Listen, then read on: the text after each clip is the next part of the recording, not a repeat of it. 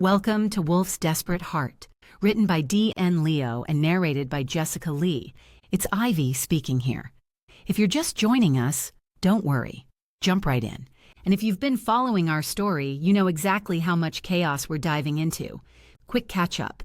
I'm a mage running Melbourne's top private security firm who broke my one sacred rule of no supernatural clients to help a cursed alpha wolf. Financial desperation makes you do crazy things, right? But what started as a straightforward protection job turned into something none of us could have predicted. Killian and I? We're way past the client-protector relationship. Try soulmates. Yeah, that kind of threw me for a loop too. Watching him grow from a cursed alpha who couldn't shift to someone who can practically dance with his wolf, that's been something else. He's mastered control I never thought possible, even managing to externalize his wolf's energy. Everything was falling into place for his alpha challenge. Then Siren vanished. Killian's beating himself up, classic alpha style. I shouldn't have involved him. But here's the thing. Without Siren's help, we wouldn't have made half the progress we did with the pack. His involvement has been crucial to everything we've achieved so far. And now, his disappearance threatens to unravel it all. You know that saying about jumping from the frying pan into the fire? Yeah, that's us right now.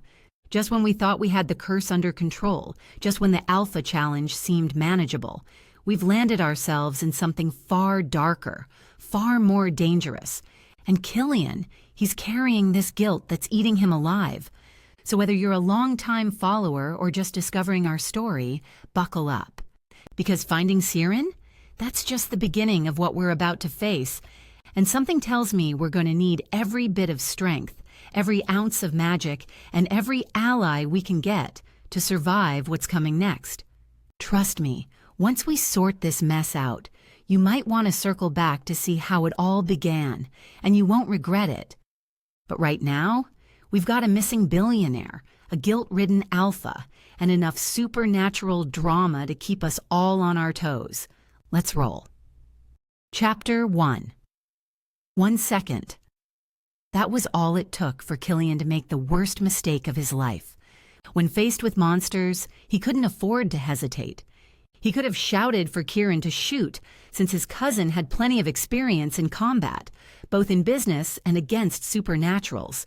Yet Killian refrained from ordering a shot, instead giving Kieran time to process what he was seeing, an illusion of his late wife, Juliet. This pause lasted 1 second, yet that was enough for the monster to jump at Kieran. "I messed up," Killian groaned. The cold wind whipped around Killian, biting at his skin as he stood on the rocky mountaintop. The valley below sprawled out before him like a darkened quilt, its shadows shifting and dancing with each gust of wind that made the trees sway. The clouds above hung heavy and gray, threatening to unleash a storm at any moment. Over and over again, Killian replayed the scene in which Kieran was taken by the demon. Kieran had come to the mountain to help him, and now he was gone. Captured. "Stop blaming yourself," Ivy said softly, her voice almost lost to the howling wind. She stood next to him, her eyes filled with a mixture of anger and concern. "It won't bring Kieran back. I'm responsible for this." "No, you're not," she insisted, placing a hand on his forearm. "We'll find him, Killian." Her touch brought a fleeting moment of comfort, but it wasn't enough to quell the anger bubbling inside him. Killian knew she was trying to calm him, but she was just as angry as he was about Kieran's capture.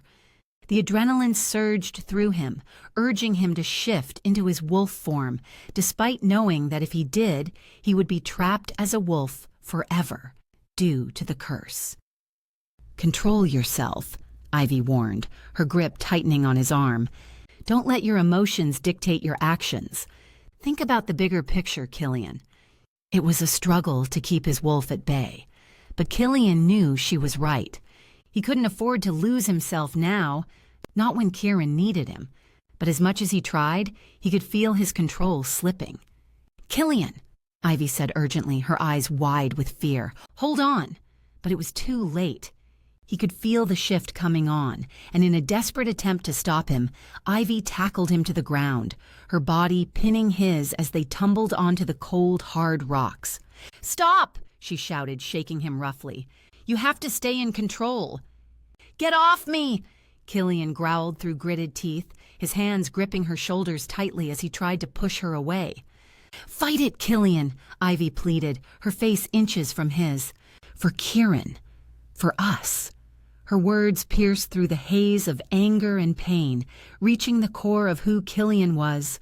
A protector, a leader, someone who would never give up. He took a deep breath, forcing the wolf within him to retreat. His body trembled beneath Ivy's weight, but he held on. Then at the back of his mind, something sparked. A sensation, a light, a thread of energy. Hold on, Ivy. I have an idea."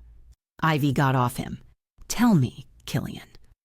"Last time my spirit left my body, I could see things others couldn't and move freely through space," he explained. "I can use that knack to track down the monstrous creature and find Kieran. I think I can sense its stench lingering in the air. It must still be nearby." "Leaving your body, but wouldn't that leave you vulnerable?" Ivy asked. "Maybe, but it's our best shot. I can't just jump out of my own body. You'll have to knock me unconscious like Kieran did to me last time. Then stay here to guard my body while I go after the demon in spirit form." "Are you sure about this?" Ivy hesitated, biting her lip. "Positive." "All right," she agreed reluctantly. "But before I do this, promise me you'll come back to me and get back to your body in one piece." "Of course, Ivy," Killian murmured, pulling her close. Their lips met in a fierce, passionate kiss, a reminder of their love and a promise to return. As they broke apart, tears welled in Ivy's eyes. "Be safe," she whispered, her voice choked with emotion. "Always," he replied, his gaze steady and unwavering. With one last look of resolve, Ivy raised her hand, striking Killian on the side of his head, knocking him out cold. As his body crumpled to the ground, Killian's spirit separated, soaring high above the mountaintop. He scanned the valley below, searching for any sign of the demon and Kieran as the sun began to set behind the mountains, casting long shadows across the rocky landscape. Killian's spirit soared through the cold air, his senses heightened as he followed the faint scent of the demon. He marveled at the way the wind felt against him, the sensation of weightlessness and the freedom to move without the burden of a physical body. The breathtaking view of the valley below was a stark contrast to the dark purpose that drove him forward. In the distance, he could see the demon carrying Kieran on its shoulder like a rag doll, making its way towards an ominous-looking cave. As Killian drew closer, he realized that the demon appeared completely oblivious to his presence. This struck him as odd. Demons were known for their ability to sense souls and spirits. Perhaps this thing wasn't a true demon after all, but rather a supernatural creature using a spell to disguise itself. The cave loomed before him, its entrance shrouded in darkness. Stalactites hung from the ceiling like jagged teeth, ready to devour anyone foolish enough to venture inside. The walls glistened with moisture, and the damp, musty smell of decay filled the air. Killian shuddered inwardly, steeling himself as he followed the demon into the depths of the cavern. He watched as the demon locked Kieran in a small, dimly lit room, the sound of chains echoing through the chamber. The room was cramped and oppressive, with water dripping from the ceiling and pooling on the floor. Kieran lay unconscious, his once vibrant eyes now closed and his breathing labored. As he continued to observe the demon, Killian couldn't shake the suspicion that it wasn't a real demon. The fact that it couldn't see him was one clue, but there was something else, an aura of deceit and trickery that seemed to surround it. Killian couldn't fight a demon because he wasn't magical. But if this thing wasn't a demon, then Killian promised himself he would make it pay for this. He'll make sure when he killed it, it would be a slow and painful death. Killian's spirit hovered in the shadows of the cave, watching as Kieran slowly stirred from unconsciousness. The first sign of movement brought a wave of relief through Killian, knowing that his cousin was at least alive. He focused his energy on reaching out to Kieran, hoping that their blood bond would enable them to communicate. He had tried that tactic with Kieran before, and there was no reason it wouldn't work again. "Can you hear me, Kieran?" Killian's spirit whispered. Kieran's eyes fluttered open. Confusion etched across his face as he looked around the room. "Killian, where are you?" "Great, you can hear me. I'm right here with you." "You're using your spirit travel trick again." "It's not a trick, because I'll use that to save your ass, so shut up and listen." "Okay, shoot." Kieran winced from the pain that coursed through his body. "What's the plan?" "We need to get you out of here before that demon comes back." "Sounds great. So what's the plan?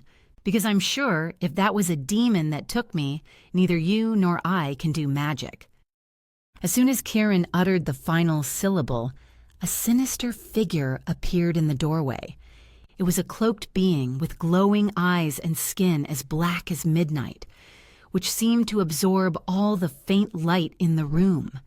Instantly, even in spirit form, Killian could feel the cold presence of the creature, eerily circling Kieran like a panther hungry for its prey. "Tell me, boy," the demon snarled, its voice dripping with malice.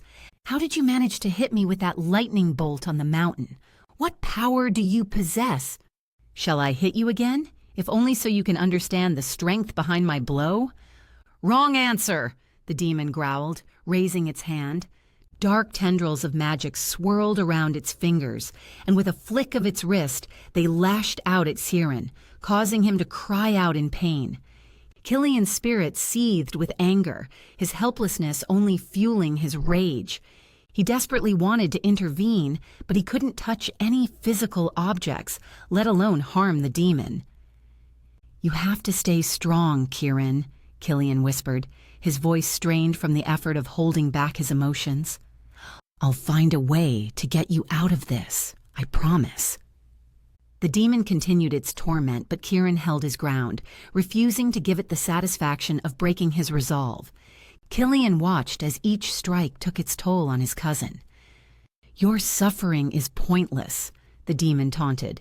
"Give me the answers, and perhaps I will spare your life." "Go back to where you came from." "Wait, that's the same as hell." "Then should I just say go home?" "Very well," the demon sneered, raising its hand for another barrage of dark magic. Killian seethed with so much rage that he phased through the wall into the adjacent cell. He paced or floated restlessly, racking his brain for a way to help Kieran. He glanced at the young girl, about 13 years old, sitting on the cold stone floor, hugging her knees to her chest. Assuming she couldn't see him, Killian continued to pace, his frustration growing. "Can you help me?" the girl whispered suddenly, causing Killian to freeze in surprise. You can see me," he stammered, taken aback by her ability. The girl nodded. "Name's Viv. I'm a psychic, or medium, whatever they call me. The deal is, I see spirits."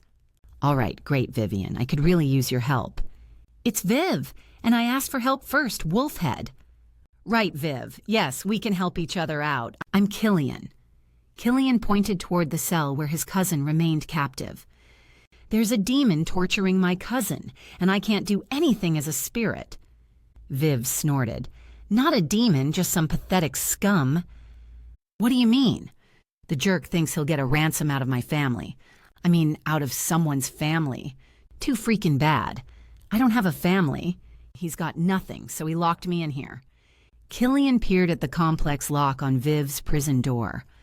"Why do you think it isn't a demon?" Viv snorted and rolled her eyes. "Demons have real power, not some flimsy veil-like thing. What kind of demon has to resort to locking in a mere druid with some subpar lock spells?" "So, you're saying you're a druid then?" "Whatever." Viv sighed. "My point is, this shithead is probably just a wizard at best. It's much stronger than a wizard. You should have seen what Siren went through. I get your point, though, and agree. I don't think it's an actual magical creature. Vivian, do you know how to break the spell that's locking these cells?" Maybe. She sat bolt upright. Let me put it like this. He's so bad, I think he steals his lock spells from other people who actually know real magic. He can barely remember the incantation and has to read it off some crumpled piece of paper. Sure, he may know some shit, but most of what he does is stuff stolen from someone else. He doesn't have any natural talent for this, or anything else, if you get my drift. Viv rolled her eyes. I'm a druid, she said, pointing to her forehead. I have my third eye, okay? I know where he put the paper, in the hole he calls his bedroom. At the end of the long tunnel, turn left. He uses the same key for everything, so if you get it, you can open this door and your cousin's cell door. Thank you. Killian turned around before leaving. Why can't you read the spell and free yourself if you know all this and can see the paper? Viv stared at him, clearly surprised by his question. She had grown up with this fact, but never really given it thought. Killian could sense an overwhelming sadness emanating from her. Before he could say anything, Viv shrugged. I don't read, never gone to school. Killian chuckled. Well, I might not be able to read the incantation. It might be in Celtic or some ancient language. And let me tell you, Viv, I didn't do much going to school either. I was made to, but skipped all the time. She cracked a smile. You're a good guy, Woofhead. I can tell. You're as polished as hell. Probably speak 5 languages. And don't go feeling bad about not having a family or anything. That's just my life now. I'm used to it. Killian nodded solemnly. I'll go get the key. And when you get there, the paper will be folded shut. You'll need to say this phrase, Gallicus veris aperio. That should do it. Thanks again, he said gratefully. With Vivian's guidance, Killian's spirit ventured into the dimly lit chamber, searching every nook and cranny until he found the note hidden beneath a pile of dusty scrolls. He spoke the phrase aloud, and with a loud creak, it swung open. He memorized the spell, then rushed back to Kieran's cell. When Killian entered the cell, the demon had left. Kieran lay still with eyes closed, but Killian detected a faint heartbeat. He was in a critical state, bloodied and bruised, yet somehow alive. Listen closely, Kieran, he instructed, his voice barely audible. I found the spell to unlock the cell. Repeat after me. I'll do anything for freedom. And a burger. I'm famished, Kieran whispered weakly. Killian recited the spell with precision, his heart pounding as Kieran echoed each word. As the final syllable left Kieran's lips, the cell door creaked open, allowing him to stumble out into the corridor. Thank you, Killian. Kieran steadied himself against the wall. Let's go! Hey, don't you dare forget me! Viv exclaimed out the tiny window from her prison cell. That's Viv. She showed me how to get the lock spell. Right. I assume it's the same spell I need to use to open her door, Kieran said through gritted teeth, leaning heavily against the wall for support. As Kieran staggered towards Vivian's cell, Killian felt a pang of guilt and frustration at his inability to physically help. His spirit form could only watch as Kieran struggled to make his way forward, each step seeming more painful than the last. Kieran began reciting the spell to unlock Vivian's cell, his voice faltering from exhaustion. As the door creaked open, Vivian rushed out, steadying Kieran in the process. All right, hang in there, pretty head. Allow me to help you. I'll make mincemeat of you, Kieran warned. Don't be so dramatic. Wolfhead can't help you out this time. I'm all you got. My name is Kieran, he murmured.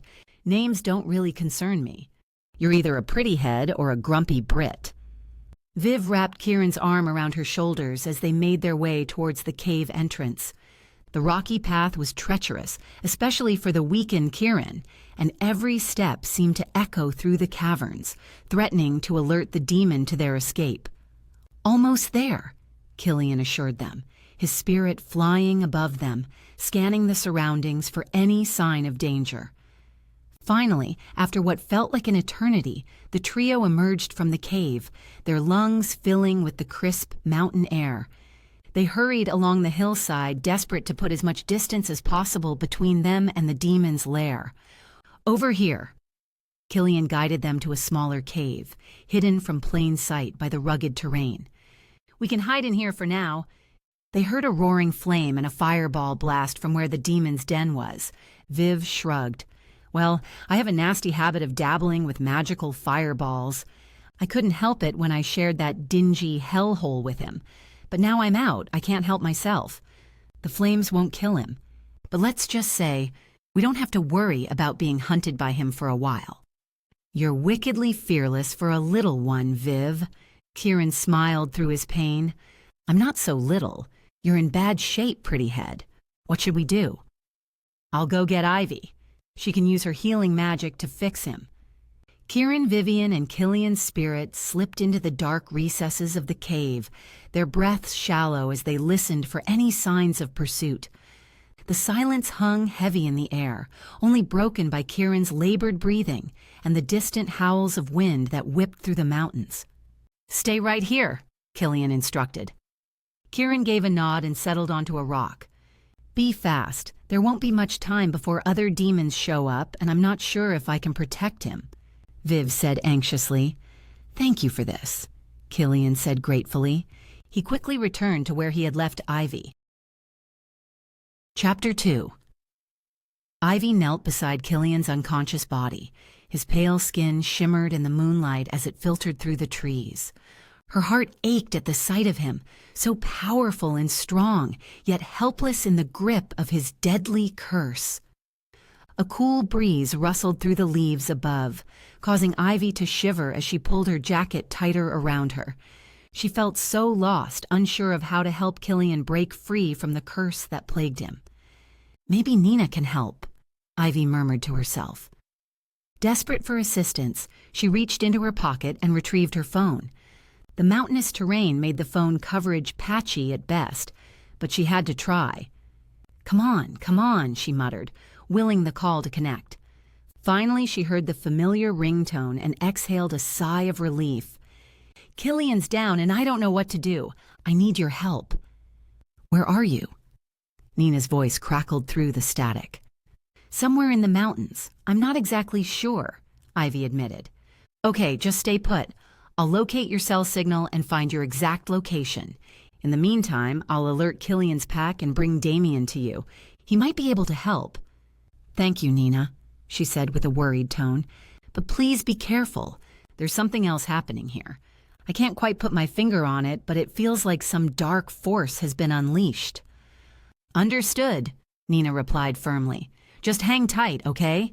We'll be there as soon as we can." As the call ended, Ivy tucked her phone away and glanced back at Killian's still form. She couldn't just sit there and do nothing, so she reached into her bag for her magical tarot cards, hoping they could offer some guidance. "Please," she whispered as she shuffled the deck, "give me something useful." She drew a card and flipped it over, her heart sinking as she saw the image before her. The 5 of Swords, a figure holding 3 swords, 2 others lying on the ground, and a dark, stormy sky in the background. It was a card that symbolized betrayal, deceit, and conflict. Ivy's thoughts raced as she tried to decipher its meaning. Was someone about to betray them? Would she be forced to choose between those she loved and her own survival? "Damn it," she muttered, her hands shaking as she clutched the card. The last thing she needed right now was a cryptic message about betrayal. She needed answers, solutions, not more questions and doubts. "Killian," she whispered, brushing a strand of hair away from his face. "I won't let you down. I swear." Ivy stared down at the ominous tarot card, her heart pounding in her chest. The thought of betrayal cut through her like a knife, leaving her feeling cold and vulnerable. She was no stranger to deception and duplicity, but this time it was different. This time, she had something to lose. As she grappled with her conflicting emotions, a sudden gust of wind blew through the clearing, sending a shiver down Ivy's spine. Before she could react, a figure materialized before her, ethereal and otherworldly. "Celine," Ivy breathed, recognizing the goddess instantly, the divine one standing between good and evil, light and darkness. In a brief encounter with the supernatural, Celine was a mystery to Ivy. She couldn't tell if their meeting was a blessing or a curse. Ah, my dear Ivy, it's been far too long since we last spoke. But fear not, I come bearing a message of great importance. Ivy eyed the goddess. I don't remember you ever bringing me any good news. Forgive me if I'm skeptical, but I have a hard time believing that you're here to help. Selene, the alluring goddess of the moon, clicked her tongue in disapproval. It is time. She purred gently yet firmly, her voice as smooth and velvet-like as the night sky. I sense your turmoil, Ivy. Your loyalty to Killian is admirable, but there are forces at work that you cannot comprehend. Forces that threaten not only your love, but your very life. Come with me, I'll show you. I can't leave him like this, plus I don't trust you. Very well, my dear, but remember this. The path you walk is treacherous and filled with peril. To survive, you must learn to trust, not just in others, but in yourself as well. Ivy scoffed. Thanks for being so vague. If you won't join me, I'll bring the vision to you. Didn't ask for that either. You didn't have to. You will get it when I want you to. In an instant, Ivy's surroundings shifted. The cold mountain air vanished, replaced by the oppressive heat and sulfuric odor of the underworld. She stumbled on the rocky landscape, the weight of Selene's influence heavy in the air around her. Where am I? She gasped, feeling the suffocating darkness closing in. Ivy's heart pounded in her chest as she realized that Selene had taken her to the depths of hell itself. Behold, Selene murmured, materializing beside her. Your true heritage awaits. What the fuck, Selene? Get me out of here. Before Ivy could protest further, a vision unfolded before her eyes. She beheld an infant, enshrouded in the arms of a hellish deity. His countenance of dread and fascination enthralled her, his deep gaze offering the chance to wield inconceivable authority. That baby is you, Ivy. You were born a demon. Selena said, her voice echoing through the infernal caverns. Blessed with demon magic, destined for greatness.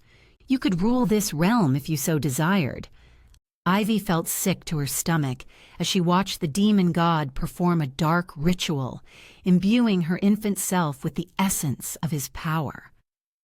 However, Selene continued, her voice filled with false sympathy, the gift bestowed upon you is also a curse. To survive, you must consume the blood of an innocent. The ritual will make you invincible, make you a true goddess of the demons. There is no such thing. You're lying. Tears welled up in Ivy's eyes as she struggled to comprehend the revelation. She had always known that something had set her apart from others, but never in her wildest dreams did she imagine that she was born of demonic origin. You don't have to believe me, but one day the Demon King will come for you. He won't say a word, only come to collect his offspring. What do you have to do with this Selene? Larissa told me you made me. Did you sleep with the Demon King? Selene laughed softly. That servant sure does like to talk. I should have gotten rid of her sooner. Yes, I created you, but I am a goddess after all. Don't confuse my divine creation with earthly consumption. You are merely one of my creations, and you still haven't proven yourself worthy of my efforts. So what do you want from me now? Why show me all this now? I'm offering you a way out, Selene smirked. Sacrifice an innocent soul, and I will help you escape your demonic destiny. In return, I require the chest in the LeBlanc's vault. Ivy hesitated.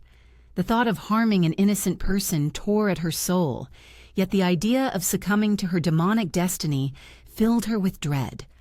Her love for Killian only intensified the agony of her decision.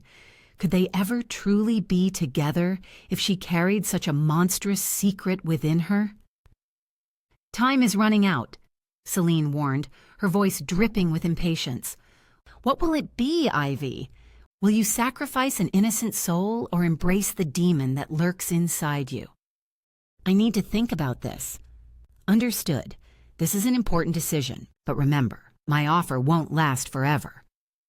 Ivy closed her eyes and took a deep breath, trying to still the storm of emotions raging within her. She thought of the countless battles she had fought against evil, the relentless pursuit of justice that had defined her life until now. Could she truly turn her back on all that she believed in? And yet how could she not seize this chance to rid herself of the darkness that threatened to consume her? Time is a luxury you don't have, Ivy. I'll give you a bit more time to decide. Just remember, every moment you hesitate, the demon within you grows stronger. With a wave of her hand, Selena returned Ivy to the human world. The abrupt shift left Ivy disoriented and overwhelmed, her surroundings spinning around her. As she tried to regain her bearings, she realized that Killian would soon awaken from his unconscious state. Ivy panicked as she noticed the foul stench of demon clinging to her, like a shroud that threatened to suffocate her. She knew Killian's keen senses would detect it, but she had no idea how to cleanse herself of the odor. "Damn you, Celine," Ivy muttered under her breath, her hands trembling with fear and frustration. As she stood there, torn between her love for Killian and the monstrous truth of her origins, Ivy vowed to fight her demonic nature with every fiber of her being. But the question remained, how could she save herself without betraying the very ideals that defined her? Amidst the turmoil of her thoughts, Ivy caught a small commotion on the other side of the large boulder that loomed over them. Her instincts took over, and she swiftly approached to investigate. Peeking around the rock, Ivy saw a mother wolf, injured and desperate, attempting to protect her cowering pups from a larger, more menacing wolf. These were normal wolves, not the shifters Ivy was familiar with, but their struggle resonated with her nonetheless. "Leave them alone," Ivy shouted. The larger wolf snarled and bared its teeth, but Ivy's resolve remained steadfast. She grappled with the beast, ignoring the pain in her limbs as it fought back, until finally she managed to land a fatal blow. The predator collapsed, lifeless, and Ivy stumbled back, panting heavily. "Go," she whispered to the mother wolf, who hesitated for a moment before nodding gratefully and leading her pups away from the danger. As Ivy looked down at her hands, she realized they were covered in the dead wolf's blood. A grim idea formed in her mind. Perhaps the stench of the blood could mask the demon's scent that clung to her. Killian mustn't know. Not yet, she muttered to herself, rubbing the blood all over her body. Just as she finished, a faint moaning sound reached her ears. Ivy followed the sound to a crevice under a nearby rock, where she found a young pup trembling in fear.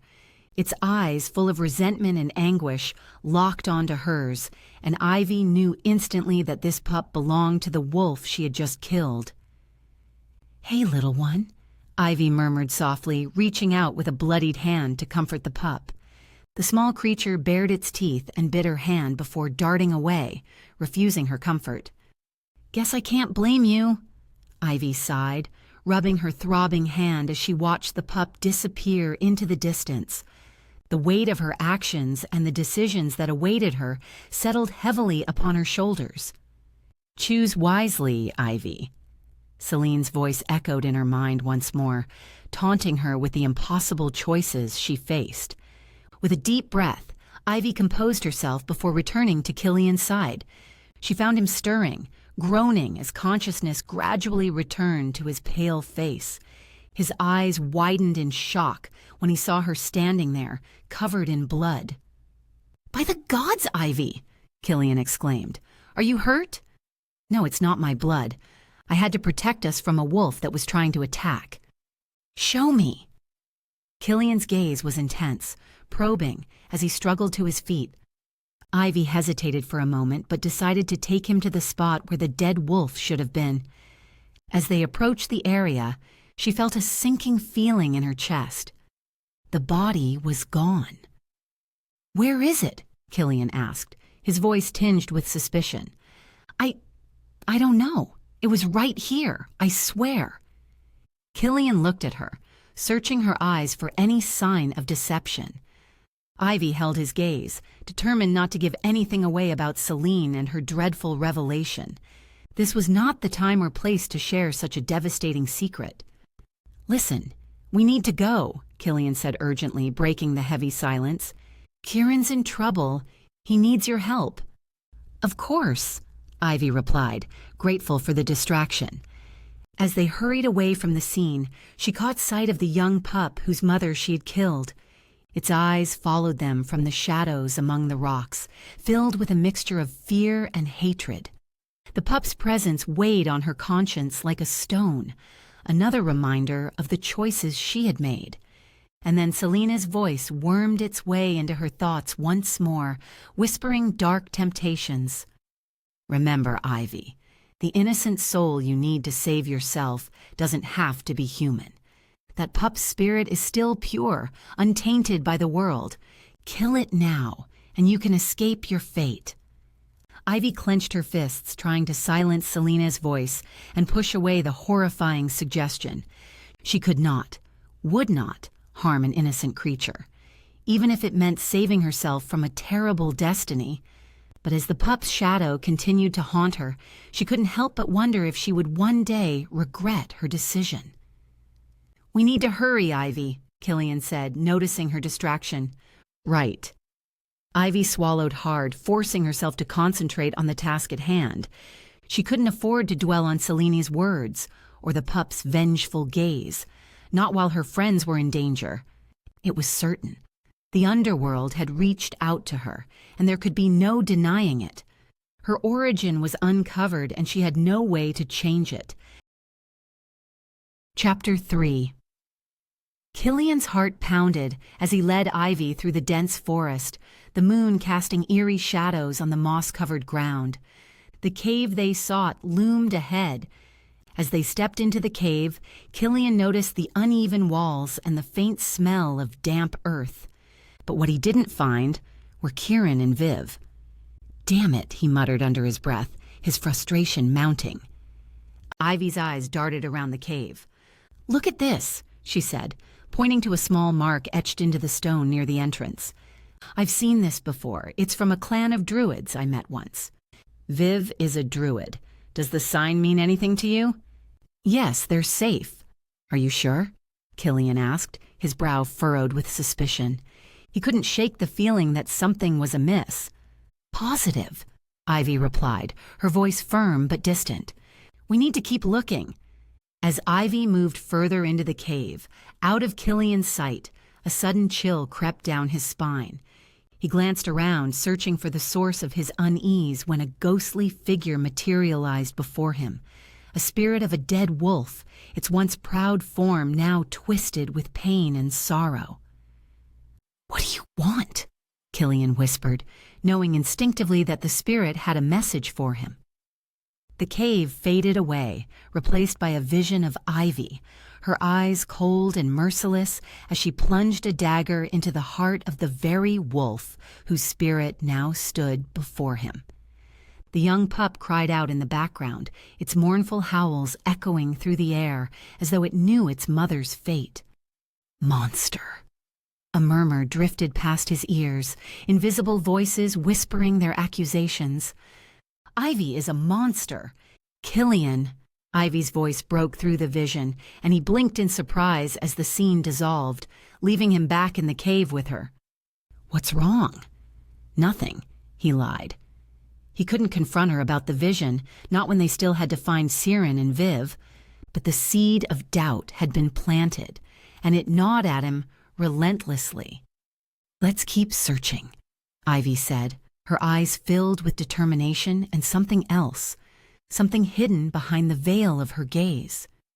Killian nodded, following her deeper into the cave, but the whispered voices and the accusing stare of the dead wolf haunted him every step of the way. As Kieran leaned against the helicopter, Kieran grimaced in agony as spasms of pain radiated throughout his body. He wondered if any of his bones remained unbroken. Viv knelt beside him. Her wild eyes darted about as she muttered a string of curses under her breath. "Damn it, you're too messed up to fly this thing," she snapped. smearing blood from her hands onto her torn jeans. "I could take you to my people. They'd patch you up." Kieran shook his head, wincing as the motion caused fresh agony to shoot through him. "No, I trust Killian. He'll find us." "Fine," Vivian huffed. "But it's not your precious Killian I'm worried about. It's someone close to him. Someone dark." She glanced over her shoulder, her gaze fixed on something only she could see. "Soul Reapers are lurking around here, waiting for their chance to snatch you away. They smell death on you, pretty head." Kieran forced himself to sit up a little straighter, despite the searing pain in his side. "We'll just have to make sure they don't get that chance." "Whatever," Viv said dismissively, but a flicker of concern crossed her face as she looked at him. "Just promise me you won't die on me while we're waiting, okay?" "Deal," he replied with a faint smile, then winced again as another wave of pain flowed through him. "Good," Viv grumbled, shifting to sit against the helicopter herself. "Because if you die, I'm going to be pissed." As they sat there, Kieran found himself watching Viv more closely, seeing the young, rebellious girl beneath the tough exterior. "Viv, why did you run from your clan?" he asked gently, breaking the silence. She hesitated for a moment, then sighed. "I didn't want that life. I wanted to be free.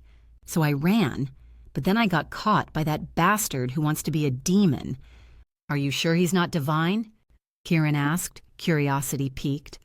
"Positive, I told Wolfhead that, and he agreed," she replied with conviction. "The jerk was just a man, a twisted, evil man playing with dark magic." "Then we'll stop him," Kieran promised. Viv looked at him, her eyes widening in surprise. Then she smiled, and it was like the sun breaking through storm clouds. "Yes, it's unfortunate that my fire wasn't enough to take him out, but we'll find something more powerful and it'll be the end of him." The sun dipped below the horizon, casting long shadows across the rugged landscape as Killian's Uncle Finn and his men arrived in a flurry of dust and noise. Nina emerged from one of the vehicles, her face streaked with dirt and worry etched into her features. "Killian," she called out, rushing toward him. "Have you found Kieran?" "Not yet," Killian replied. "Let's divide into small groups to search," Finn said gruffly, his men nodding in agreement. Killian turned to Ivy. "You should go with Nina. We can cover more ground that way." Ivy hesitated, glancing back at the cave they had just explored. A chill ran down her spine, but she shook it off and nodded. "All right, let's go, Nina." The two women ventured further into the rocky terrain, their footsteps echoing off the jagged cliffs. "Nina?" "Yes, Ivy. Patrick. He was killed by the creature that took Kieran. I'm so sorry about your dad, Nina." Nina stopped in her tracks, her eyes brimming with tears. She clenched her fists, anger and grief warring within her. "He was never there for us, but he was still my father." Her voice broke, and she struggled to regain her composure. "We need to tell Mom tonight." Ivy nodded solemnly, offering silent support to her adoptive sister. As they continued their search, Ivy's gaze lingered on the rocks surrounding them. She spotted the young wolf she had killed its mother earlier, its golden eyes fixed on her with an unsettling intensity. Ivy shuddered, trying to focus on the task at hand. "Hey, what's that?" Nina asked, following Ivy's gaze to the wolf pup. "Why is it watching us?" Ivy hesitated, unwilling to reveal the details of her encounter with the wolf's mother. "It's nothing," she finally said, forcing herself to look away. "Let's just keep searching." Nina eyed her skeptically but didn't press further. The two women pressed on, their determination driving them forward as night fell and the temperature dropped. As they searched, Ivy could feel Killian's suspicion gnawing at her, but she had no choice but to focus on finding Kieran. She knew that if he remained missing for much longer, the consequences could be dire for everyone involved. Finally, Ivy and Nina stumbled upon Kieran, leaning against a large boulder. His face was contorted in pain. Beside him, the wild-eyed 13-year-old girl stared at them defiantly. At the same time, Killian came toward them from another direction. "Jesus, Kieran!" Killian exclaimed as he rushed to his cousin's side, his anger mingling with concern. "We need to get you to a hospital." Ivy stepped forward. "No, I can heal him. Let me use my healing magic on him."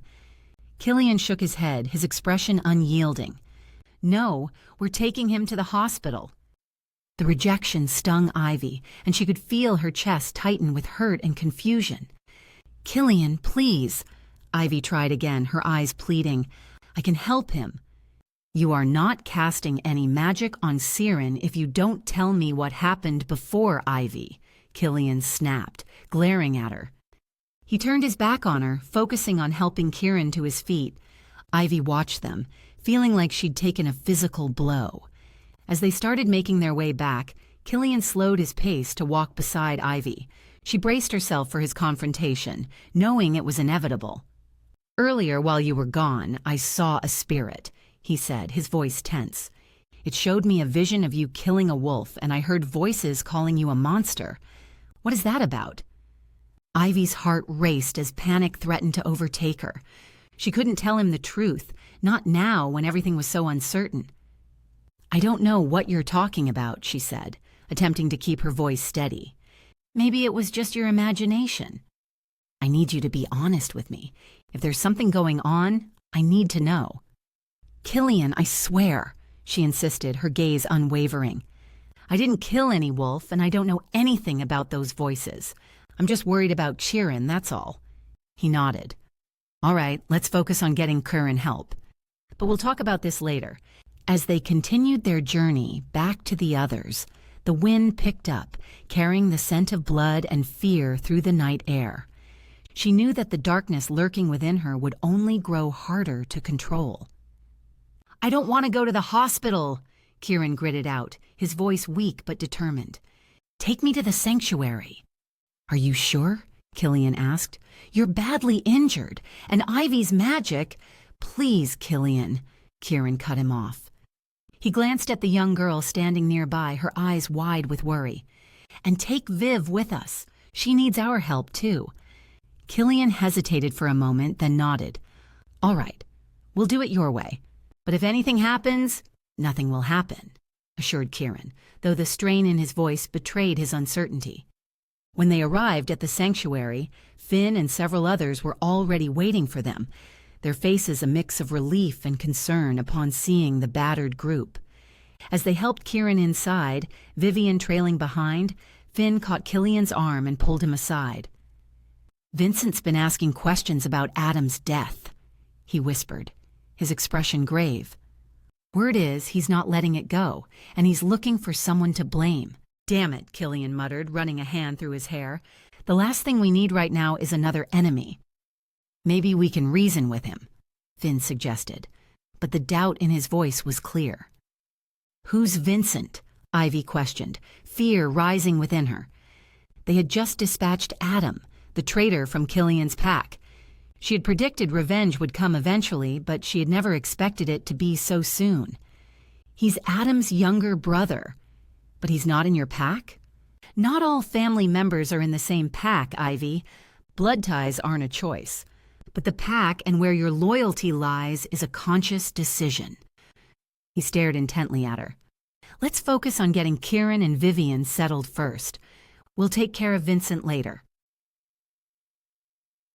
Nina wrapped her arm around Ivy's shoulder, guiding her away from the others and toward the door.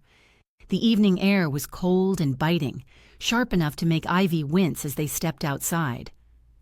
"Okay, you need to talk to me," Nina said, finally breaking the oppressive silence. "What happened between you and Killian today?" Ivy hesitated, uncertain how much she should reveal. She knew that Nina would do anything for her, but there were some things she wasn't ready to share. Not yet, at least.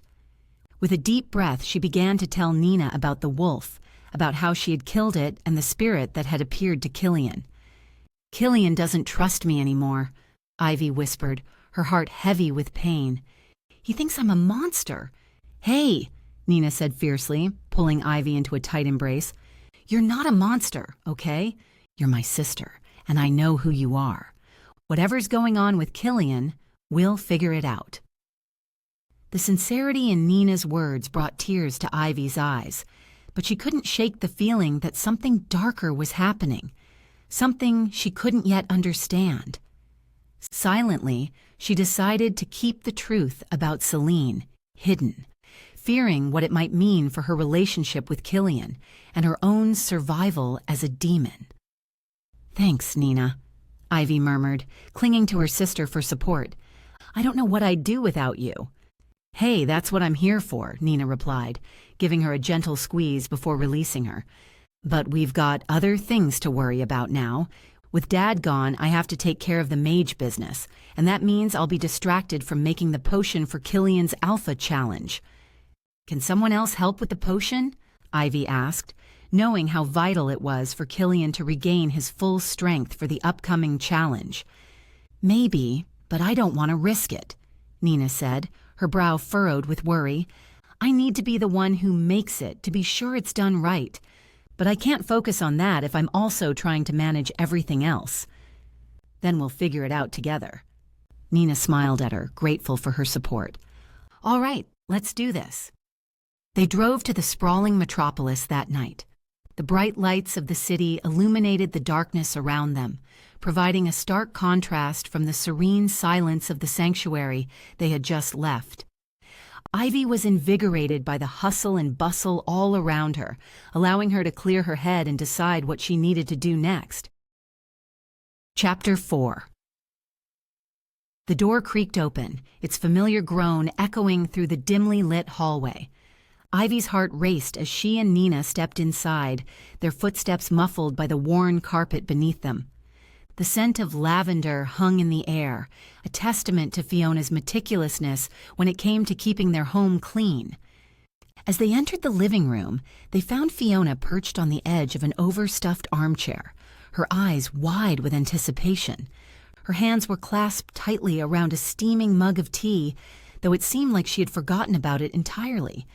Damien, a wolf that was turned by Killian's blood during a lab session with Nina, bounded over in his furry wolf form. His tail wagged enthusiastically, and a low whine rumbled from his throat as he nuzzled her hand with his wet nose. "Tell me what's wrong, Ivy," Fiona implored, her voice laced with concern. "You look like you've seen a ghost." Ivy hesitated, feeling the weight of Selena's warning pressing down on her chest. She knew that Fiona was expecting news about Patrick, but there was something off about her adoptive mother, something Ivy couldn't quite place. She chose not to mention the demon encounter, opting instead to focus on the painful truth that had brought them here. "Father's is dead," Nina blurted out before Ivy could find the words, her own eyes brimming with unshed tears. Fiona's hands trembled, causing drops of tea to splash onto her lap. She closed her eyes for a moment, taking a deep breath before opening them again, her expression unreadable. "How did it happen?" she asked, her voice barely above a whisper. "An accident in the mountains," Ivy replied, swallowing the lump in her throat. "He didn't suffer." "Thank goodness for that," Fiona murmured, setting her cup down with a quiet clink. But just as quickly as her sadness had washed over her, Fiona seemed to snap out of it, her attention turning back to Ivy. "But what happened to you up there? You're still shaking." "Nothing I can't handle," Ivy lied, her voice wavering slightly. She wanted to tell Fiona the truth, but something held her back. "Still," Fiona insisted, "I want to know what happened." "Later," Ivy said, forcing a smile, though it felt more like a grimace. "It's not important right now." "Everything about you is important to me, Ivy." Fiona's words were tender and genuine, which only made Ivy feel guiltier for keeping secrets. But she couldn't bring herself to reveal the truth just yet.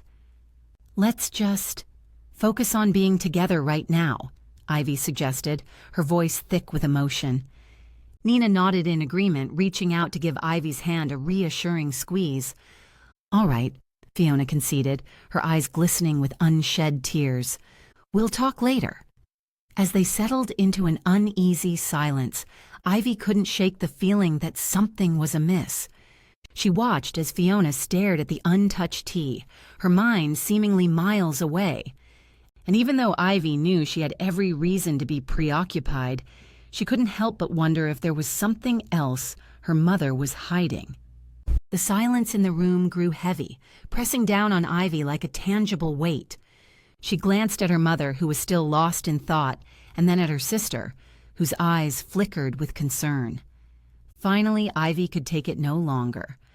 "Mom," she began hesitantly, "I've been meaning to ask you about something. About my adoption." Fiona's eyes snapped up to meet Ivy's, her gaze guarded. "You've always said it was a closed adoption and that you never knew my biological parents." Fiona swallowed hard, avoiding Ivy's searching gaze. "That's right, sweetheart. Patrick and I wanted a child, but we didn't think I could bear one, so we decided to adopt. We were told your birth parents wished to remain anonymous." Ivy clenched her fists, feeling a wave of frustration wash over her. "But there's more to it, isn't there, Mom? I need the truth. I can't keep living in the dark." Nina looked from Ivy to Fiona, her brow furrowed in worry. Ivy turned to her sister and with a trembling voice apologized. "Nina, I'm sorry if I never told you. I just assumed you didn't know." Nina shook her head, a wry smile pulling at her lips. "Honestly, I suspected for a long time. We don't exactly look alike, do we? You're 6 feet tall and I'm 5'2". Ivy let out a small, humorless laugh, grateful for her sister's attempt at levity amidst the tension.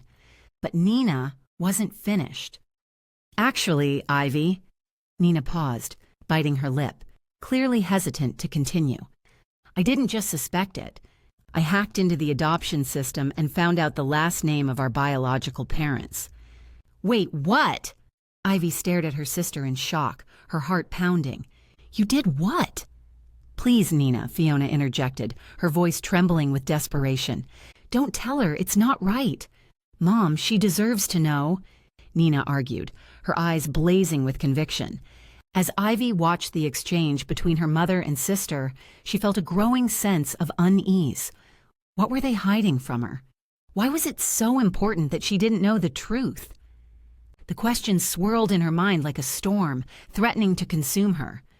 "Enough!" Ivy's voice quavered as she struggled to hold back her tears. "I need to know. Please, just tell me." Fiona squeezed her eyes shut, defeated, while Nina took a deep breath before speaking. "Your biological mother's last name is Murdoch, Ivy," Nina said softly. "Katrina Murdoch." The name echoed through Ivy's mind, her emotions a whirlwind of confusion and anger. If her mother was human, then how could she be a powerful demon, as Selene had told her? Nothing made sense anymore, and Ivy felt more lost and alone than ever before. In that moment, Ivy couldn't help but notice the brief flicker of relief that crossed Fiona's face upon hearing Nina reveal the name.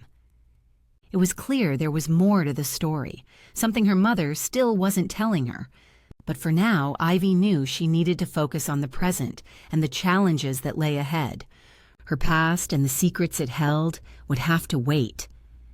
Before the conversation proceeded further, a sudden scratching at the door interrupted their tense conversation. The young wolf, whose mother Ivy had killed on the mountain, appeared, its amber eyes full of fear and desperation. Damien leaped from his position in the corner of the room and gave chase as the pup darted outside. "Damien, no!" Ivy shouted, her concern for the pup overriding her anger and confusion. She sprinted after them, her long legs carrying her quickly through the open doorway and into the night. Her heart pounded in her chest as she raced after Damien and the young wolf, her mind racing with thoughts of what could happen if she didn't intervene. The pup had already lost its mother. Ivy refused to let it suffer more pain because of her actions. "Please don't hurt it," she silently prayed as she closed in on them, her breaths coming in ragged gasps. Her emotions swirled like a hurricane within her, threatening to overwhelm her. The weight of her unknown past, the secrets her family kept from her, and now the consequences of her actions all bore down on her as she struggled to hold herself together. Ivy's heart raced as she rounded the corner, her eyes narrowing on Damien's hulking wolf form. He had nearly caught the pup, his claws inches away from the young wolf's vulnerable body. In that split second, Ivy didn't hesitate. She surged forward with a burst of speed and struck Damien from behind. "Leave it alone," she yelled as her fist connected with his side. The force of the blow was greater than she intended, sending Damien sprawling across the pavement with an agonized yelp. The pup seized its chance to escape, disappearing into the darkness. Nina arrived just in time to witness the aftermath, her face pale and stricken. "Damien!" she cried, rushing to his side as he shifted back into human form, pain contorting his features. "Are you okay?" Nina asked, her voice laced with concern as she tenderly examined Damien's injuries. "Fine," he gritted out through clenched teeth.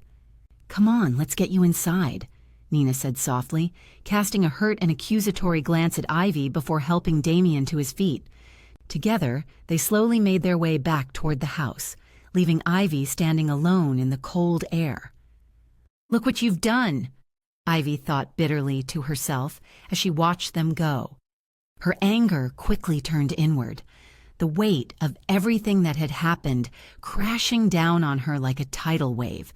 She couldn't help but think of Patrick, the man who had raised her as his own, and how he had prepared her for a life that was becoming increasingly more complicated and dangerous. Scenes from her childhood flashed through her mind. Days spent practicing martial arts under Patrick's watchful eye, nights spent poring over ancient texts, learning spells and arcane knowledge. Despite the grueling training and strict discipline, there had been a sense of security in those days, an anchor that held her steady through every storm. "Where did I go wrong?" Ivy whispered as the tears she'd been fighting finally spilled over. She clenched her fists, trying to hold on to the memory of Patrick's guidance, his unwavering belief in her abilities. But it felt like grasping at smoke, slipping through her fingers and leaving her empty and alone. Ivy wiped her tear-streaked face with the back of her hand, her heart heavy but determined. She knew she had to make arrangements for Nina's safety, and there was one person she could count on. Taking a deep breath, she dialed Nathan's number, the CEO of LightSource, the mage-run private security firm that the Javernick family had relied on for generations. "Hello?" Nathan's voice came through the line, rich and warm like hot chocolate on a winter evening. "Hey, Nathan," Ivy said. "I need your help." "Of course, Ivy. Anything you need," he replied without hesitation.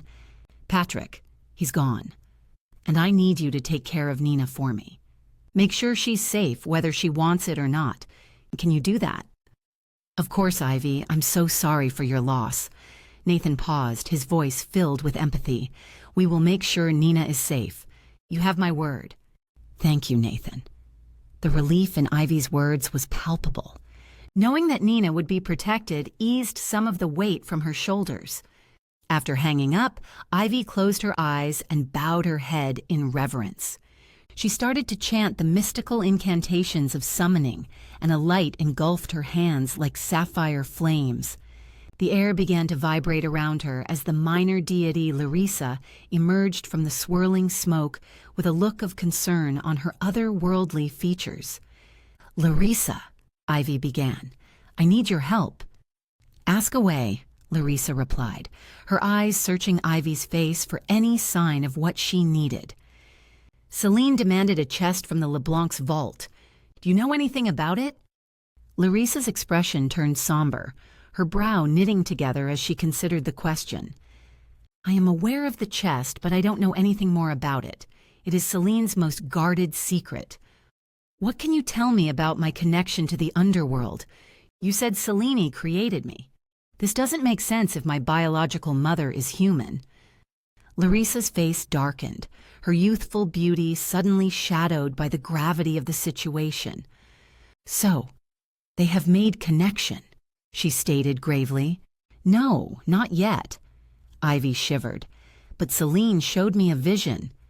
The deity sighed and shook her head slowly. "When Celine gets the Underworld directly involved, it's out of my hands now, Ivy. You must be prepared for whatever comes your way." Larissa vanished into thin air, leaving Ivy standing there alone as an ominous chill ran through her veins and a sinking feeling in her stomach filled her with dread. Chapter 5. Ivy drove back to the sanctuary. As she sneaked in, her heart pounded in her chest, each beat echoing louder than the last as she scaled the fence that separated her from Kieran. The moonlit night cast shadows across the yard, concealing her movements as she climbed onto the roof with practiced ease. She knew Killian would never approve of this clandestine meeting, but she couldn't stand by and do nothing while Siren suffered. Her fingers trembled as she reached for the window latch, a mix of anxiety and determination fueling her actions. "Come in, Ivy," Kieran's voice whispered from within, his keen instinct cutting through her hesitation. Her hands clung to the branches of the apple tree outside the window as she lifted her head to peer into Kieran's room. From this angle, she could see his lean body against the white linen sheets. The dim light reflected off his skin like a golden sheen of honey. His body was injured, but there was a fire in his striking gray eyes that told her he would not be easily defeated. She entered the room. "Let me heal you," she said softly, an unspoken plea hanging in the air between them. "Only if you tell me what troubles you," Kieran replied, his gaze piercing her soul. Ivy hesitated, torn between her loyalty to Killian and her need to confide in someone. As much as she wanted to trust Killian with everything, she didn't know how he would take her connection to the demon royal. She swallowed hard, feeling the weight of her secret bearing down on her.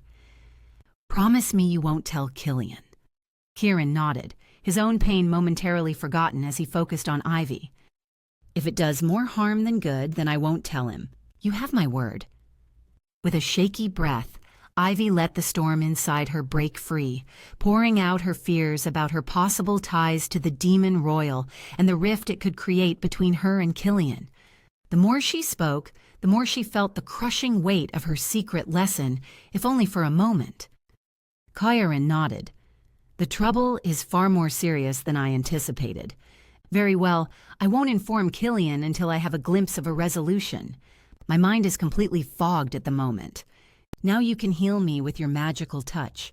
Please, I'm at your command." She nodded, gathering her magic and funneling it through her fingertips into Kieran's body. The healing energy spread through him like wildfire, knitting his wounds back together. But as it did so, it drained the last of his strength, and he slipped into unconsciousness.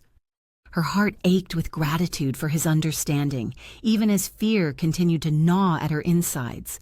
She knew that the longer she kept this from Killian, the more it would drive a wedge between them.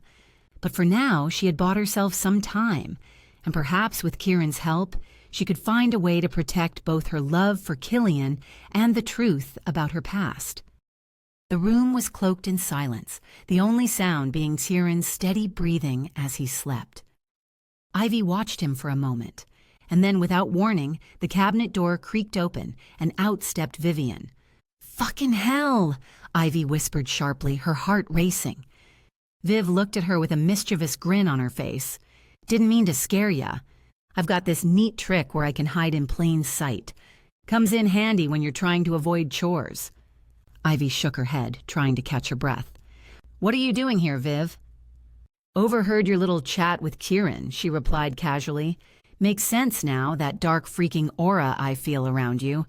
Shit, Ivy. You might be connected to the demon royal?" "Language, Viv," Ivy chided automatically, but her heart was heavy with worry. "Yes, it's a possibility, but I don't know for sure yet, and I need to find out before I tell Killian."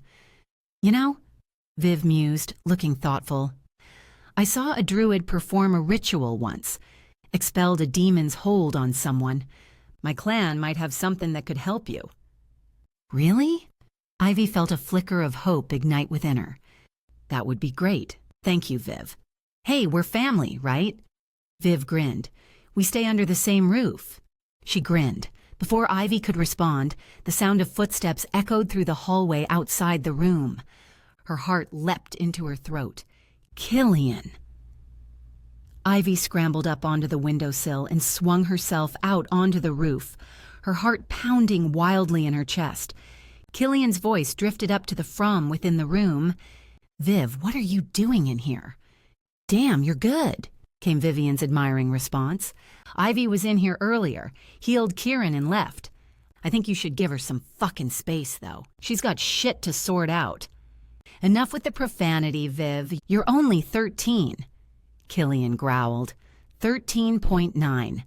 Ivy pressed her ear against the roof tiles to eavesdrop, trying to slow her breathing, her mind racing as she considered her next move. Ivy's heart raced as she heard the door close, leaving her alone on the roof. She knew it was only a matter of time before Killian would find her, and the anticipation sent shivers down her spine. Suddenly, she heard a noise from behind her. Ivy turned to see Killian gracefully landing on the rooftop beside her, moving like a big cat stalking its prey. The smell of his masculine scent filled her nostrils, making her feel lightheaded and weak in the knees. She could see him drawing in her scent as if he were starving for it, and the intensity of his gaze made her breath catch in her throat. "Killian," she whispered, unable to hide the surprise and desire in her voice. "We agreed to hold off after our intimacy the other night," he said softly, his voice strained with emotion. "We both know you're not a shifter, and I need to mate with one, but damn it, Ivy, I can't stay away from you." His words echoed her own feelings, and before she could respond, he had closed the distance between them. He grabbed her with a fierce intensity, crushing his lips against hers while he explored her body with his hands. His kiss was urgent and desperate, like he needed it to survive. She was lost in the sensation of his touch and his taste. They were consumed by the heat of their passion. Ivy gasped as Killian's mouth left a hot trail of fire along the curve of her neck, her body arching towards him as their clothes became a distant memory. He lifted her, pressing her against the cool tiles, and she wrapped her legs around his waist. The hard line of his erection pressed into her thigh with an insistent demand that made her ache, but she wanted even more than that. She bit down on Killian's shoulder with enthusiasm, enjoying the way he shuddered and slid a hand into her hair. Ivy was brimming over with passion, wild for this man who made love to every part of her, even the hidden places deep within. Their movements were feverish, like the flames of a raging inferno, driven by the undeniable connection between them. Every touch, every caress, every moan seemed to carve itself into their very souls, binding them together in ways neither fully understood. She felt his fingertips trace the curve of her neck and down her spine, each nerve ending seeming to ignite at his touch. The soft susurrus of their breathless whispers rose and fell around them, enwrapped in warmth and desire. They were two halves of a whole, drawn together by an unbreakable bond that left no room for doubt or hesitation. The sensation was dizzying, as if they were consumed by the passion that enveloped them. It was as if time stood still, as though nothing else existed except for this moment. This raw, primal moment that fused their hearts and bodies together in an all-consuming blaze. As their lovemaking reached a crescendo, Ivy's thoughts were filled with the fear of what could happen if her secret was revealed. But in that moment, all she could focus on was the powerful shifter who held her heart captive. "Killian," she gasped as they clung to each other, their breaths ragged in the aftermath of their passion. "There's something you need to know." "Tell me," he murmured, pressing his forehead against hers. "Damien." He shifted back to human form for the first time since you turned him with your blood, she whispered, her voice trembling. "He might need your guidance." A mix of concern and determination flashed across Killian's face, and he nodded resolutely. "I'll go into the city to help him," he said, gently disentangling himself from Ivy's embrace. "But we'll talk more about us when I return." "Promise?" she asked, her eyes searching his for reassurance. "Promise," Killian replied, sealing their pact with one last lingering kiss. Ivy and Killian made their way down from the roof, their bodies still tingling with the remnants of their passion.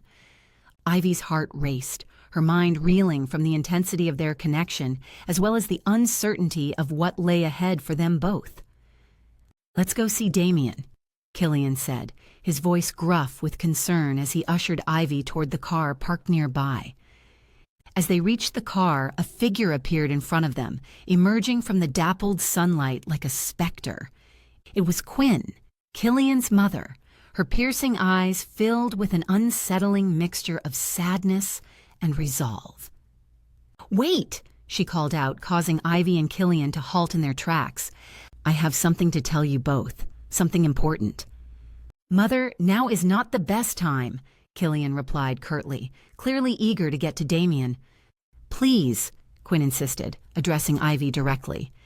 "You need to ask your adoptive mother, Fiona, about the triad. She knows information about what happened to Killian's father that will change everything." Ivy felt the weight of Quinn's words settle over her like a shroud, her heart pounding in her chest as she glanced at Killian. He looked stricken, his face pale and his jaw clenched tightly. "Mother, why would you withhold such information from me?" Killian demanded, his voice shaking with barely contained anger. "Why keep secrets about my own father?" "Sometimes, some secrets are not meant to be uncovered," Quinn said quietly, her eyes shimmering with unshed tears. "But I can see now that withholding the truth has caused more harm than good." "Tell me, Mother," Killian urged, his voice breaking. "What do you know?" "Ask Fiona," Quinn replied, her voice barely more than a whisper. "She's the one who can explain it all." Ivy felt her heart twisting in sympathy for Killian, but she also sensed that Quinn's revelation was somehow tied to her own mysterious past and the demonic forces that threatened to tear her world apart. "Okay," Ivy said softly, placing a reassuring hand on Killian's arm. "We'll ask Fiona about the triad, but first let's go help Damien." "Let's hope we're not too late," Killian muttered, his eyes dark and stormy as he turned towards the car. As they climbed into the vehicle, Ivy couldn't shake the feeling that they were being drawn deeper into a tangled web of secrets and lies, one that would test their love and loyalty to its breaking point. And as the engine roared to life and they sped off towards the city, Ivy knew that the only way out of this darkness was to face the truth. Chapter 6. The Jeep's tires screeched against the pavement as Killian navigated the chaotic streets of South Melbourne, Victoria. He gripped the steering wheel tightly, his knuckles turning white under the pressure. Ivy, sitting in the passenger seat, couldn't help but notice the world around them was going crazy. On a side street, a disheveled businessman who had climbed onto the roof of a car and was now shouting incoherently at passers-by. Another woman further down the street frantically rummaged through a garbage bin, her hands grasping at non-existent treasures. The dark supernatural force that hung heavy in the air was wreaking havoc on the human community. Dark magic? Or underworld attack? What do you think, Ivy? "Whatever it is, we need to find Nina," Ivy insisted, pulling out her phone to try calling her sister once more. The line rang and rang, but there was no answer. A sinking feeling settled in Ivy's chest as anxiety gnawed at her insides. As the Jeep lurched forward in the stop-and-start traffic, Ivy made a split-second decision. "I'm going to Nina's place on foot," she announced, unbuckling her seatbelt. She could feel Killian's worry emanating from him like a physical force, but she couldn't wait any longer. She needed to know her sister was safe. "Be careful," Killian warned, his voice strained as he watched her swing open the door and step out into the bustling chaos. The moment her feet hit the pavement, Ivy took off running, weaving her way through the frenzied crowd and dodging the erratic traffic. The tension in the air was palpable as Ivy sprinted past honking cars and panicked pedestrians. Her heart pounded in her ears, drowning out the cacophony of sirens and shouting. With every step, she felt a growing sense of urgency, as if time was slipping through her fingers like sand. "Come on," Come on. Ivy murmured to herself, as if that would make her run faster, her breaths coming in short gasps as she pushed her legs to move faster. Her mind raced with possibilities of what could have happened to Nina, each thought more horrifying than the last. Fear clawed its way up her throat, threatening to choke her, but she couldn't let it slow her down. As she neared Nina's townhouse, she took one last desperate glance around at the chaos unfolding all around her. She knew that whatever was happening, it had to be connected to the dark force she and Killian sensed, and somehow she had to find a way to stop it. But first, she needed to make sure her sister was safe. Ivy burst through the front door of Nina's townhouse, leaving it wide open for Killian. The living room looked like a tornado had ripped through it. Overturned furniture, broken glass, and scattered belongings littered the floor. "Where are you?" Ivy shouted, her voice cracking with fear. "Here!" Nina called out from down the hall, her voice strained. "I'm in the laundry room. Damien's going insane!" Ivy followed the sound of Nina's voice and found her sister standing guard at the laundry room door. A steel bar jammed the handle, keeping Damien locked inside. Her hands shook as she gripped the bar, eyes wide with terror but determination burning within them. "Damien's trying not to hurt me, but he might hurt himself," Nina explained, her words coming out in short gasps. "He's—" A guttural snarl interrupted Nina as the laundry room door rattled violently. Ivy's heart clenched at the sound, her instincts screaming at her to protect her sister.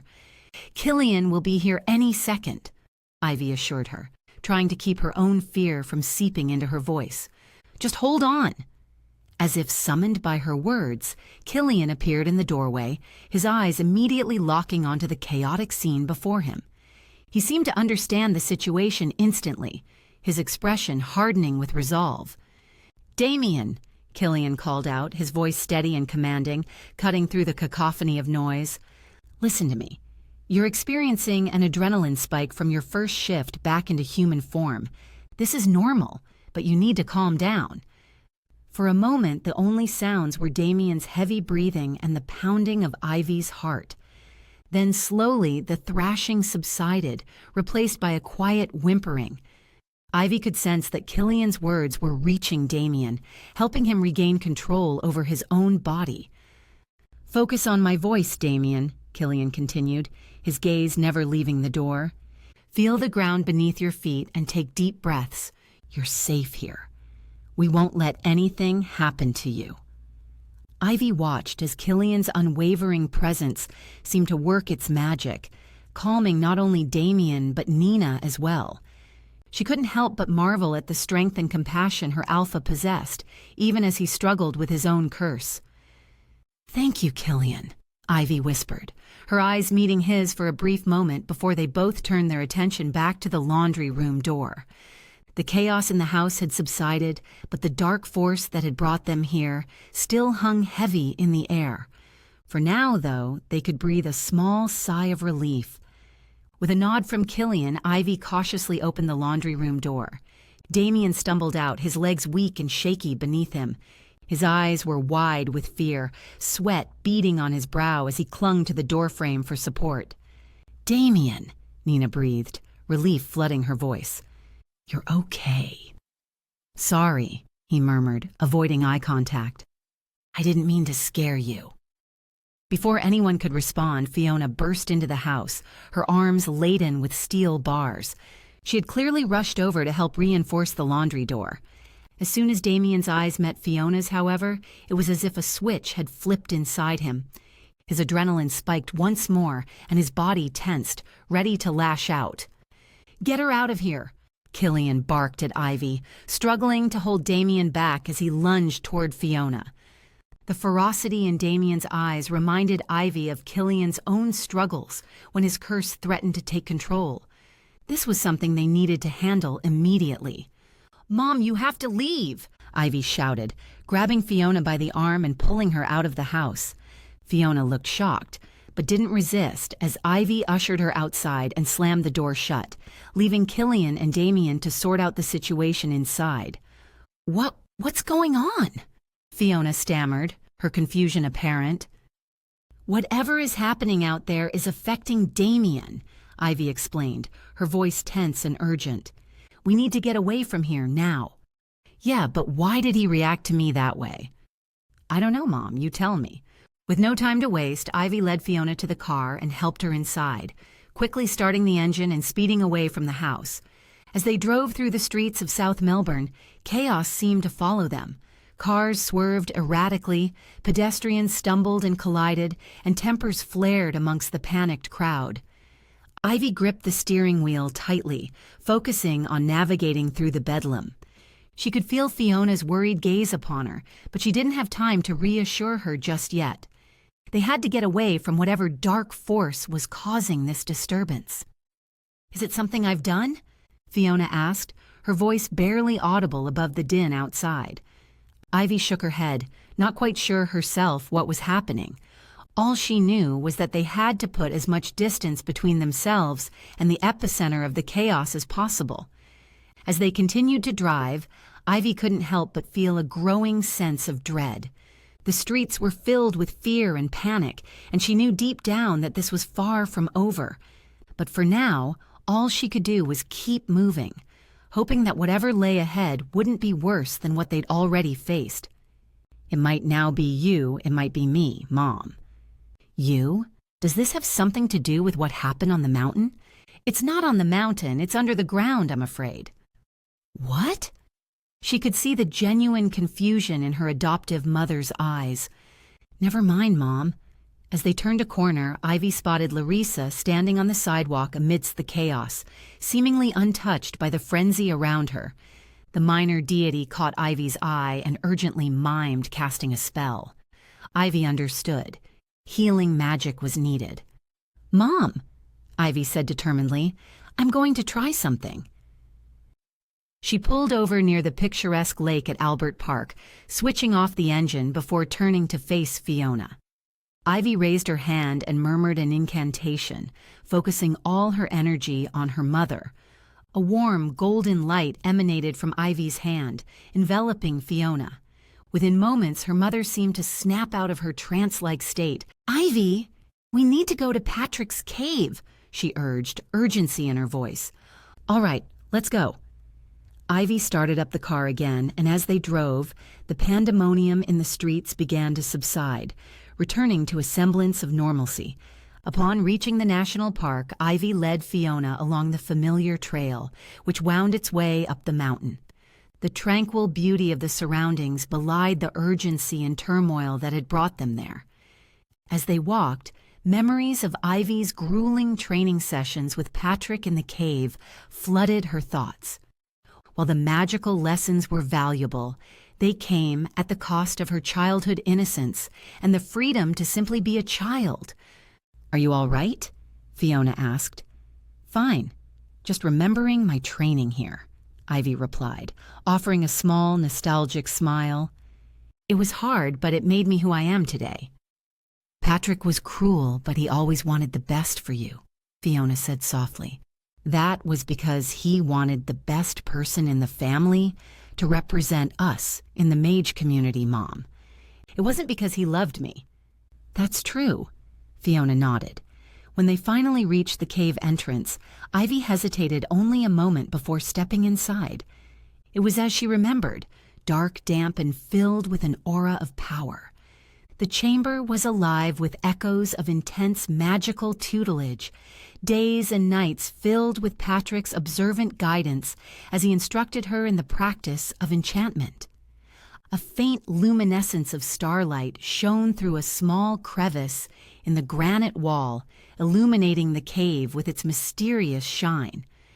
"Let's find out what he left behind," Ivy said, her voice filled with resolve. The air in the cave felt heavy, charged with magic and memories. Ivy shivered, her breath visible in the cold, damp atmosphere. Fiona carefully reached inside a box, pulling out a worn photo that had clearly been handled countless times. "Look at this," she said, her voice trembling as she handed the photograph to Ivy. In the dim light, Ivy could make out 3 men standing side by side, their arms around each other's shoulders. One face was immediately recognizable: Patrick, his eyes filled with warmth and camaraderie. The emotions hit Fiona like a storm, tears beginning to well in her eyes. "Who are they?" Ivy asked gently, tracing her finger over the image of the two strangers. "Patrick, Aiden, and Desmond," Fiona replied, wiping away a tear. They were best friends, inseparable. But when Aiden died, everything changed. Desmond disappeared. People assumed he was dead too, but no one really knew for sure. "Is this Aiden, when he was alive?"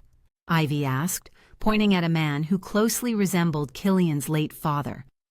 She had only met him in his spirit form, which was drastically different from the picture in front of her. Fiona nodded. "It's Killian's father. Aiden was the strongest of the three because he was a shifter. You know the shifters, you know Quinn. So, why telling Nina and I that you hate wolf shifters?"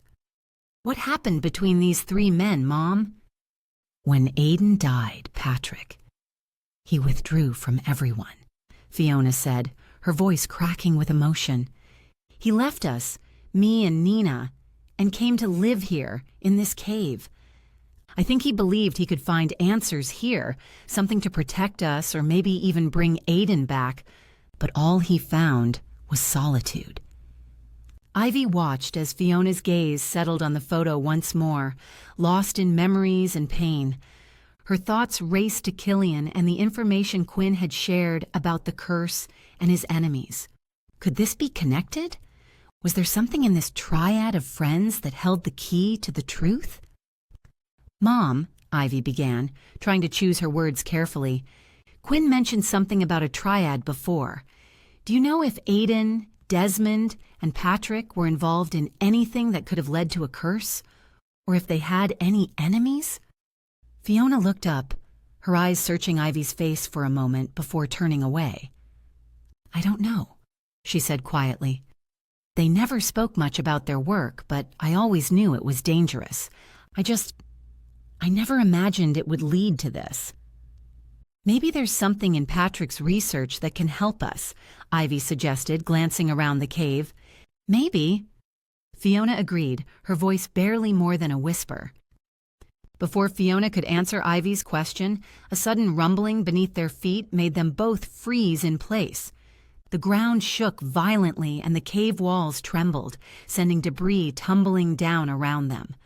Ivy instinctively reached out to steady Fiona, her heart pounding with adrenaline. "Something's coming," Ivy shouted over the cacophony, her eyes scanning the dark corners of the cave. "We need to get out of here."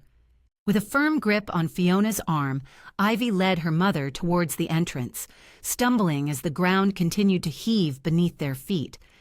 As they emerged into the open air, the earthquake seemed to subside, but Ivy knew better than to breathe a sigh of relief just yet. "Keep moving," she urged Fiona, pushing her further away from the unstable cave. As they moved deeper into the woods, it became apparent that something was amiss. The animals that usually populated the forest had grown silent, replaced by an eerie stillness that sent a shiver down Ivy's spine. Suddenly, the quiet was broken by a vicious snarl, and Ivy caught sight of wild animals, wolves, bears, even birds of prey, circling them with malevolent intent. "Mom, stay behind me," Ivy commanded, stepping protectively in front of Fiona as she began to weave her magic, drawing on her reserves of strength and determination. It was then that she saw him, the shadowy figure of Patrick standing among the trees, his eyes fixed on Ivy and Fiona. If he was dead, she reasoned, this must be his spirit. But why would he be attacking them? Confused but determined, Ivy decided to use the magic she had previously used to yank the wolf spirit out of Killian. She focused her energy and cast it toward the shadow. The effect was instantaneous. The shadow recoiled from the force of Ivy's attack, its form wavering and flickering before vanishing altogether. As it disappeared, the malevolence that had gripped the forest dissipated, leaving Ivy panting and trembling with exertion. "Mom," Ivy began, her voice hoarse from strain, "I don't think Patrick's dead." "Why not?" Fiona asked, her face pale but her eyes burning with curiosity. "Because I can't yank a spirit out of itself," Ivy explained, still trying to catch her breath. "It was his energy that was controlling the animals, and if I could affect it like that, then he must still be alive." Fiona stared at Ivy, stunned by the revelation. She opened her mouth to speak, but before she could form any words, a sudden gust of wind whipped through the trees, carrying with it an ominous whisper that seemed to carry a message only Ivy was meant to hear. "Find him." "Find him? Who exactly am I supposed to find?" Ivy asked, suspiciously out loud. The words hung in the air, heavy with portent, leaving Ivy and Fiona to grapple with a new mystery and an even greater sense of urgency to uncover the truth about Patrick and the curse that threatened them all. Chapter 7. Killian stood in the dimly lit living room of Nina's cozy home, his eyes never leaving Damien as he knelt beside him. The wild desperation etched across Damien's face was palpable, and Killian could feel the heat of his anguish. "Damien, listen to me," Killian said softly, his words measured and steady. "You're safe now. We're all here for you."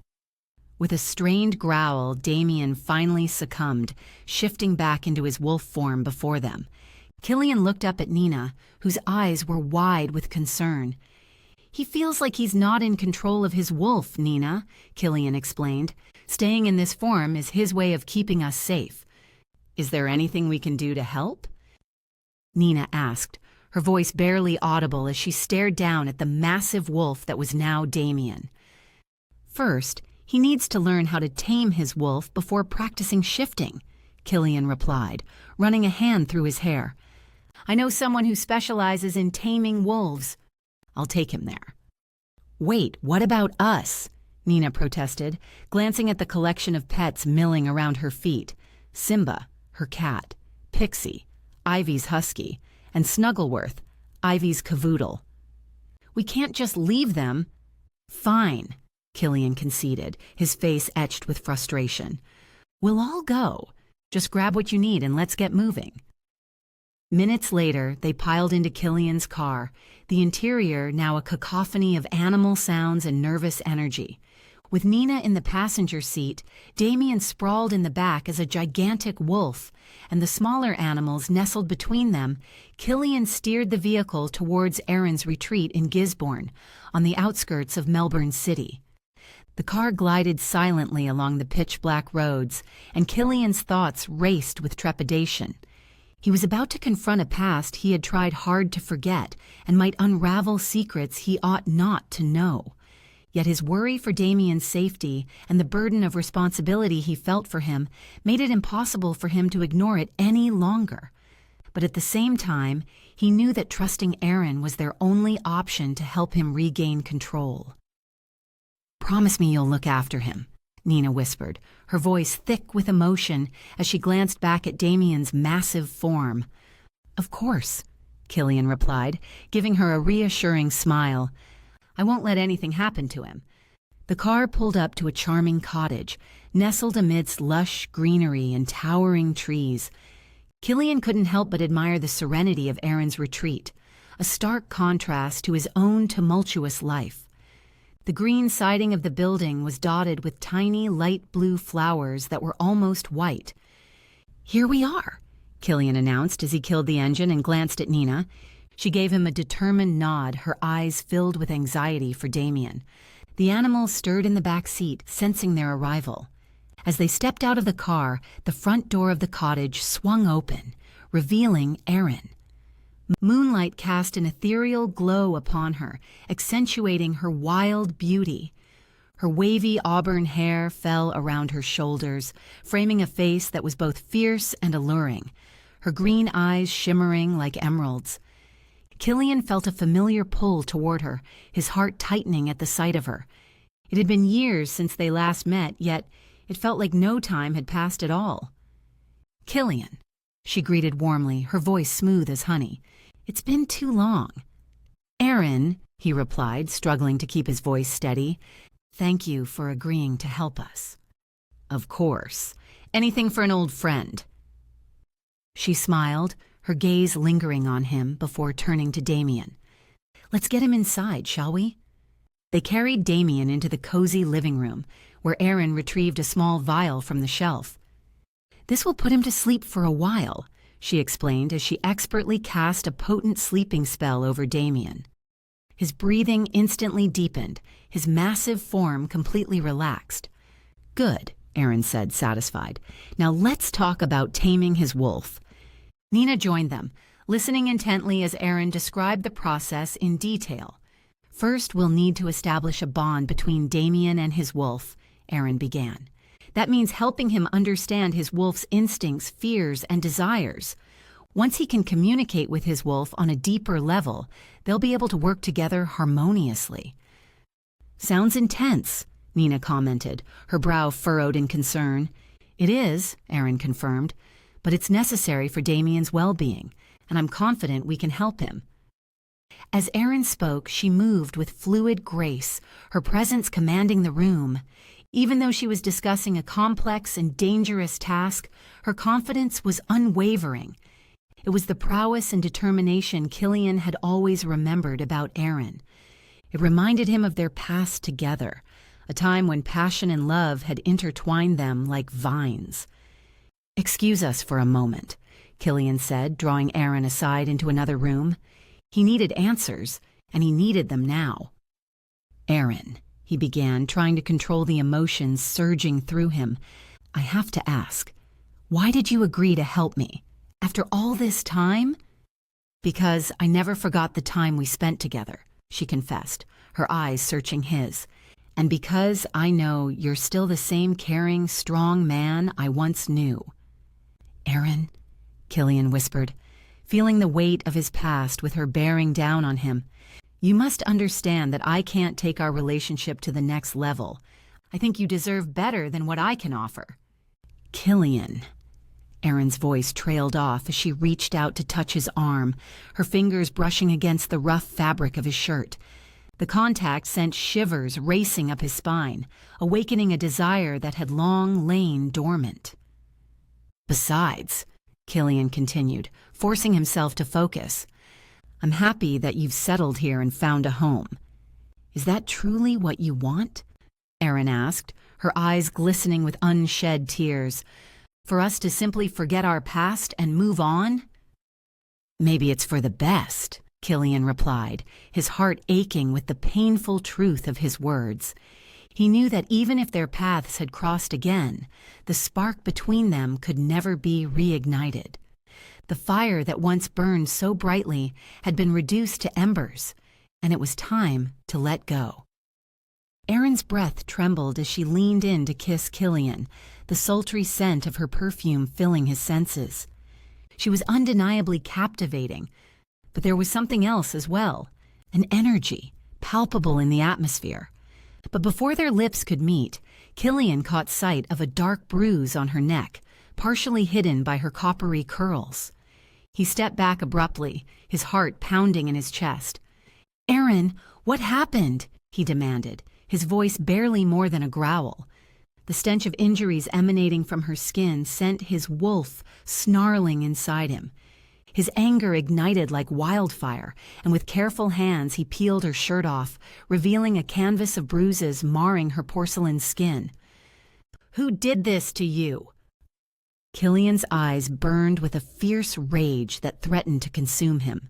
A storm brewed within him, fueled by his failure to protect Erin, the woman who had once been his everything. Vincent, he snarled, fighting the urge to go after her husband right then and there. Tell me it was him. Erin hesitated for a moment, tears threatening to spill over her emerald eyes. Look, Killian, there's nothing you can do about it, she said, her voice strained as she tried to maintain her composure. Let's forget about all this, okay? The sound of footsteps approaching alerted them both to Nina's presence. She entered the room, her eyes widening at the sight of Erin's half-naked body and the tension that hung heavy between them. Hey, what's going on here? Nina asked cautiously, taking in the scene before her. Nothing much, Erin replied with forced nonchalance, attempting to conceal her vulnerability with a casual smirk. I'm just Killian's fuck buddy. This is how we usually hang out. Erin! Killian barked, his anger reaching new heights. Don't make light of this situation. You're hurt, and I won't stand for it. Killian, stop! Erin pleaded, her eyes pleading with him to let the matter go. I don't need your help.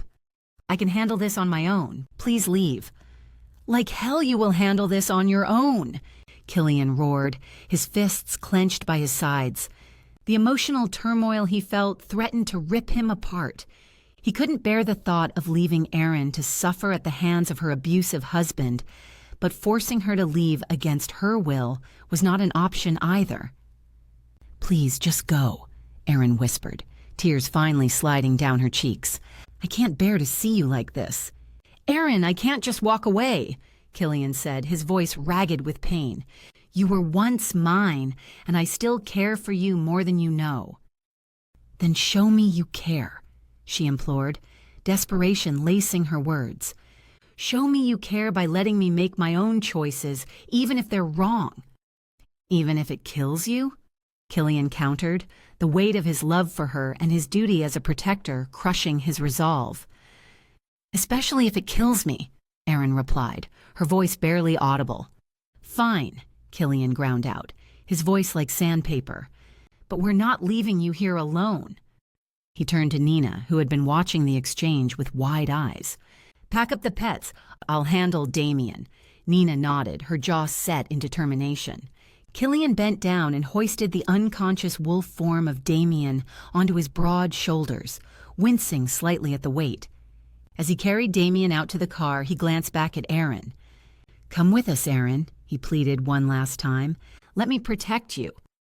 Go to hell, Killian, Erin spat, her fiery eyes flashing with anger, belying the hurt beneath. Leave me alone.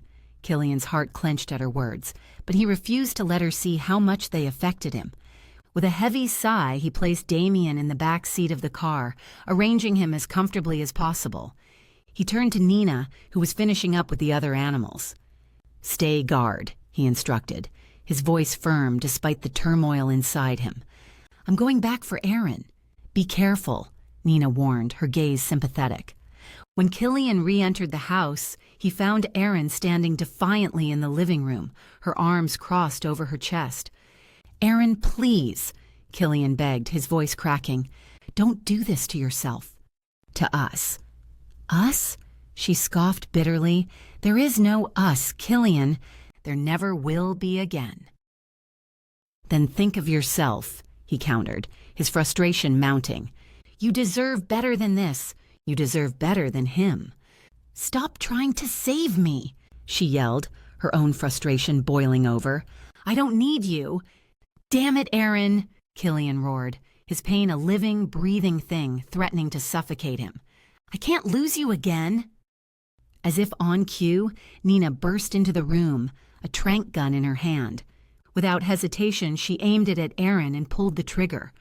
The dart struck Erin's shoulder, and her eyes widened in shock as the drug took effect.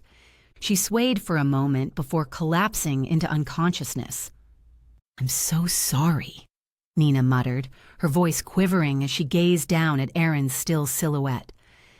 I don't do martial arts like Ivy, but I've been dealing with a lot of pets and one very temperamental werewolf, so I carry this gun around with me. This is the first time it has ever been fired. Thank you, Nina, Killian said quietly.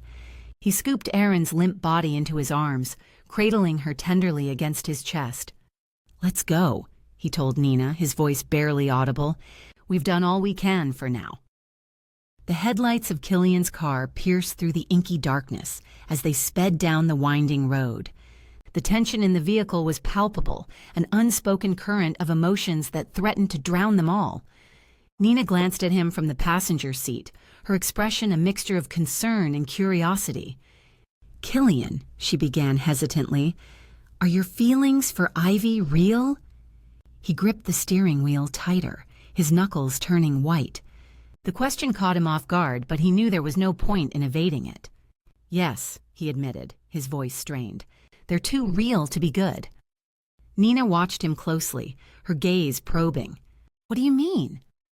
"We're too different," he said, his gaze fixed on the road ahead. "I have responsibilities with my people, and as an alpha, I can't afford to be selfish. I don't know how to make it work." "Maybe you don't have to figure it out alone," Nina suggested gently, her eyes filled with empathy. "You and Ivy could find a solution together." Killian shook his head, feeling the weight of his curse heavy on his shoulders. "I need to break free from this curse before I can even think about a future with her." Silence settled between them, punctuated only by the steady hum of the car's engine and the soft whirring of tires on asphalt. Nina seemed to mull over his words, her brow furrowed in thought. Finally, she broke the silence again. "What about Erin?" she asked, her voice soft. "How do you feel about her?" "Erin is a good friend," Killian replied, struggling to keep his voice steady. Images of Erin's bruised body flashed through his mind, igniting a storm of anger and guilt inside him. He didn't tell Nina that deep down, he was unsure whether he could protect either of his women, Ivy or Erin. The thought gnawed at him, a constant reminder of his own limitations.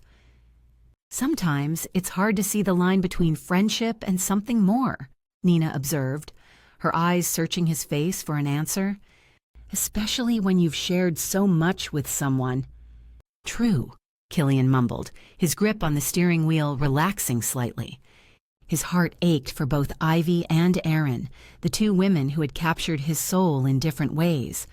But he knew that love alone wouldn't be enough to save them from the danger that loomed over their lives. A danger that he, as an alpha, was duty-bound to face head-on. As they continued their journey towards the sanctuary, Killian vowed to do everything in his power to protect those he cared for most. But in the darkest recesses of his mind, doubt lingered, threatening to consume him from within. A sudden flash of headlights in the rearview mirror caught Killian's attention, and his heart clenched with a mixture of dread and fury. Vincent's sleek black car roared into view, followed by two more vehicles filled with his menacing pack. "Damn it," Killian muttered under his breath as he floored the accelerator, gripping the wheel tighter. He could feel the tension radiating from Nina beside him, her fingers curling around the tranq gun in her lap.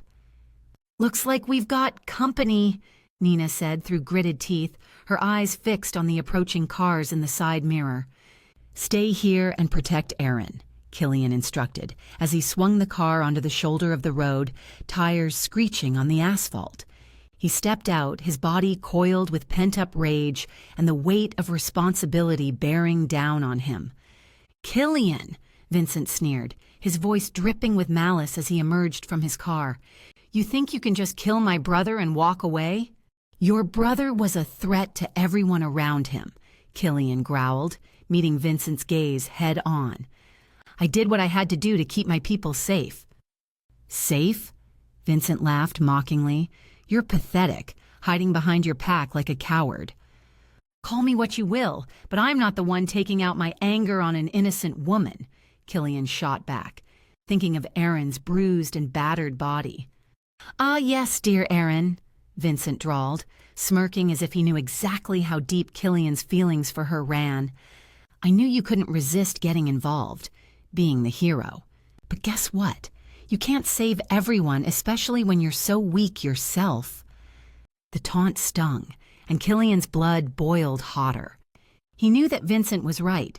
He couldn't shift into his wolf form due to the curse, and that put him at a disadvantage. But he refused to let fear or self-doubt control him. "Killian might be weakened," Nina's voice rang out as she stepped out of the car, her tranq gun raised and aimed at Vincent. "But he's not alone." "Pathetic," Vincent spat, grabbing one of his men and shoving him in front of the dart that flew from Nina's weapon. "Say what you want about me, but don't underestimate my pack," Killian warned, his voice low and dangerous. "We are strong and we stand together. Can you say the same for your group of misfits?"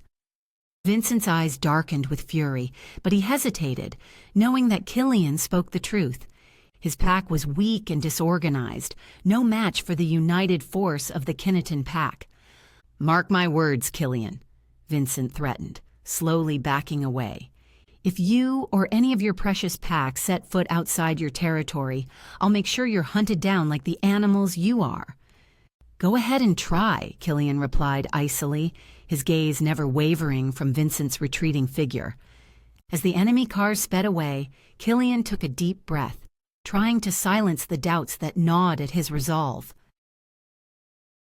Chapter 8. Ivy's heart raced as she frantically dialed Killian's number for the third time, each attempt met with the same infuriating silence. Her breaths came in short, anxious bursts as she glanced around the desolate landscape, feeling the weight of Patrick's connection to Killian's late father pressing down on her like a heavy fog. She knew it was somehow tied to the curse on Killian, but she couldn't reach him. The urgency gnawed at her insides, threatening to consume her. "Damn it," she muttered under her breath, her fingers trembling as she clutched her phone. Desperation drove her to scale a nearby boulder, hoping for even the faintest signal from such a height. But as she reached the top, her phone remained as lifeless as the barren land surrounding her. "Come on, come on!" she hissed through gritted teeth, trying various spots on the boulder, but still finding no cell connection. The deep-seated dread in her chest grew more unbearable by the second. In the end, she tried Siren's cell phone. It worked like magic. Relief washed over her like a warm wave, but it did little to quell the storm of emotions inside her. "Finally," Ivy breathed out, her voice shaking with relief and frustration. "Kieran, I can't get to Killian, so I tried your number." "Ah, Ivy," Kieran's smooth voice greeted her. "You finally figured out that Killian's technology is primitive. The number I gave you uses my private network connection. It's one of a kind." "Listen," Ivy urged, her heart pounding against her ribs. "I found a picture in Patrick's cave with 3 men. Patrick, Aiden, and Desmond. Patrick knew Aiden. That means Fiona might know Quinn, but they never talked about it. I think this relationship between the men has something to do with Killian's pack and the curse." "Interesting," Siren mused, his tone shifting to one of curiosity. "Patrick, Aiden, and Desmond, you say? They may be part of a triad secret that the LeBlancs never spoke of." "Triad secret, that's it." Ivy's grip tightened on the phone, her interest piqued. "What do you know?" "Supernatural triads are formed when 3 individuals with unique abilities swear loyalty to each other. It's said to create a powerful bond and amplify their powers," Kieran explained, his voice low and cautious. "Could that have something to do with Killian's curse?" Ivy questioned, her mind racing with the implications. "Perhaps," Kieran replied cryptically. "We'll need more information to be sure." "Right," Ivy agreed, determination surging through her veins. "I'll keep digging. I just hope we figure this out in time." "Before you go, Ivy," Kieran interjected, his voice taking on a more serious tone, "I need you to search for any artifacts in Patrick's cave that may lead to dark magic and the magical realm. It could help us understand the triad secret better." Ivy hesitated, unsure if she wanted to delve deeper into the cave's secrets, but knowing it was crucial to breaking Killian's curse. "All right, I'll see what I can find," she agreed. "Good luck, Ivy," Kieran said before hanging up. Ivy slipped her phone into her pocket and turned her attention to the breathtaking view at the top of the boulder. As her gaze traveled down, she spotted Fiona waiting for her at the foot of the massive rock. In that moment, something caught her eye. A patch of white daisies, each with 1 blue petal, nestled between the rocks below. A jolt of recognition coursed through her. These were the same flowers that had haunted Killian's mother when she was cursed for years. Ivy furrowed her brows, wondering how she'd never noticed them during her training in these very mountains. Are those? Fiona trailed off as she too noticed the peculiar blossoms. "White daisies with 1 blue petal," Ivy murmured, a shiver running down her spine as she carefully descended the boulder. "I've heard about them. They're connected to Killian's mother." As she reached the ground, Ivy noticed the dramatic change in Fiona's expression. Her eyes widened and her lips parted slightly, as if something magical had taken hold of her senses. Fiona tilted her head back, releasing an unearthly sound that made Ivy's hair stand on end. The eerie melody reverberated through the air, sending tremors down Ivy's spine. She stared at Fiona, her heart pounding in her chest, as she tried to decipher the meaning behind the strange sound. It felt as though it bore the weight of ancient magic, a whisper from another realm that resonated deep within Ivy's soul. Fiona, Mom," Ivy stammered, taking a cautious step toward the older woman. "What was that?" Fiona blinked, as if awakening from a trance, and shook her head. I don't know," she admitted, her voice barely above a whisper. "But something about these flowers stirred something within me, something I can't quite explain." Ivy glanced back at the daisies, unease creeping up her spine. She knew they were somehow linked to the curse on Killian's family, and she couldn't shake the feeling that they held secrets she was yet to uncover. "Let's get back to that cave," Ivy said, determination lacing her words. "We have a lot of work ahead of us." No sooner had Fiona's unearthly sound faded than the quiet of the mountains was disturbed by a rustling in the underbrush. A pack of red foxes emerged from the shadows, their eyes gleaming with an unnatural malevolence. Ivy's pulse quickened as she stared down at the creatures, noting the unnatural way they moved. It was as if something sinister had taken hold of them. "Stay up there," Fiona shouted, her voice surprisingly commanding.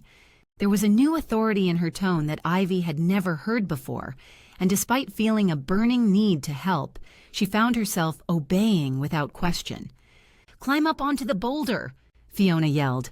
"I know!" Ivy tried to resist, but Fiona used her otherworldly strength to lift her body halfway onto the boulder. She clung on tightly, feeling both terrified and in awe of Fiona's power. It was something she had never seen before. It was both strong and frightening. Ivy watched, her breath caught in her throat, as Fiona closed her eyes and took a deep breath.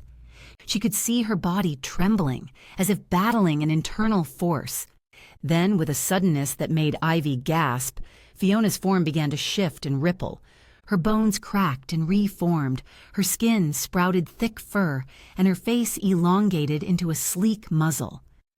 Before Ivy's astonished eyes, Fiona transformed into a magnificent lynx. The foxes hesitated for a moment, their eyes flickering between Fiona and Ivy, who clung to the boulder above. It was clear they hadn't anticipated facing such a formidable opponent. Yet, driven by whatever dark force controlled them, they continued to surge forward. "Protect yourself, Ivy," Fiona called out, her voice now a guttural growl that sent shivers down Ivy's spine. "I'll deal with them." As Fiona leaped into action, her powerful muscles propelling her toward the encroaching foxes, Ivy tried to steady her racing heart. She focused on pulling energy from the earth beneath her, forming a protective shield around herself while keeping a watchful eye on the battle below. She marveled at Fiona's prowess as the older woman, now a fierce, agile lynx, tore through the pack with ruthless efficiency. It was a side of Fiona Ivy had never seen before, and it both awed and terrified her. The foxes were no match for Fiona's ferocity, and they quickly fell to her swift and lethal blows. But there were so many foxes.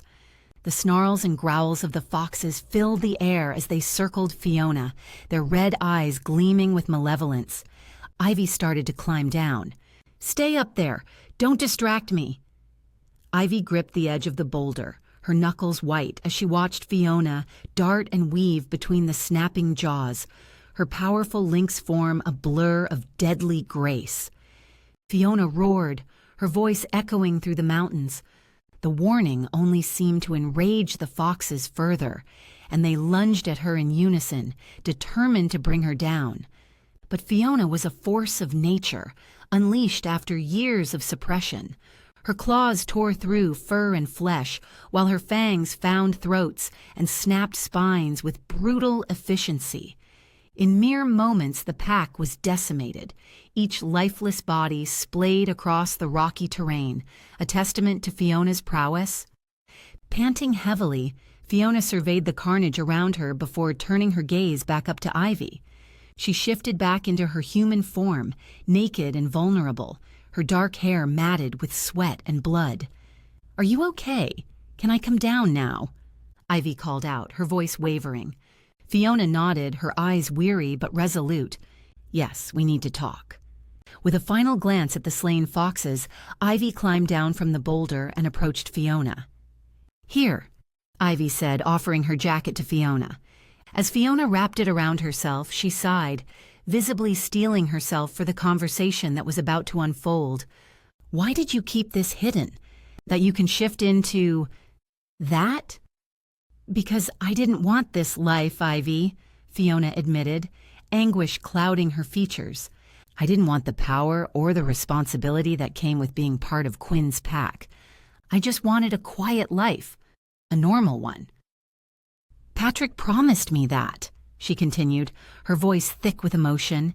"He said he'd protect me with his magic, and I wouldn't have to be involved in the supernatural world anymore. So I buried my abilities deep within me, hoping they'd never resurface." Ivy's heart ached for Fiona, understanding the burden that had been placed upon her shoulders. "But why didn't you tell me? We could have faced this together." "Because I was afraid," Fiona whispered, tears glistening in her eyes. "Afraid of what it might mean for you if you knew the truth, afraid of who I truly am." "But now you know," she finished, her gaze meeting Ivy's. "And we need to find out what's going on, why these cursed flowers are growing again, and what it means for Killian and his family. Let's do this together. We'll figure this out and put an end to whatever evil is at play here." Fiona offered a small, grateful smile. Ivy's nerves were still rattled as she watched Fiona, the woman who had raised her, trying to regain her composure after the gruesome scene that had just unfolded. Ivy couldn't help but wonder what other secrets lay buried within their family. She needed answers, and there was no better time to ask than now. "Tell me about the triad," Ivy began hesitantly, her voice barely audible over the rustling of the wind in the trees. "You mentioned Patrick, Aiden, and Desmond. What's their connection?" Fiona sighed deeply, rubbing her temples as if trying to ward off a headache. "They were good friends once, like brothers in arms. But when Aiden was killed, it tore them apart. Desmond vanished without a trace, and Patrick, well, you know his story. He withdrew to the cave, and Quinn lost her sanity." "Did Patrick blame himself for not being able to save Aiden?" "I don't know, Ivy." Her eyes clouded with sadness. "He was devastated by the loss. I tried to comfort him, but he kept pushing everyone away, including me." "Is that why he never had children of his own?" Ivy questioned, her heart heavy with the revelation. Actually, Fiona took a deep breath, preparing herself for the truth. He thought he couldn't have children. That's one of the reasons he withdrew. She looked at Ivy, her eyes filled with sorrow. "So, I adopted you. I chose Katrina Murdoch." Fiona's voice trailed off. Her eyes rolled back and then she crumpled to the ground. Chapter 9. Fiona's body convulsed as she shifted back into her lynx form, her cries morphing into inhuman sounds of fear and confusion. The fur on her back stood on end, and her dilated eyes darted around their surroundings. She seemed to be losing her mind, the drift happening fast and uncontrolled. "Easy, Mom," Ivy said, trying to stay calm despite the tense situation. "I've got you!" Using her basic survival instinct, Fiona clung to Ivy for protection, her claws digging into Ivy's jacket. The snarls and hisses that escaped her throat were primal and menacing, a warning to any creatures or animals lurking nearby. "Stay with me, Mom," Ivy urged, her heart pounding as she held on to the now feral lynx. "You can fight this." As they stood there, Ivy noticed a change in Fiona's demeanor and behavior.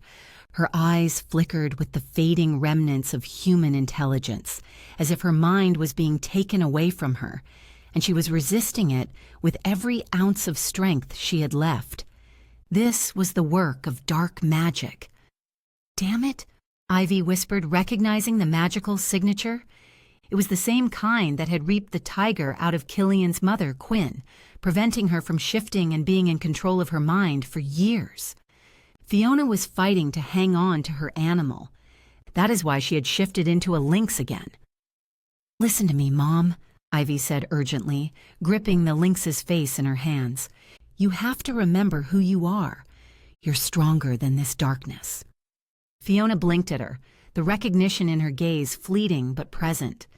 Ivy knew that their time was running out, and she needed to act quickly before Fiona was lost to the darkness forever. "Come on, we need to get you away from here," Ivy said, pulling Fiona along with her as she scanned the area for a safe place to take refuge. Ivy's pulse raced as she noticed the white daisies with single blue petals scattered around them. Her instincts screamed that these flowers were the source of the dark magic affecting Fiona, draining her energy and threatening to consume her mind. "Stay away from those flowers," Ivy warned, glancing at the lynx. Fiona's ears twitched, acknowledging Ivy's words despite her inability to speak. "Come on, we need to move," Ivy urged, her voice laced with determination. She led the way, guiding Fiona towards the car parked further down the mountain path. As they ran, they faced numerous obstacles, jagged rocks jutting out from the ground, thorny bushes clawing at their clothes and fur, and the uneven terrain making it difficult to maintain their footing. Ivy's heart pounded in her chest as she dodged and weaved through the treacherous landscape, all while trying to keep Fiona close. "Almost there, Mom. Hang on," Ivy called out, catching glimpses of the car between the trees. Fiona's breaths came in ragged gasps as she struggled to keep up, her feline form not as adept at traversing the rocky terrain as Ivy. But she pressed on, understanding the urgency in Ivy's tone. Finally, they reached the car, which seemed like a beacon of hope amidst the chaos surrounding them. Ivy quickly unlocked the door and motioned for Fiona to jump inside. "Get in now," she commanded, her gaze darting back to the ominous flowers creeping closer. Fiona obeyed, leaping into the back seat of the car with surprising grace. "Okay, we're safe for now," Ivy muttered, sliding behind the steering wheel. Her hands gripped the wheel tightly, knuckles turning white as she started the engine. "But we need to find a way to break this dark magic's hold on you." The moment Ivy and Fiona left the car park, it became apparent that the sinister flowers had begun to spread their influence beyond their initial location. They were everywhere. They seemed to grow from the ground as she drove the car on winding dirt roads exiting the forest. As if on cue, the forest erupted into chaos. Birds screeched overhead, their once harmonious songs replaced by discordant cries. Squirrels darted through the trees, their eyes glazed with panic. Even larger creatures like deer and foxes stumbled out of the underbrush, disoriented and aggressive. "Stay with me. Don't look at the flowers. Don't even think about them, Mom," Ivy instructed as she drove out of the national park, approaching the territory of civilization. Ivy's heart raced as they reached the highway, her eyes scanning for any sign of danger. A wave of dread washed over her when she noticed the daisies beginning to sprout along the roadside. The sinister flowers seemed to taunt her, their blue petals standing out starkly against the white. "Mom, do you see that?" Ivy asked, her voice shaky with concern. Fiona's golden eyes locked onto the daisies, and she let out a low growl, her body tense and ready for action, and she shifted back into human form. "I see them," she replied through clenched teeth. "This isn't good." The sound of screeching tires tore through the air, snapping Ivy's attention back to the road. Ivy watched in horror as cars swerved erratically, narrowly missing one another as drivers struggled to maintain control. "We need to get away from these flowers before more people get hurt," Ivy muttered, her knuckles turning white as she gripped the steering wheel. "Watch out!" Fiona yelled as a car careened towards them. Ivy slammed on the brakes, her heart leaping into her throat as the vehicle skidded past, inches from colliding with their own. "Are you okay?" Ivy asked, her voice trembling. "Fine," Fiona gasped, her breaths coming in quick pants. "Just keep driving." As they continued down the highway, the scene around them grew increasingly chaotic. Cars fishtailed and spun out of control, their drivers clearly affected by the dark magic emanating from the daisies. Ivy's mind raced as she tried to come up with a plan to protect both her mother and the innocent bystanders caught in the crossfire. "Can you help them?" Fiona asked, her voice barely audible over the cacophony of honking horns and screeching tires. "Let me try something," Ivy said, her brow furrowed in concentration. She began to mutter an incantation under her breath. She cast healing magic toward the general direction of the city. "Did it work?" Fiona asked, her eyes wide with hope. "Only temporarily," Ivy admitted, her chest tightening with frustration. "We need to find a more permanent solution. We need to go to the sanctuary." With the chaos of the highway receding behind them, Ivy glanced in the rearview mirror. "Larissa," Ivy whispered, her voice cracking under the weight of fear and desperation. "I need your help." In response to her plea, a faint shimmering appeared in the air above them, growing more solid until it coalesced into the ethereal form of the minor deity Larissa. "Please," Ivy continued, her hands gripping the steering wheel so tightly her knuckles turned white. "You see what's going on? Just tell me how to fix it." "Dark magic is at work here," Larissa said solemnly, her voice echoing through the car like a haunting melody. "There is only one place that can offer you protection right now, the sanctuary." "That's where we're heading. Then you are on the right path. What do you need my guidance for?" "What is driving the world insane? Not dark magic, I'm aware of that. Is there anything specific I can do to try and fix it?" "Your engagement with the Underworld caused this." "Hey, I didn't want to engage. Celine dragged me there." "You requested the explanation. I'm elucidating it to you. I am not indicting you of anything." "What would be the solution then?" "Apart from adhering to or resolving your dealings with Celine and the Underworld, I do not know of any other solution." "All right. It seems I have no choice but seeing this through, and I'll do it my way." Larissa nodded solemnly before disappearing in a shimmer of moonlight, leaving Ivy and Fiona alone once more on their treacherous journey toward the sanctuary. As Ivy sped down the darkened highway, she gripped the steering wheel with white-knuckled intensity. The wind howled around them, and the eerie glow of the moon cast ominous shadows across the road. "Can't this thing go any faster?" Fiona asked, her voice tense as she peered through the windshield, searching for any signs of danger ahead. "Trust me, I'm pushing it to the limit," Ivy replied, gritting her teeth as she navigated through obstacles and avoided debris that littered the road. As she veered onto the trail that snaked through the woods surrounding the sanctuary, a man suddenly materialized in her path. She screeched to an abrupt halt just feet away from crashing into him. Ivy parked and stepped out of the car. "If you want to die, go to the highway right now," she dared them. "Don't put a dent in my car." A tall man stood in the center of the clearing. She could tell he was a werewolf before he even shifted. "Well, well, who would have thought? This is the woman working with Killian to kill my brother. Odds are not in your favor. He banned my people from coming onto these territories. But guess what? You'll need to make another 15 feet to get to that border. Here it's public ground and I'm hunting with my men. Nobody can blame me for mistaking you for a deer." "You're Vincent?"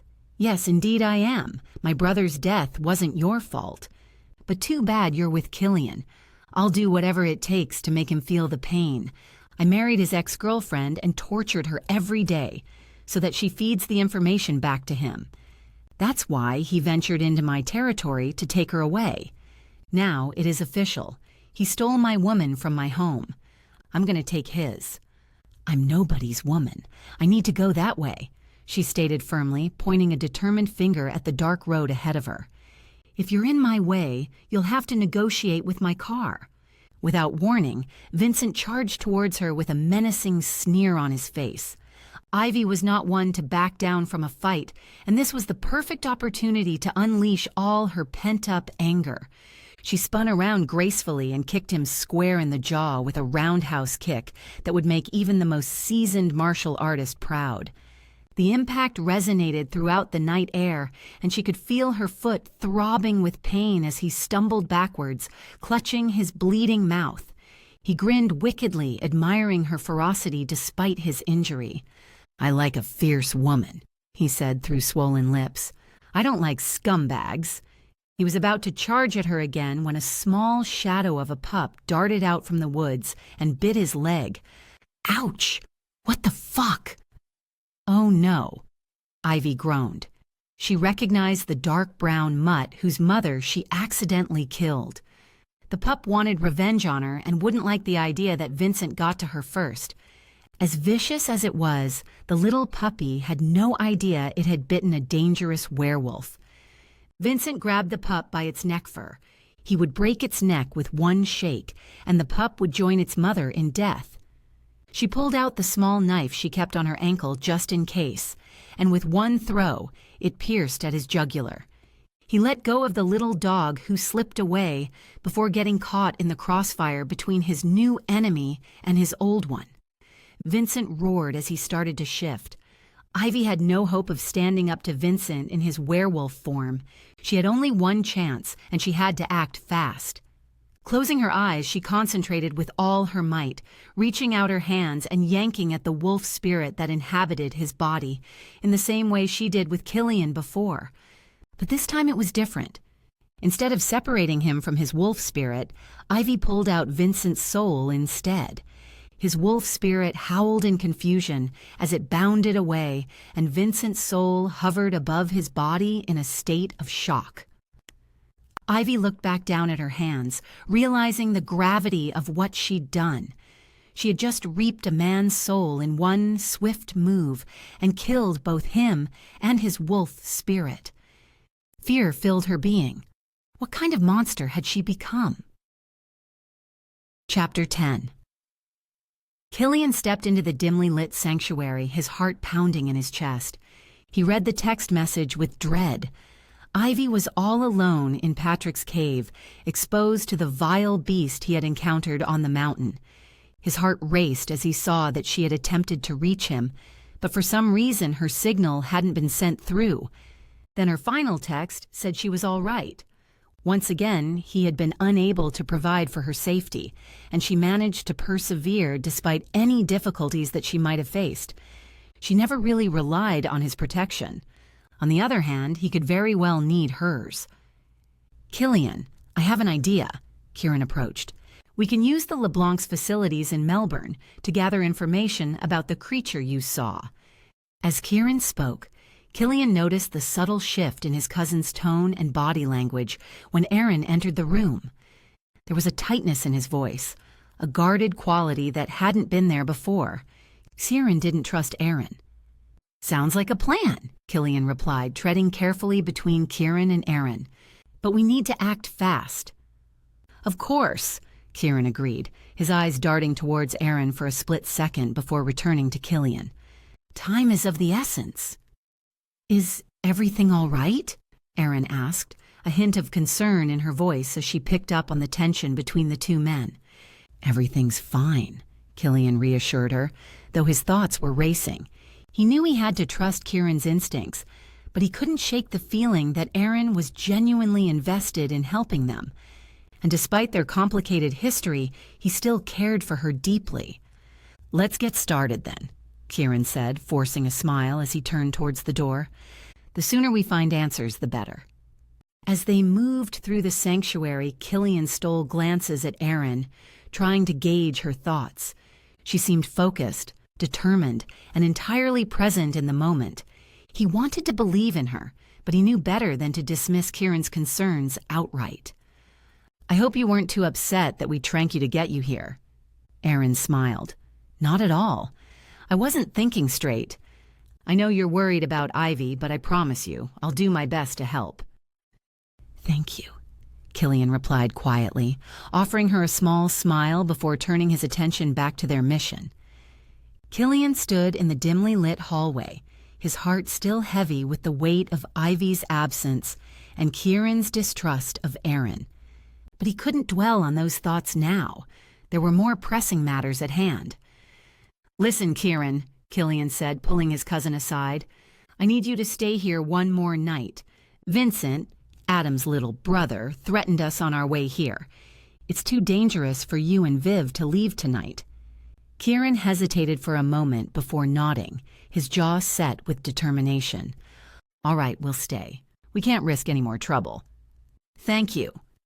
Killian clapped Kieran on the shoulder, grateful for his understanding. As they made their way back to the main area, Nina approached them, her eyes filled with curiosity. "Viv," she said, addressing the young druid, "have you ever met a mage's familiar before?" Viv shook her head, her expression wary but intrigued. "Come on, then," Nina beckoned, leading her toward a cozy corner where 3 animals lounged on plush cushions. Killian watched as Viv knelt down beside the cavoodle, Snuggleworth, who wagged his tail enthusiastically. The husky, pixie, and gummy cat, Simba, also perked up at her presence. "Snuggleworth is a natural-born healer. Ivy met him at Dubai Airport," Nina explained, stroking the dog's fur. "Pixie specializes in protection spells. Ivy rescued her on a mission in the Highland Woods, and Simba, well, he's still figuring it out." Viv's eyes widened with awe as she reached out to pet the creatures. Killian felt a warmth spread through him as he witnessed Vivian's walls slowly crumbling. For a moment, she seemed like an innocent teenager, captivated by the magical world around her. "Thank you for showing me," Viv whispered, her voice soft and full of wonder. "Of course," Nina replied, a bright smile lighting up her face. "You're part of our family now." As Killian observed the scene unfolding before him, a sense of relief washed over him despite the dangers they faced and the many secrets that still needed to be uncovered. There was a sense of unity and camaraderie in the room. For the first time in a long while, he allowed himself to believe that maybe, just maybe, everything would work out in the end. The following morning, Killian stood at the edge of the training grounds, watching intently as Erin worked her magic on Damien's wolf. He was anxious because Ivy hadn't arrived at the sanctuary yet. But he didn't want to distract her with a call. The massive creature paced back and forth in front of Erin, its silver fur bristling with tension, hackles raised, and teeth bared in a snarl. Erin remained calm and collected, holding her ground and locking eyes with the beast, asserting her dominance. "Easy, boy," she crooned, her voice firm but gentle. "We're not here to hurt you." Killian's heart raced as he observed the scene, his fingers flexing at his sides. It was crucial that he be present during the process, since Damien had been turned by his blood.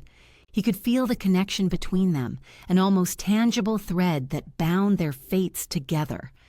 As much as he wanted to maintain his distance and let Erin work, he couldn't help but worry about the outcome.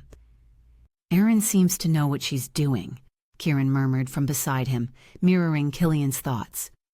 "Damien means a lot to me," Killian admitted, his voice barely above a whisper. "I can't afford for this to go wrong." "Trust her, Killian. You said she's one of the best," Kieran reassured him, placing a hand on his shoulder. Killian nodded, forcing himself to take a deep breath. He knew that Erin was skilled in taming wolves. He'd seen her do it countless times before, but this was different. This time it was personal. He watched as Erin slowly approached the snarling wolf, her steps deliberate and measured. She reached out one hand, palm facing the beast, and continued her low, soothing words. "I'm here to help you, Damien. We all are." The wolf hesitated, its amber eyes flicking from Erin's outstretched hand to her face and then back again. Killian held his breath, praying for a breakthrough. "Come on, Damien," Erin encouraged gently, never breaking eye contact. "You can do this." In that moment, the wolf seemed to make a decision. It took a tentative step forward, its snarl subsiding ever so slightly.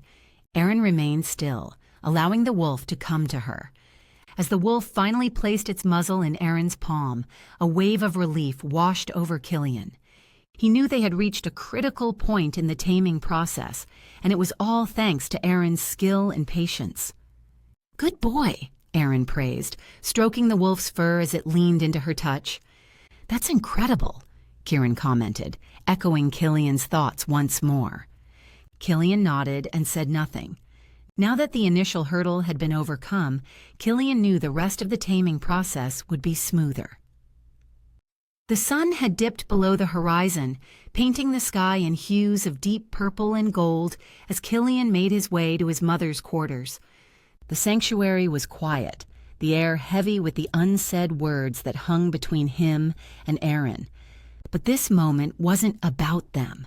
It was about seeking answers to questions that had haunted him for years. "Mother?" he called softly, rapping on the door before entering. Quinn reclined on an ornate chaise lounge, her once vibrant red hair now faded to a dull russet, streaked with silver. Her eyes, still sharp and intelligent, held a weariness that hadn't been there in her youth. She glanced at her son and smiled, her face lighting up despite the lines etched into her skin.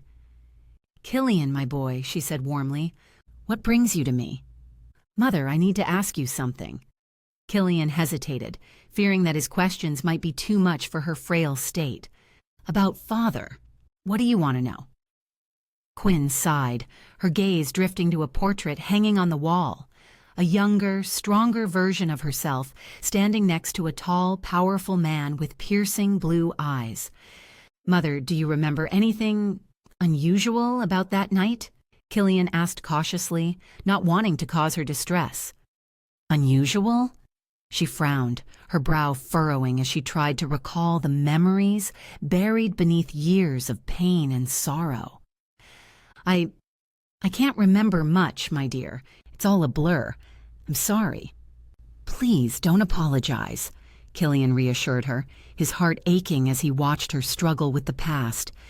"You've been through so much."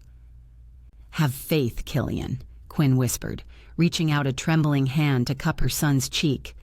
"The truth will reveal itself when the time is right." "Thank you, Mother," he said, pressing a gentle kiss to her knuckles before taking his leave. Determined to find answers, Killian retreated to his room, allowing the connection he shared with Ivy to guide him. He settled onto the floor, legs crossed, and closed his eyes. Concentrating on the bond that linked their souls, he felt the familiar pull of her powers as they intertwined with his own. "Father, I call upon you," Killian whispered into the darkness, feeling the energy surge through him. "Guide me to that fateful night." As if in response, a rush of sensations flooded his senses. The smell of damp earth, the taste of blood on his tongue, the sound of distant screams echoing through the night.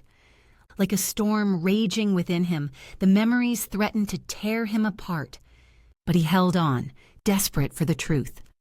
"Show me," he pleaded, his voice barely audible as the world around him dissolved, giving way to the past. In that instant, Killian was transported back to the night his father had died, his 5-year-old self cowering in the shadows as chaos tore through the pack.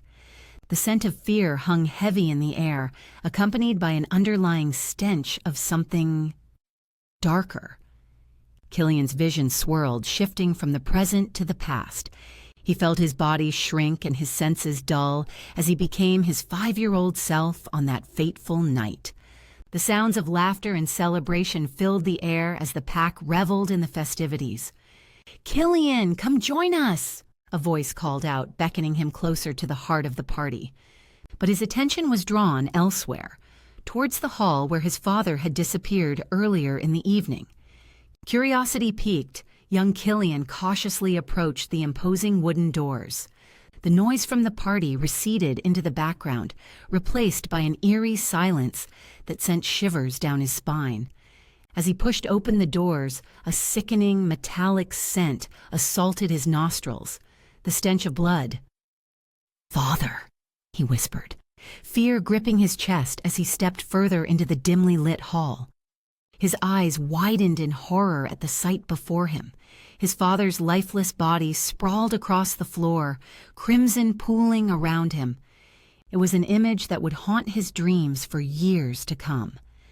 The pack's reaction was visceral. Cries of shock and grief echoed through the room as they rushed to their fallen leader's side. But mixed in with their anguish, Killian could see that something wasn't right. Was it the way some pack members exchanged nervous glances, or the lingering scent of dark magic that permeated the air? "Get away from him!" one of the older wolves snarled at young Killian, his protective instincts kicking in. Confused and frightened, Killian obeyed, retreating to the shadows where he could only watch helplessly as his world shattered around him. As the years passed, Killian clung to that memory, desperate to find the answers that eluded him. Now, tapping into Ivy's power, he pushed himself further into the past, scouring every detail for clues about what had really happened that night. But his relentless quest came at a steep price. The force of Ivy's magic surged through him, threatening to overwhelm his senses and drag him into the abyss. His vision blurred, and he felt as if he were being pulled apart by an unseen force, one that threatened to claim him entirely. "Stop, please!" Killian gasped, struggling against the darkness that sought to consume him. He knew he was overusing Ivy's power, but he couldn't let go, not when he was so close to finding the truth. In that moment, on the brink of oblivion, Killian realized the cost of his obsession. And as the Underworld's grip tightened around him, he mustered the strength to wrench himself free of its grasp. Panting and drenched in cold sweat, Killian collapsed onto the floor, the echoes of his past still ringing in his ears. As Killian lay gasping on the floor, his vision blurred and his body trembling from the force of Ivy's power that had nearly consumed him, Erin rushed to his side. Her face etched with concern, she gently cupped his cheek, urging him back to the present. "Killian, it's over now," Erin whispered, her voice a soothing balm against the cacophony of memories still echoing in his mind. "You're safe." He blinked, focusing on the warmth of her touch and the softness of her eyes until the world stopped spinning around him. Erin leaned down, her forehead pressed against his as she held his gaze. "Killian, you need to know that I've never taken our relationship lightly," Erin told him, her voice raw with emotion. "I will do whatever it takes to have you back, to help you through this." Her words were the anchor he hadn't known he needed, pulling him back to reality. But as grateful as he was for her support, there was a tight, uncomfortable knot forming in his chest. He thought of Ivy, her laughter, her strength, her unwavering belief in him, and realized, with a sinking feeling, that his heart belonged to Ivy, despite Erin's reassurances. "Erin, Killian trailed off, unsure how to express the turmoil of emotions swirling within him. As his thoughts raced, a fragment of his recent flashback came into focus, the reflection of a muscular arm in the glass door, adorned with a tattoo of an unfamiliar symbol. It wasn't from the pack. Why had he never recalled that detail before? "Killian," Erin prompted, her eyes searching his face for answers.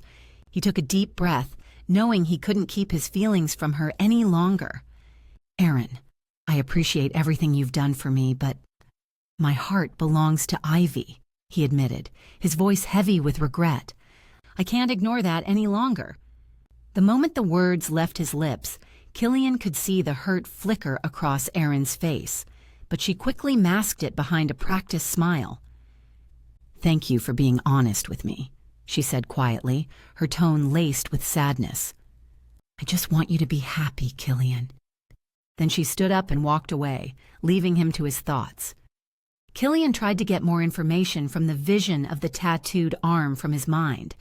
He knew it was a crucial piece to the puzzle of his father's death, one that could potentially change everything he thought he knew about that fateful night. Killian's pulse raced, his mind fixated on the mysterious tattoo from his flashback. He couldn't waste any time. He needed to share this new information with Kieran. "Viv!" Killian called out as he rounded a corner and nearly collided with her. She jumped, surprise etched on her face. As she turned to face him, Killian's breath hitched in his throat. There, peeking out from beneath the strap of her tank top, was a familiar symbol inked into her skin. "Hey, Killian," Viv said hesitantly, her green eyes wide with curiosity.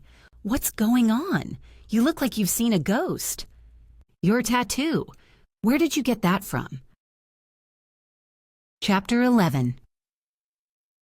The sun dipped low, casting long shadows through the trees of the sanctuary as Ivy stood in the clearing.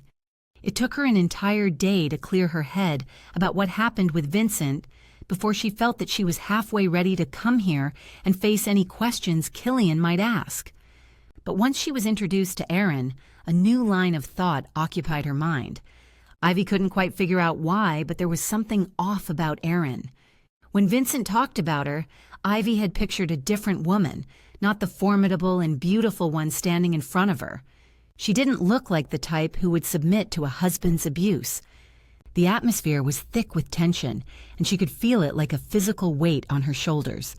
She tried to focus on the beauty of the woods, the way the leaves shimmered in the golden light, the whisper of a breeze rustling through the branches, but her gaze kept finding its way back to Aaron. Aaron was the kind of woman who could make anyone feel inadequate. Tall and slender, with long raven hair that tumbled down her back in soft waves. Her eyes, an intense shade of blue, were framed by dark lashes that seemed to go on forever. She had a regal air about her, and even standing here amongst the dirt and foliage, she looked as if she belonged on the cover of a fashion magazine. "Thank you for handling Vincent," Aaron said, her voice smooth as honey, while Ivy felt as if hers would come out in a strangled croak. "Of course," Ivy replied, trying to sound more at ease than she felt. "We're all in this together, right?" Aaron smiled warmly, but there was something in her eyes that made Ivy feel as if they were competing for something far more important than a place in Killian's pack. And Ivy knew, deep down, that if it came down to a choice between them, she wouldn't stand a chance. "Can I talk to you for a moment?" Aaron asked, her eyes flicking towards the others who were gathered nearby. "Sure," Ivy said cautiously, following Aaron to a more secluded spot within the trees. As they walked, Ivy couldn't help but notice the grace in Aaron's movements, the way she seemed to glide over the uneven ground. Ivy felt clumsy and awkward in comparison, her steps heavy and uncertain. "I wanted to thank you," Aaron said softly, her eyes shining with unshed tears, "for killing Vincent." Ivy felt a jolt of surprise at the raw emotion in Aaron's voice. It was hard to reconcile this vulnerable woman with the poised, sophisticated one she'd been admiring just moments before. "Aaron, I'm so sorry you had to go through that," Ivy said, her own voice thick with emotion. "Nobody should ever have to suffer like you did." "Thank you," Aaron whispered, wiping away a tear that had managed to escape. "But I also need to thank you for something else." What's that?" Ivy asked, feeling a strange mixture of curiosity and dread. "Killian," Aaron said simply, her gaze locked onto Ivy's. "He's been so different since you came into his life. You've made him happy, and I can see it. But I need you to know that I still care about him deeply." Ivy swallowed hard, feeling as if her chest was being squeezed tight. She knew what Aaron was saying without having to hear the words. Killian was hers. "Aaron, Ivy started, but the words caught in her throat, choking her. "Please don't take this the wrong way," Aaron continued, her eyes filled with sincerity. "I just needed you to know how I feel. We all have our part to play in protecting each other, and I would never want to stand in the way of Killian's happiness." Ivy took a deep breath, trying to push aside her emotions from the conversation with Aaron. She couldn't afford to be distracted when there were more pressing matters at hand. "I'm going to call Liam," she announced. "We need to know what's happening in the city and if there are any new threats." "Put it on speaker, please," Killian said, his eyes never leaving Ivy's face, as if searching for some hidden meaning behind her words. Since when did he have to double-check the meanings of whatever she said? Ivy nodded, pulling out her phone and dialing Liam's number. As the call connected, she set the phone down on the table, activating the speaker function. "Hey, Ivy," Liam greeted her, his voice tinny through the phone's speaker. "What's up?" "Hey, Liam," Ivy replied, trying to sound casual. "We were hoping you could give us an update on the situation in the city. Have there been any new developments with the magical forces threatening our community?" "Actually, yeah, there have been," Liam said, his tone growing serious. "There's a lot of paranormal activity around town, especially near the borders of your territory. It's like something is brewing, waiting for the right moment to strike." "Anything specific we should be worried about?" Kieran asked, leaning closer to the phone. "Hard to say," Liam admitted, "but I've heard whispers that whatever is coming is powerful and won't be easy to stop." "Thanks for the info, Liam," Ivy said, her heart pounding in her chest. "Keep us updated if anything else comes up." "Will do," Liam promised before hanging up. As Ivy pocketed her phone, Kieran stood up abruptly and walked over to his laptop that was sitting on a nearby desk. He typed quickly, his fingers flying across the keyboard, and then beckoned Nina over. "Look at this," Kieran whispered to Nina, gesturing towards the screen. Ivy couldn't see what they were looking at, but she could sense the growing tension in the room. Nina's eyes widened as she took in whatever information Kieran had found. "This is bad," she said, her voice barely audible. "Tell us what you found," Killian said. "Based on my private connections and scans of supernatural activity," Kieran began, his voice grim. "The highest level of paranormal pressure is converging over the city. It's like a storm waiting to break." "Like Liam said," Ivy murmured, her thoughts racing with potential scenarios. "What are we up against?" "Hard to say without more information," Kieran admitted. "But one thing is clear. It has something to do with the Underworld." The air in the room was thick with tension as Killian stepped forward, his brows furrowed. "Demons?" Killian asked. Kieran nodded. "The true dark power." "Killian, maybe you should try talking to your father," Ivy suggested. "He might have some answers or guidance that could help us." Killian hesitated, his jaw clenching. He had rarely summoned the spirit of his father since his death, but desperate times called for desperate measures. With a deep breath, he closed his eyes and focused his energy inward. "Father," he whispered, his voice strained with emotion, "I need your guidance." A chill swept through the room as the air around them shimmered, and Aidan LeBlanc's spirit materialized before them. His eyes held centuries of wisdom, and they settled on Killian with a mixture of pride and concern. Judging by Kieran's expression, Aidan had made himself visible to everyone in the room. "Father, we're facing an unknown enemy that threatens our pack, our family. We suspect it is the work of demons, but we don't know what they want from us," Killian explained, his voice wavering. "Your territory has been protected by a powerful spell, cast by our ancestors to safeguard us from magical forces," Aidan said, his ethereal voice echoing throughout the room. "As long as you stay within its borders and you'll be safe," said Aidan. "So this is the work of the Underworld? Demons?" asked Ivy. "Yes," he replied. "Why now, and what do they want?" inquired Siren. Aidan sighed. "I don't know the purpose behind this attack on our family, but the protective spell only takes effect if something nears our sacred ground. Where exactly is it, and what lies in it?" Killian wanted to know. "It has been passed down through generations as a place of great importance. If someone dares to trespass its boundaries, they will face the full strength of the spell. Its location, however, I'm not aware of." Kieran paced back and forth around the room. "Is there any connection with our family's vault? Does this sacred ground pertain to both shifters and non-shifters?" Aidan shook his head sadly. "If I had known that much, I could have saved myself from death.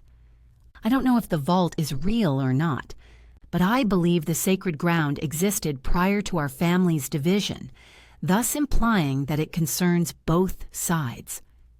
Remember, my son, you are never alone, Aiden said, his voice filled with love and pride.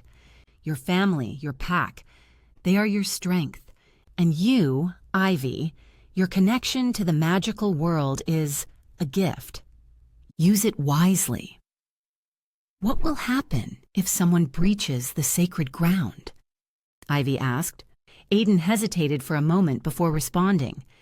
It would threaten the very existence of all shifters, as it would unleash a force from the magical world that we cannot control.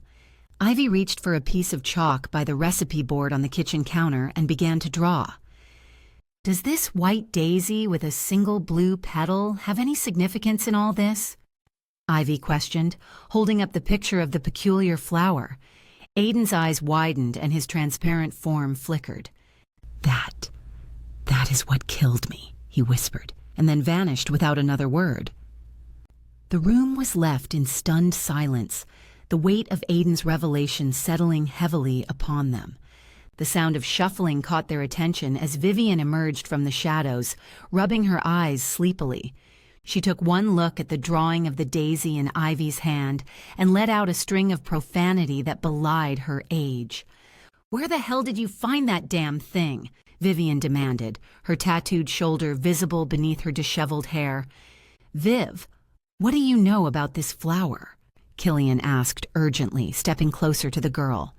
"High-ranking members of my druid clan use something like that to make a potion," she explained, squinting at the daisy. "Helps them go into trances and travel to different worlds and shit. They can't grow the flowers themselves, though. Gotta pray for 'em or something. There's always a price or a sacrifice involved." Ivy's fingers clenched the chalk so tightly that it snapped. "All right, everyone," Killian said, his voice firm but calm. "We need to come up with a plan to protect the pack and find out what's going on with these magical forces. I'll cast more protective spells on the fences around the sanctuary for immediate protection," Ivy declared. "The protective spells on the territory borders are great, but the Kinniton Pack's territories span like half a continent, too large for the protection to be effective." Killian chuckled. "No, we just own Mount Macedon ranges and a handful of regions around it. That's not half a continent. But yes, Ivy, more protective spells on our fence lines around the sanctuary is an excellent idea." As the group began to discuss their options, the front door burst open, revealing Fiona and Quinn, both panting heavily from their run.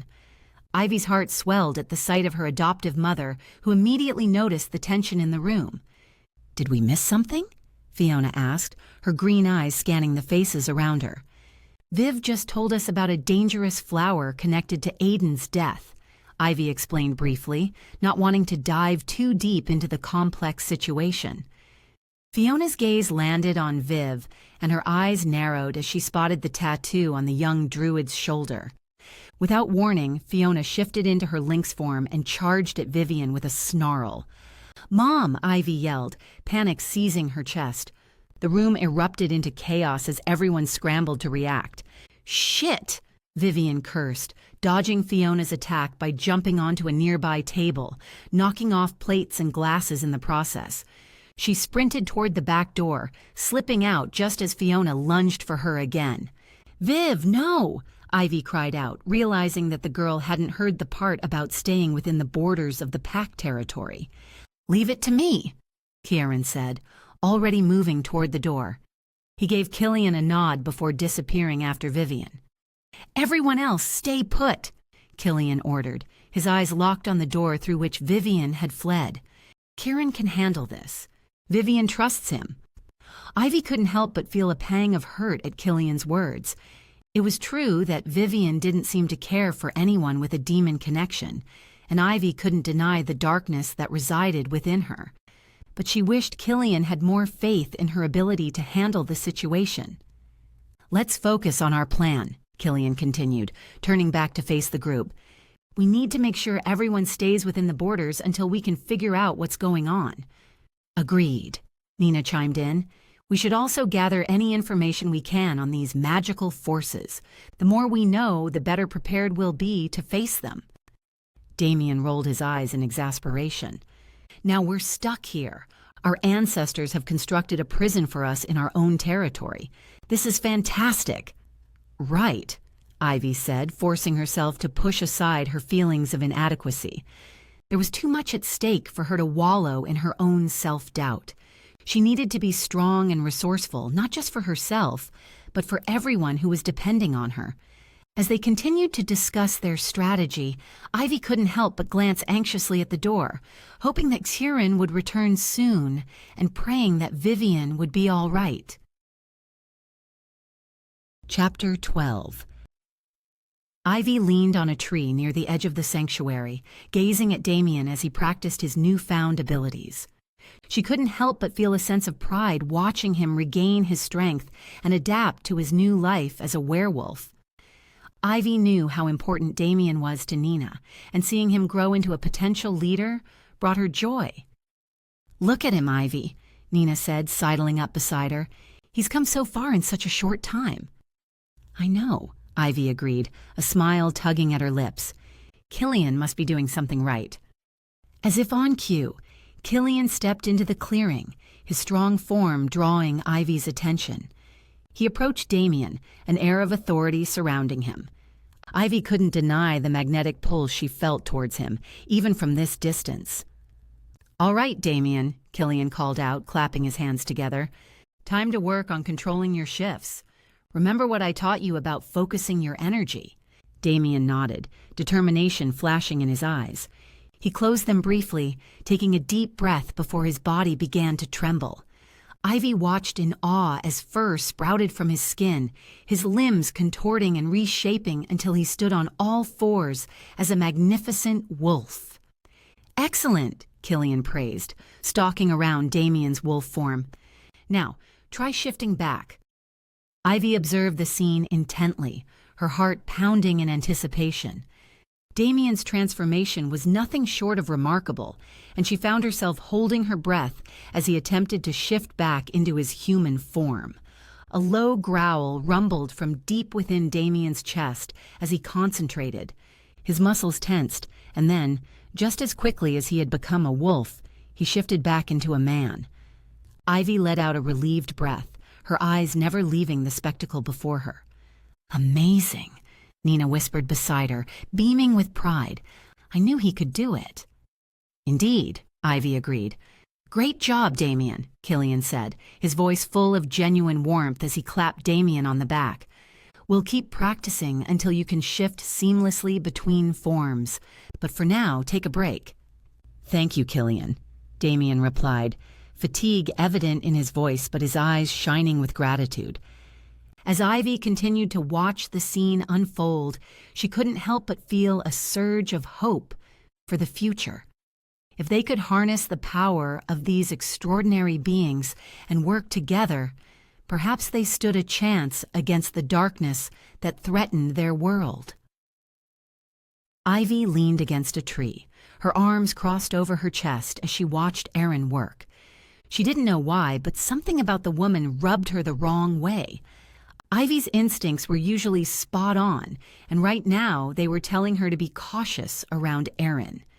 "Here, Damien," Aaron said, holding out a small vial filled with a thick green liquid. "Drink this. It will help you fully develop your abilities as a werewolf." Ivy studied Aaron's face, searching for any hint of deception. Aaron's expression remained neutral, revealing nothing. Still, the unease in Ivy's gut persisted. "Thank you," Damien said, taking the vial from Aaron and downing its contents without hesitation. Ivy clenched her fists, silently praying that her suspicions were unfounded. "Aaron's ability to compound natural potions for shifters is one of a kind," Killian remarked, his voice tinged with admiration. "She's been invaluable to our pack." "Indeed," Ivy murmured, forcing herself to smile. She knew she couldn't let her personal feelings interfere with their mission. They had enough obstacles to overcome without adding unnecessary tension to the mix. "Ugh, that tastes awful," Damien complained, making a face as he handed the empty vial back to Aaron. Sorry, Erin replied, her lips curving into a small, apologetic smile. But it's effective, I promise.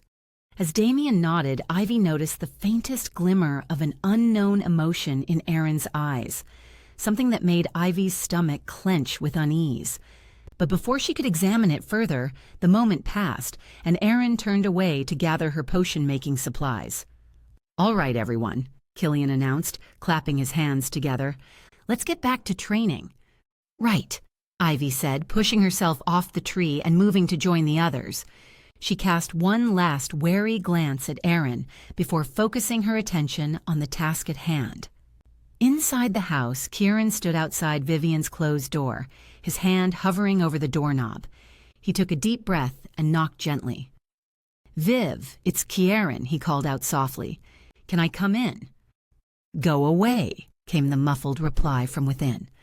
"Please, Vivian, we could use your help out here," Kieran persisted, trying to keep his tone calm and reassuring.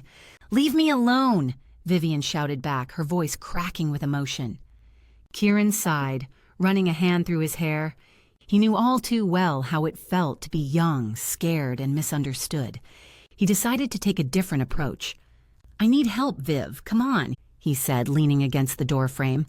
"I'm the only non-magical person here. I'm not a shifter. I don't do magic. If you won't help, I don't know what to do." There was silence for a moment, and then the door cracked open just a bit. Vivian's eyes peeked out, red-rimmed and wary. "What's your problem, pretty head? Apart from the obvious." "I have many problems, Viv. But the main thing is, nobody here understands me." "Really? Try me." The door opened a little wider, and Vivian stepped out into the hallway, wrapping her arms around herself protectively. "When I was 5, I lost my dog, Dew, to a pack of wild dogs. I was so angry that I accidentally conjured a thunderbolt strike that devastated the entire hillside. I killed a lot of innocent animals in my rage, and I've regretted it ever since. I don't understand the power I have, and I can't control it. I still don't. So sometimes people ask me for help, and I refuse because I know the consequences of what I do might be larger than they try to achieve. Then I'm blamed for being selfish. When I say I have no supernatural powers, those who have seen my thunderbolts would say that I lie or am being a coward. You're not a coward, neither are you, sometimes. I ran from Fiona. I almost crossed the boundary and almost dragged you outside the boundary too. You might have gotten eaten by the wolves. Aren't you mad at me?" "No, of course I'm not mad at you. How could I be? Fiona was absolutely scary when she shifted. I would have run too if she attacked me. Plus, she didn't attack you. The tattoo you have on your shoulder is the Daisy Fiona was afraid of. She was frightened of you, not the other way around." "Are you sure? Positive? It's just, when I was little, I was abandoned in the woods by my family. I was attacked by lynx and dingoes, and every time I see Fiona, I'm reminded of those horrible memories." He looked down at her, his voice earnest. "Our abilities can be dangerous if we don't control them or use them for good. But you're a druid with so much potential, Viv. You can help the shifters, and not all lynx and shifters are bad, I promise." Vivian bit her lip, considering Kieran's words. Slowly she nodded. "Okay," she whispered, her eyes shining with unshed tears. "I'll try. How can I help?" "Thank you, Vivian," Kieran said warmly, placing a comforting hand on her shoulder. "We'll need a potion similar to that which your people make in order to cross realms. But we won't be using flowers as the main ingredient. Can you create it without them? If I manage to make it, do you dare try it?" Kieran squinted at the young girl who was testing him. "If you can concoct it, I'll be your first guinea pig." Nina, sensing Vivian's lingering unease, took Fiona gently by the arm and led her toward the far end of the sanctuary. Ivy watched with appreciation as Nina spoke softly to Fiona, her voice soothing like a gentle breeze rustling through leaves. "Let's give Viv some space," Nina said, gesturing to the expanse around them. "This area is peaceful and will help her feel more comfortable."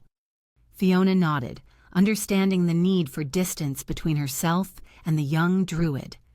As they walked away, Ivy could see Vivian visibly relax, her shoulders dropping as if a heavy burden had been lifted from them. With Fiona and Nina occupied, Ivy decided to patrol the borders of the sanctuary, her eyes scanning the surrounding area for potential threats. The sun cast long shadows across the ground, playing tricks on her eyes as she moved stealthily through the underbrush. As Ivy rounded a bend in the path, her heart skipped a beat as she spotted Fiona and Nina approaching her, their expressions serious. Ivy's senses sharpened, ready for whatever news they had to share. "Is everything all right?" Ivy asked. "Everything's fine," Nina assured her. "We just wanted to check in and make sure things are secure here." "Good," Ivy replied, nodding her head. "I haven't found any signs of trouble so far."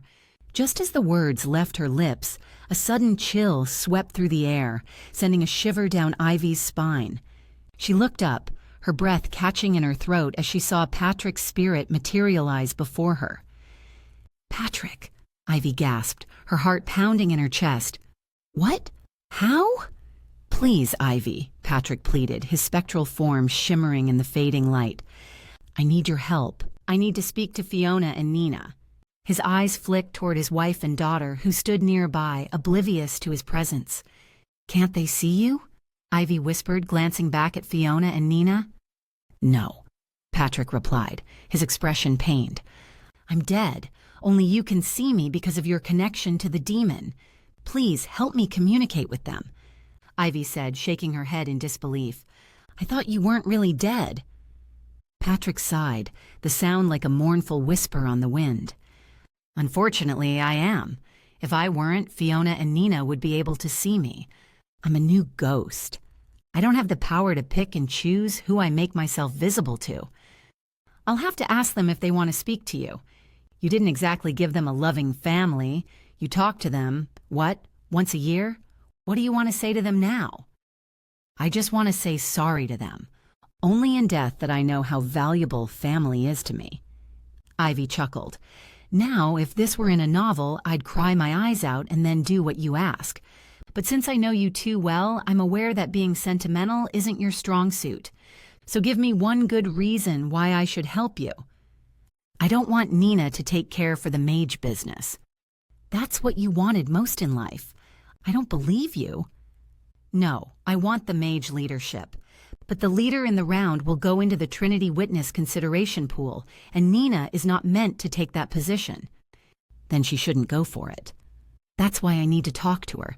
Even if she doesn't try, if everyone else fails, then the position will fall on her lap." "Isn't it a good thing?" "No, because she'll be cursed." "Come again," Patrick growled. "That's the ultimate position everyone in the supernatural world wants." "Not everyone, just the power hunger like you. But I get your point. Are you saying someone wants the position so badly and would curse everyone else who got to that position?" "Yes." "If that's the most desirable position in the supernatural world, who would be in the position to curse the candidates? How can that even be possible?" "I cursed Killian. It is possible." Ivy stared at the flickering figure of Patrick. "I placed the curse on Killian because he's a promising candidate. I'm not even active in the community. So it is possible to curse a Trinity Witness candidate, I'm telling you. Can you hear yourself? You know I'm with Killian. And you are telling me that to ask me to help you? Are you insane or stupid? I'm dead. What can you do to me? Kill me twice.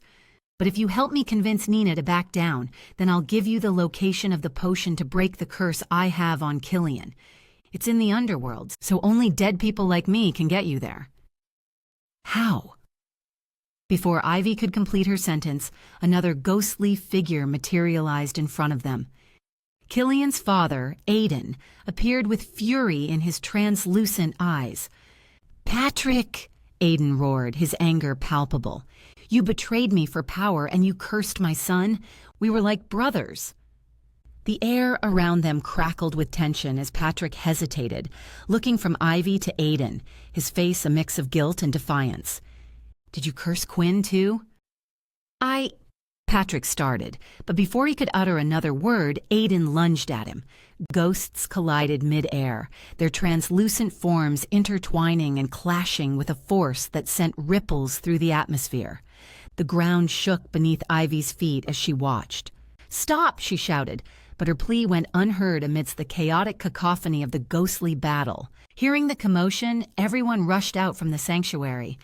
Ivy saw Killian and Vivian exchange worried glances, their eyes wide with shock as they witnessed the supernatural altercation. The rest of the group could only see the destruction unfolding around them. Trees uprooted, stones overturned, and debris flying. But not the ghosts themselves. "Killian, what's happening?" Nina cried. Fear etched onto her face as she clung to Fiona. "Two ghosts are fighting," Ivy answered for him, her voice shaking. "Aiden and Patrick." "Can we do anything to stop them?" Killian asked, his voice filled with concern as he looked helplessly at Ivy and Vivian, knowing they were the only other ones capable of seeing the spirits. Ivy scanned the battlefield, her mind racing to find a solution.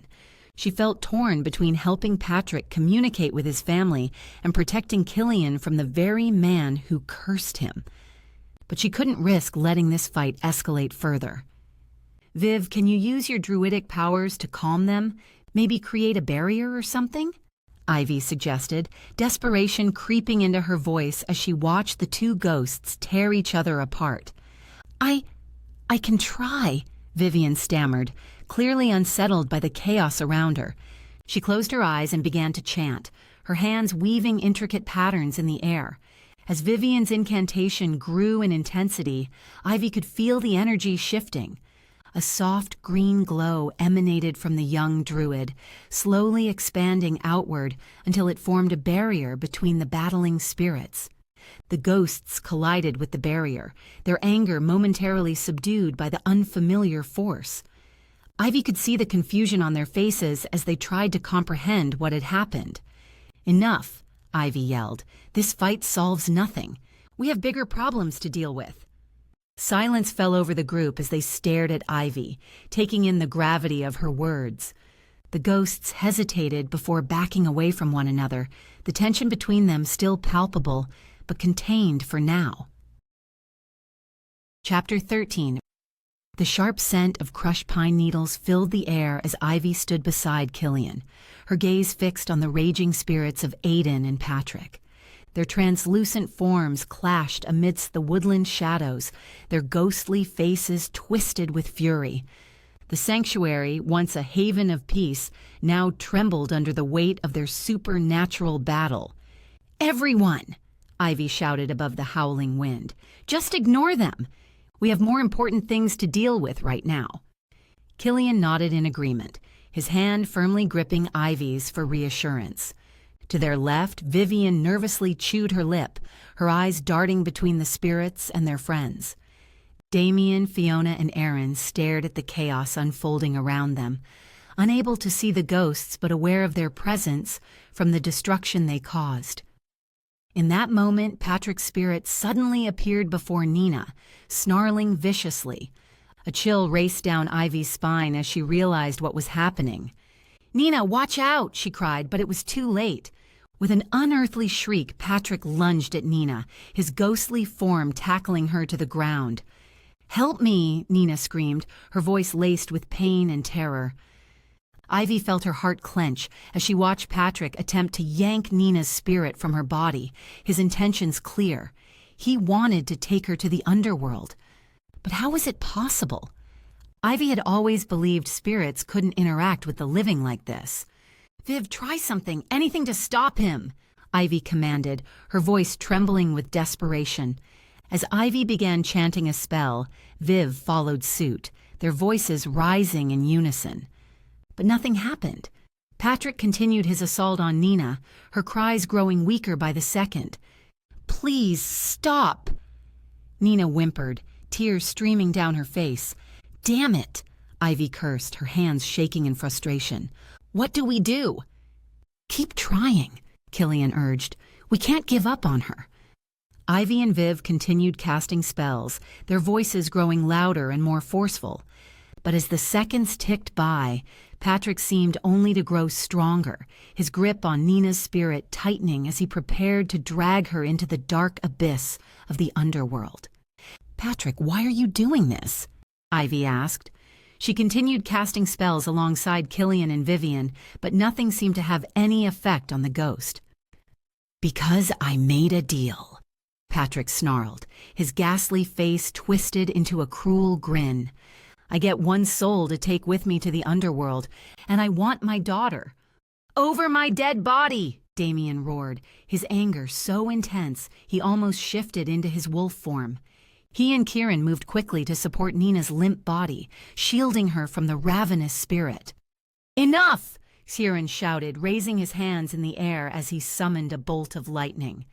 The air crackled with energy, and with a flick of his wrist, the bolt shot towards a nearby tree. The tree erupted in a shower of sparks and splintered wood, toppling over and hurtling toward Patrick. But the tree passed right through Patrick's spectral form, leaving him untouched. "Damn it!" Kieran cursed, his breathing ragged. "Keep trying," Ivy urged, beads of sweat forming on her brow. The fight to save Nina consumed everyone's energy, their lungs burning and muscles screaming with exertion. As they continued their desperate struggle, Nina appeared to lose her grip on life, her breathing shallow and erratic. "Please," she whispered, her voice barely audible, "don't let go." Then, just when it seemed all hope was lost, Patrick suddenly released Nina and lunged at Fiona, his ethereal fingers digging into her chest. In a flash of otherworldly light, he disappeared, leaving his wife's lifeless body crumpled on the ground. "Mom," Nina sobbed, crawling toward Fiona's body, her strength depleted. "Damien, help her," Ivy ordered, her voice hoarse with exhaustion. Fiona," Killian murmured, his eyes filled with shock and grief. "Patrick's target was Fiona the whole time," Viv whispered, her face pale. "Come on," Ivy said, her own heart heavy with sorrow. "We need to regroup and figure out our next move. We can get her back." But as they stared at Fiona's lifeless body, the weight of their exhaustion bearing down on them, the group couldn't muster the energy to give chase or do anything but stand there in numbed silence. "Her body is still warm. I can bring her back. I won't stand here wallowing," Ivy declared as she paced the yard. Killian locked eyes with her. "We can bring her back. We can see spirits and souls. We are experienced in combat. And I won't let you go anywhere alone, Ivy. The creatures down there will eat you alive. From what I heard, they're always hungry," Viv warned. Kieran shook his head.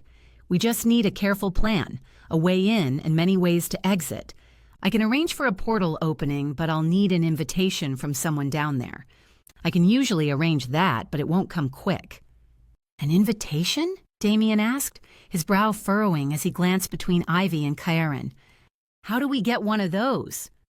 "Leave that to me," Ivy replied, her eyes distant as she considered their options. "I have a few connections that might be able to help."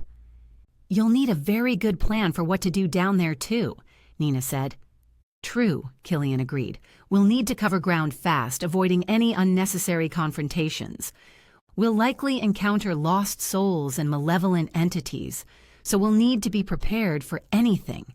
"Exactly," Ivy said, her gaze locked with Killian's. "We should gather our resources and weapons before we go, and don't forget about protection spells." "Right," Kieran added, a smirk appearing on his face. "I'll make some calls and arrange for a drop-off of weapons specifically designed for battling supernatural creatures.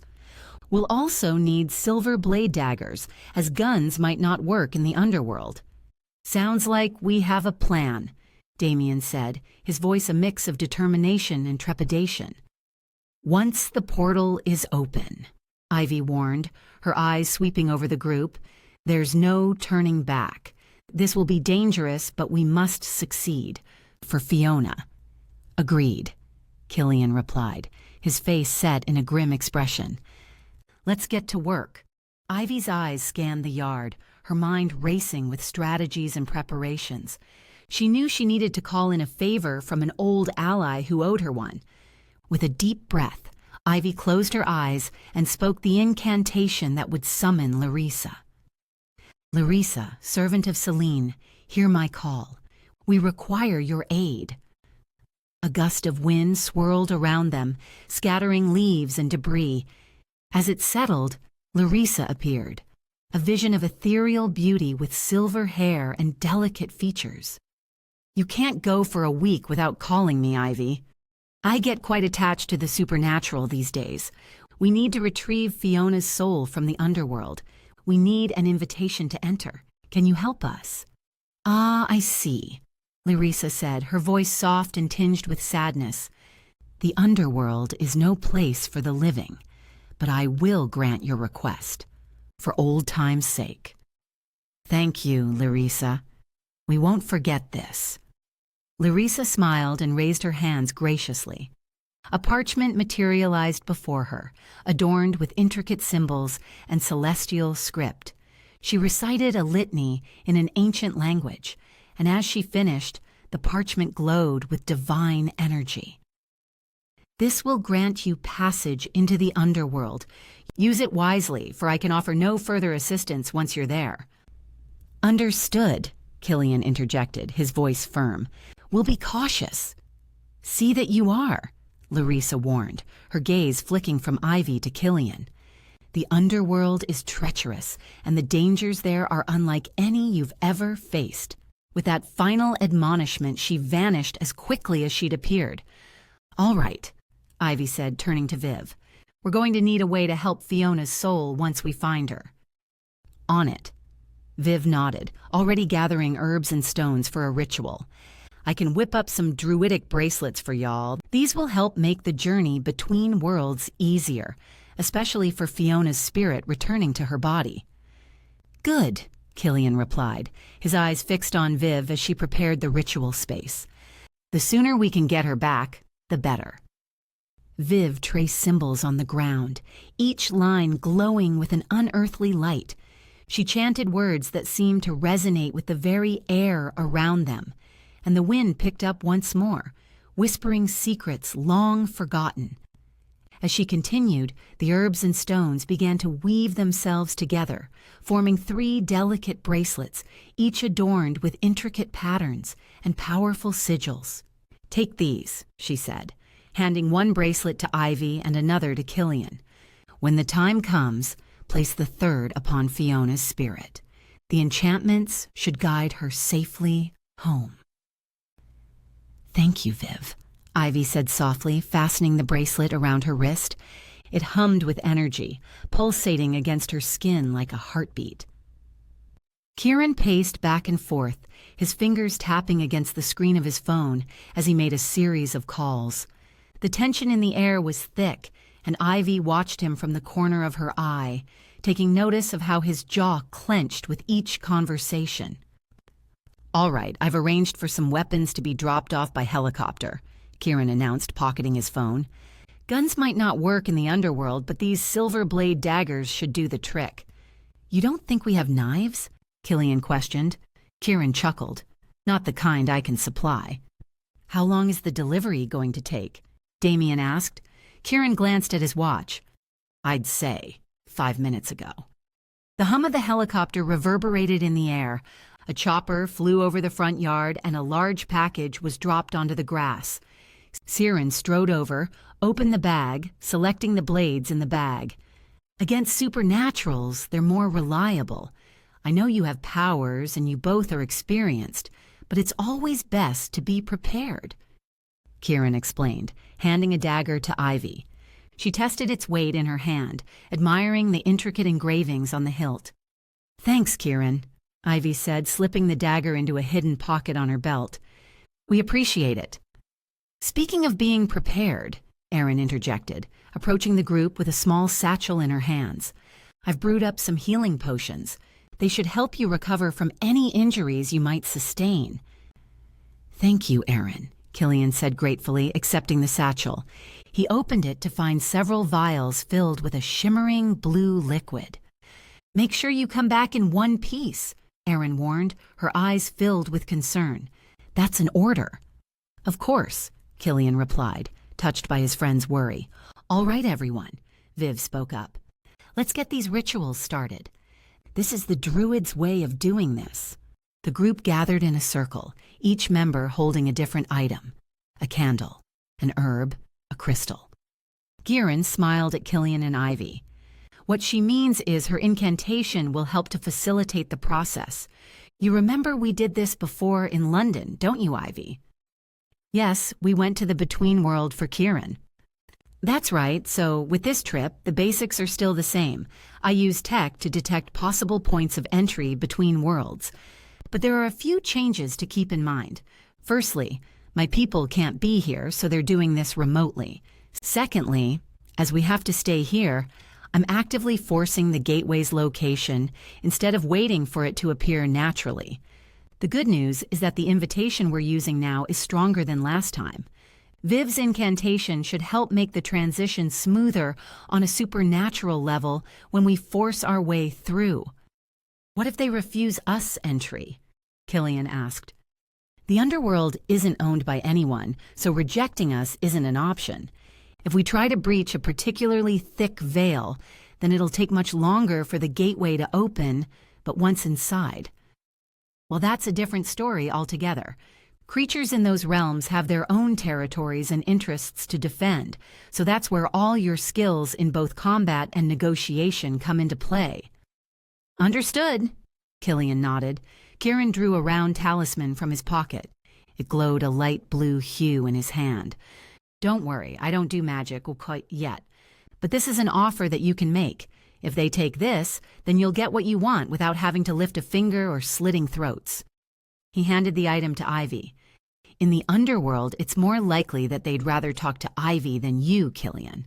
So you'll have her back and keep things on the right track, but let her make the deal." Killian's lips curled into a snarl of objection, but then, as if he thought better of it, he nodded. "Repeat after me," Viv instructed, her voice clear and strong. "Aid us now in our quest, mighty spirits of the realms.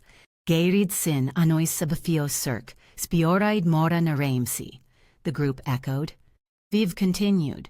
"Biod slanu ar argi caer de trina scail, agus trioraid siad shun bua. Ta siad lucht leanuna agamach tabhair, iad abhaile guslan, le cosaint an misian aku crioch neithi agus com sheasam hasht, an anosanna a shomher thuigint." As they finished reciting the incantation in Celtic, the air around them shimmered and sparked. Killian and Ivy were wrapped in a cocoon of magic. The gateway started to open. The air crackled with energy, and a dark, swirling vortex appeared before them, its edges flickering like the flames of a dying fire. "Are you ready?" Killian asked. He gripped his silver blade tightly, the weapon glinting ominously in the dim light. Ivy swallowed hard and nodded, her own dagger reassuring in her hand. "As ready as I'll ever be." "Remember," Kieran warned, his voice tense, "the portal will only remain open for a limited time, so do what you do need and return as quickly as possible." "Understood," Killian said, clapping a firm hand on Siren's shoulder. "We'll make it back in time, I promise." With Killian by her side, Ivy walked toward the swirling darkness before them. The sensation was unlike anything Ivy had ever experienced, as if her very essence was being torn apart and reassembled in the blink of an eye. Then, as suddenly as it had begun, the feeling vanished, and she stumbled forward, her vision momentarily blurred. "We're in! Are you all right?" Killian's strong hand gripped her arm, steadying her as she blinked away the disorientation. "Yes, you." "Yes." Ahead of them lay a deathly black cavern, and the putrid stench of fresh carnage, combined with a scent of brimstone, threatened to overwhelm them. This was a portal to the supernatural Underworld, a place of unspeakable darkness and horror. Chapter 14. The stench of sulfur and decay assaulted Ivy's senses as she and Killian descended into the Underworld. Shadowy creatures skulked in the gloom, red eyes glowing with malice. The twisting tunnels seemed to shift and change with every step, an endless maze designed to trap unwary souls. Ivy gripped her dagger tight, magic crackling at her fingertips. The soul depository should be this way. Killian's fingers grazed the hilt of his dagger as he cautiously surveyed the murky tunnels. "It's remarkable that your tarot cards can lead us down here," he uttered. "I think this is where they were crafted. It feels like coming home for them." Fascinating. The soul depository loomed before them, carved from obsidian and bone. Inside, souls floated in orbs of sickly green light, stored on massive shelves. A soul reaper in a dark robe sat behind a desk, arguing with a smug-looking Patrick. Ivy's nails dug into her palm. That bastard. He had no right to Fiona's soul. She started forward, magic flaring, but Killian caught her arm. "Wait," he murmured. "We must be cautious." His golden eyes were hard as flint. There may yet be a way to reclaim her soul without violence. Ivy took a deep breath, reining in her power. Killian was right. They had to be smart about this. The Soul Reaper shook his head at Patrick. The agreement was to end the woman's life so her soul could be collected. "The soul is my fee. If you take the soul, it's like I'm working for you for free and I don't do charity work." "There is no charity here. Compassion isn't something a Soul Reaper possesses," Patrick retorted. "Neither do greedy souls of untalented mages. Remember, I keep all your precious possessions in this depository. One wrong move and I'll destroy everything you've worked for in your pitiful life. No one in this realm will want to deal with you." "The scheming scoundrel utilizes this depository as a Swiss bank of the Underworld," Killian muttered. "That could play to our favor." "Agreed," Ivy said. Patrick's lips curled into a sneer. "You'll give me the soul, or you'll find those tunnels overrun with abominations. Don't you dare threaten me. You're a dead mage with no bargaining power," the Soul Reaper snarled. "There's no need for threats." Ivy's voice echoed through the depository. "We've come to reclaim what is ours." Patrick's eyes widened, and he took a step back. "You're here. You're dead." Ivy arched a brow. "Death is relative. Now, will you give us Fiona's soul freely, or must I pry it from your cold, dead hands?" A bead of sweat rolled down Patrick's temple. Ivy smiled, sharp and predatory, her magic sparking at her fingertips. After everything he had done, it would be a pleasure to destroy him. Killian kept his hand on his dagger, eyes scanning the room for threats while Ivy dealt with Patrick. The Soul Reaper was clearly unhappy with the situation, but seemed disinclined to interfere. For now. Ivy took a menacing step toward Patrick, magic flickering around her. "Well," Patrick's eyes darted around the room, no doubt seeking an escape. Finding none, he sagged in defeat. "Take the soul, just leave me be." Ivy smiled. The room was filled with tension as the Soul Reaper smirked at Ivy's demand. Killian chimed in, adding more fuel to the fire. "Sorry, Ivy. Patrick can't give you something he doesn't have. Looks like we'll have to make a deal with the real owner of Fiona's soul." Patrick refused to back down. "Fiona's soul belongs to me. We made an agreement." He glared at the Soul Reaper. The Soul Reaper leaned back in his chair. "This depository is mine, and he was just another customer. You want anything here, you talk to me." Patrick sprung up to his feet. "You can't do this." The Soul Reaper cast a glance at Patrick, then his attention returned to Ivy and Killian. "So, what do you offer for the soul in question?" Ivy held up the talisman Kieran had given her. The Soul Reaper approached, gazing upon the blue glowing surface of the device. The brief instructions Kieran had given them didn't make much sense before, but it was clear to Ivy now. Depending on who looked at the talisman, it would detect their most desirable price and reveal what Siren's network could offer. The Soul Reaper's eyes widened as he read. Prepaid unconditional contracts with cross-world mercenaries. 1 soul per contract? Are you serious? Ivy squared her shoulders. Do you think we'd walk on your turf and fake an offer? No, you wouldn't dare. So, how many contracts will you trade for this soul in question? It's Fiona's soul. Yes, Fiona's soul. He rolled his eyes. Ivy glanced at Killian, then back at the Soul Reaper. 5, Ivy answered confidently. 20, the Soul Reaper countered. 10, Ivy countered back. The Soul Reaper's eyes sparked with delight as he saw what seemed like a good deal. You greedy scum! Patrick snarled and charged at the Soul Reaper. The Soul Reaper swung his arms in the air, and Patrick's soul was blasted with blackened fire. Whatever remained of his existence exploded. Ivy didn't know what sort of magic that was, but she knew this was truly the end of him. "Bring us Fiona's soul," Ivy said. The Reaper scowled but nodded. He shuffled over to a shelf and retrieved a glowing orb. Fiona's soul. Ivy's eyes softened at the sight of it, a surge of warmth and love and grief twisting in her chest. The Soul Reaper held the orb in one hand and extended the other. "Give me thy talisman now." Killian shifted, sheathing his dagger and wrapping an arm around Ivy in silent support. "How do we know that this exchange is legitimate and that we can restore the soul to its bodily vessel?" Ivy queried. The Soul Reaper sighed. "All right, I'll put it back right here. But then you will have to take her body back to your world yourself." "That can be arranged," Killian said.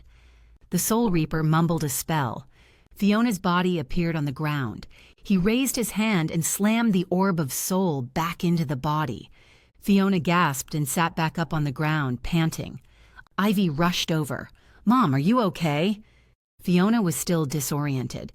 "Mom, can you say something so that I know it's really you?" What? What's going on?" Killian walked over. "Fiona, what's Ivy's favorite food?" "My homemade potato and leek stew." Ivy wiped a tear from her face. "That's her. Okay, let's get you out of here." Killian helped Fiona stand up. The Soul Reaper cleared his throat and reached his hand out again for the talisman. "We're not done yet," Ivy declared. "What?" the Soul Reaper snarled. "Ivy!" Killian stepped closer to her, ready to protect her if the Reaper chose to lunge at her. Ivy held up a hand, signaling for Killian to know that she was in control of the situation. "I can upgrade the offer," Ivy said confidently. The Soul Reaper narrowed his eyes, suspiciously sizing up her proposal. "What do you have in mind? You said before that you keep all of Patrick's precious possessions." "That's true. No one here is willing to deal with him." "All right, then in Patrick's possession there will be a jar of potion. I want that, and can upgrade the offer to pay. You will have to check if you have that potion or not." The Soul Reaper nodded and disappeared into the depths of the Underworld. Killian glanced at Ivy, understanding why she was asking for his only hope of breaking the curse upon him. Moments later, the Soul Reaper returned with a heavy metal box and cast a spell to open it. Inside was a small jar of amber liquid that glimmered in the faint light.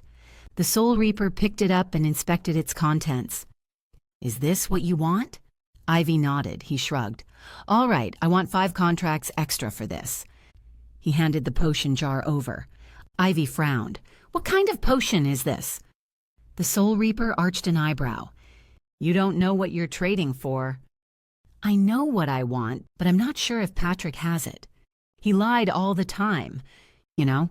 The Soul Reaper glanced at the jar. "This is some kind of a curse-breaking potion, the kind of cruise that mages like him conjured and cast on people. So if you're after this to break some kind of curse, then it's a real deal, but it's useless if the potion is not designed for a person." "What do you mean?" "Someone has to do something to tell this potion which curse it is breaking, or you will be wasting it.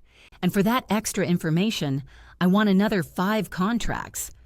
Do you know who can complete the potion?" "No. Do you want it or not?" "Yes."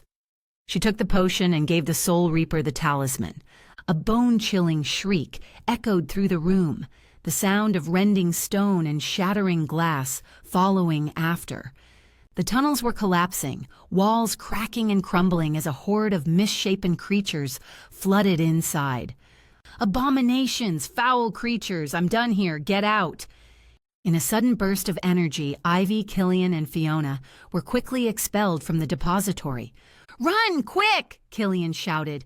They sprinted with all their might, widening the distance between them and the dismal horde. As they kept running, the exit seemed closer, and eventually, the cacophony of the creatures had lessened to silence. They made their way through the twisting tunnels, shadows flickering across the rough-hewn walls. An uneasy quiet had descended over the realm, as if the denizens were holding their breath in anticipation of the next attack. Killian kept a wary eye out, one hand resting on the hilt of his dagger. "It's too quiet. Something isn't right." "I feel it too," Ivy said. The hairs on the back of her neck prickled with every step. "Is that the exit?" Fiona pointed toward the glimpse of the light. "Yes, but this is too quiet. The exit might be an illusion or a trap," Killian said. "No, that's a real exit, but not for you, Wolf." Ivy and Killian whirled around toward the voice. From the shadow stepped out an oversized demon with bulging red eyes and razor-sharp teeth stretched across a wide mouth.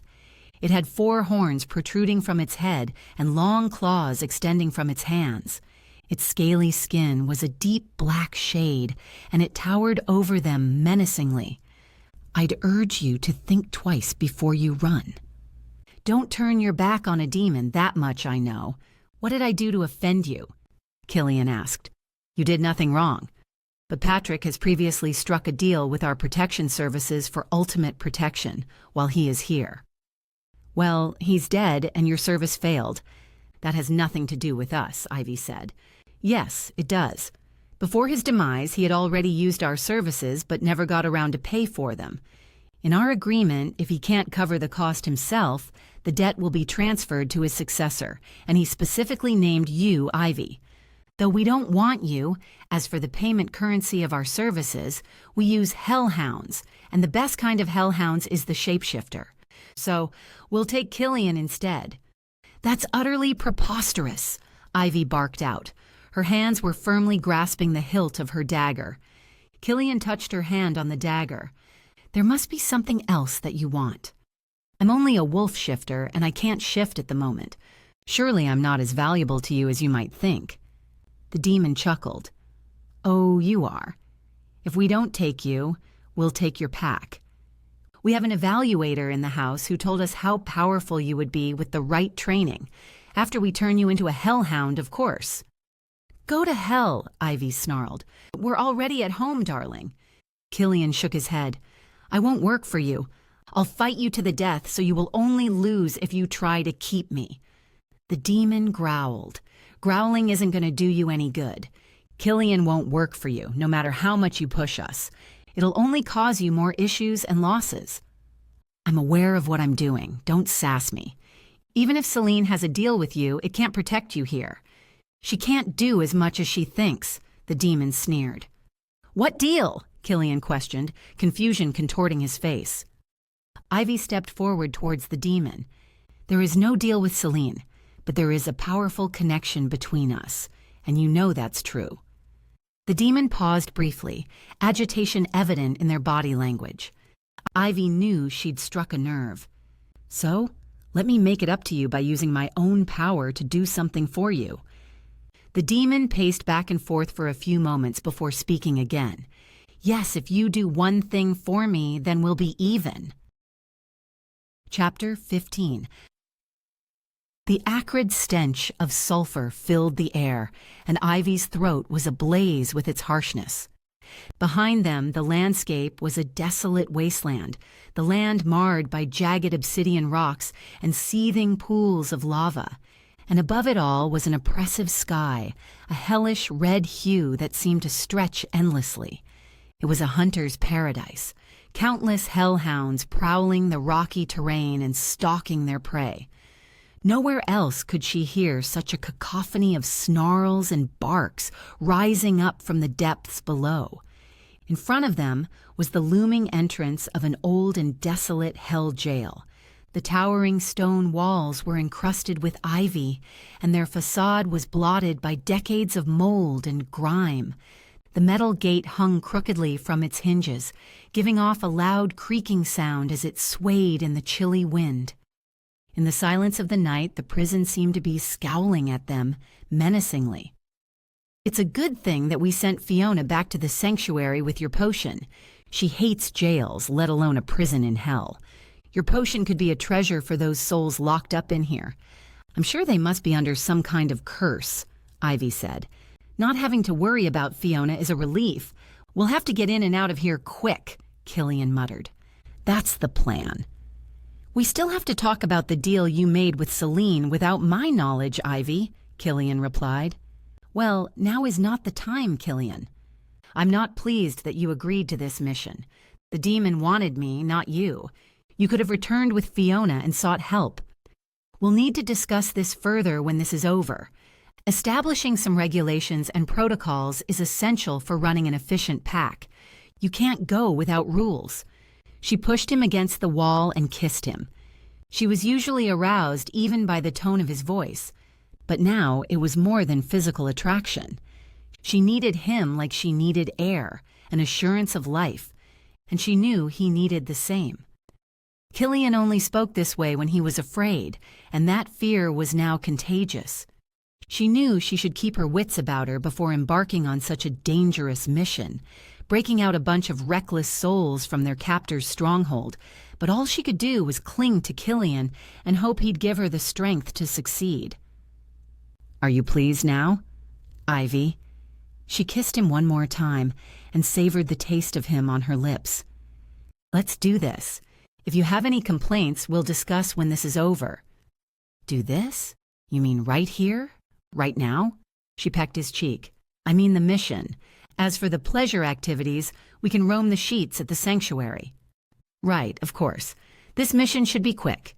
It's difficult to put these creatures in jail, but breaking them out shouldn't be a problem. All we need to do is open the gate and they will take care of the rest."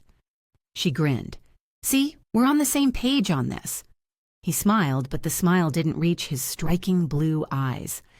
Ivy delicately handled the tarot cards, inquiring about the location of the entrapped souls they needed to liberate.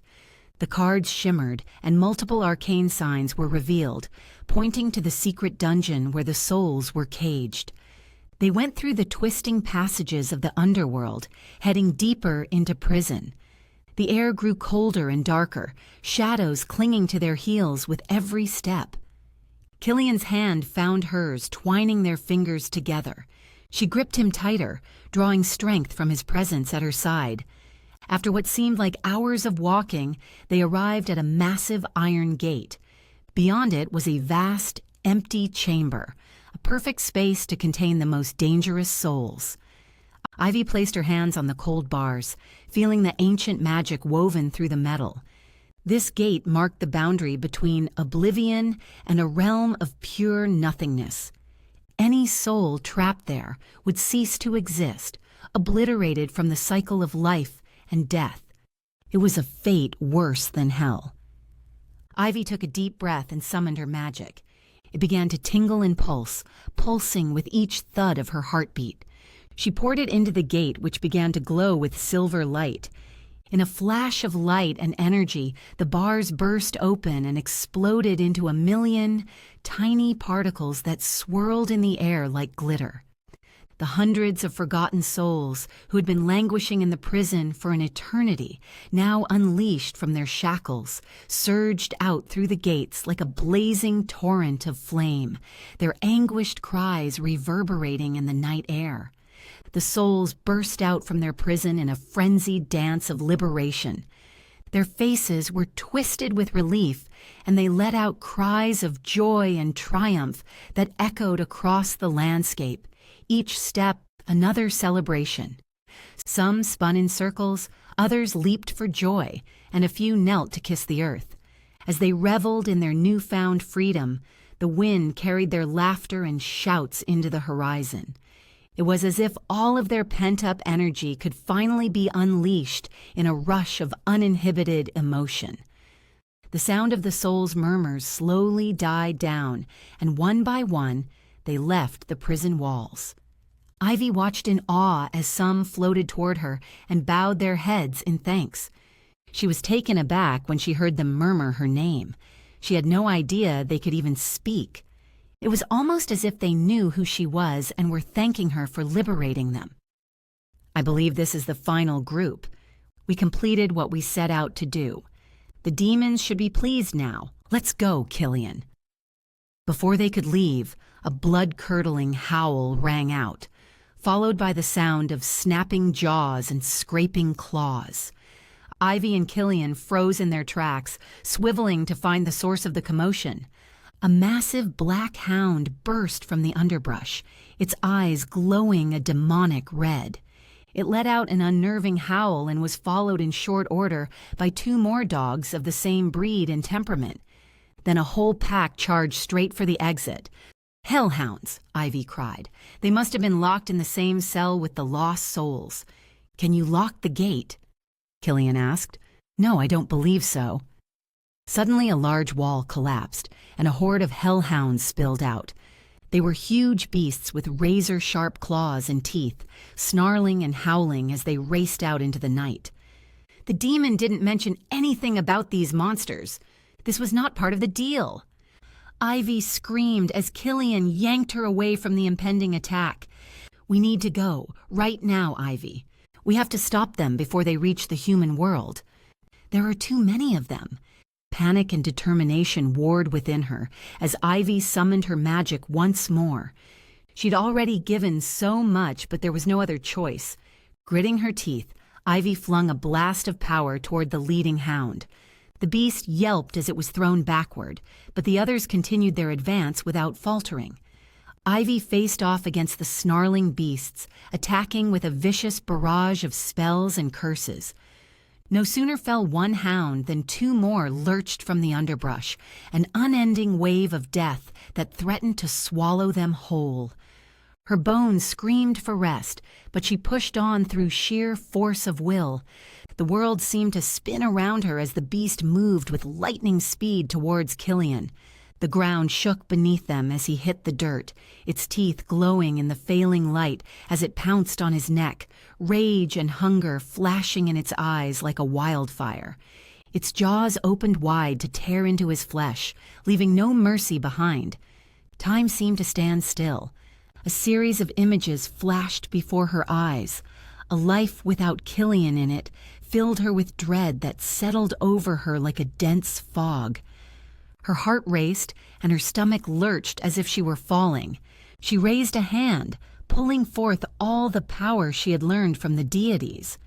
Dark magic, light magic, even what Patrick had taught her. With a guttural scream that echoed through the forest, Ivy unleashed an explosive beam of raw energy at the hound. The force of it was enough to uproot trees and shatter boulders as it tore through the air like a fiery comet. The hound never stood a chance against Ivy's wrathful onslaught. In a flash of white-hot power, it disintegrated into ash that scattered across the clearing like black snowflakes. Killian sprang to his feet, eyes fueled with rage. "You should have let me handle that one." "You're welcome, Killian," Ivy shouted back. "Don't handle me, Ivy. We can talk about this later." If there is a later. At this rate, we won't make it out alive even if we kill every last hound. There had to be a better way, Ivy thought. Some strategy that would turn the tide in their favor. The answer came in a flash of inspiration. Of course. Why hadn't she thought of it sooner? "Killian, get to higher ground," Ivy ordered. "I have an idea." He gave her a wary look but did as asked, scrambling up the rocky slope nearby. Ivy took a deep breath and lifted her hands, drawing the power within her to the surface. The ground began to shake and heave under Ivy's feet. Her eyes widened as she watched in horror as the earth started to crack, fissures forming at a rapid pace and racing towards the pack of hellhounds. The beasts yelped in alarm, but it was too late. The gaping chasm opened beneath them, dragging the hounds down into the endless dark. They plummeted into the seemingly infinite abyss, their cries penetrating the darkness like a hammer striking steel. Ivy strained her ears to hear them echoing through the graveyard of crevices and craters that lined its murky walls. Ivy gritted her teeth against the strain, feeling the weight of the world on her shoulders as she forced the fissure wider and deeper until the last hound's cries faded into oblivion. She could feel every muscle in her body tensing, every sinew straining with effort as she willed more power into the fissure, making it wider and deeper still. At last the tremors stopped and Ivy sank to her knees, panting with exhaustion. The only sounds that remained were her own ragged breaths and the echo of distant snarls from below. With the threat gone, she released the spell and collapsed to her knees, chest heaving. Ivy sank to the ground, utterly depleted. Using that much magic had drained her nearly dry. She could barely lift her head as Killian slid down the rocky slope to join her. As he pulled her into his arms, her whole body felt limp and lifeless, her magic dimmed to a flicker. Killian scooped her into his arms. "There will be hounds coming out, I'm sure of it. Unless we can close the prison, but I don't know how, and you have nothing left in you. I'm taking you back to the sanctuary." Too tired to argue, Ivy let her head droop against his chest.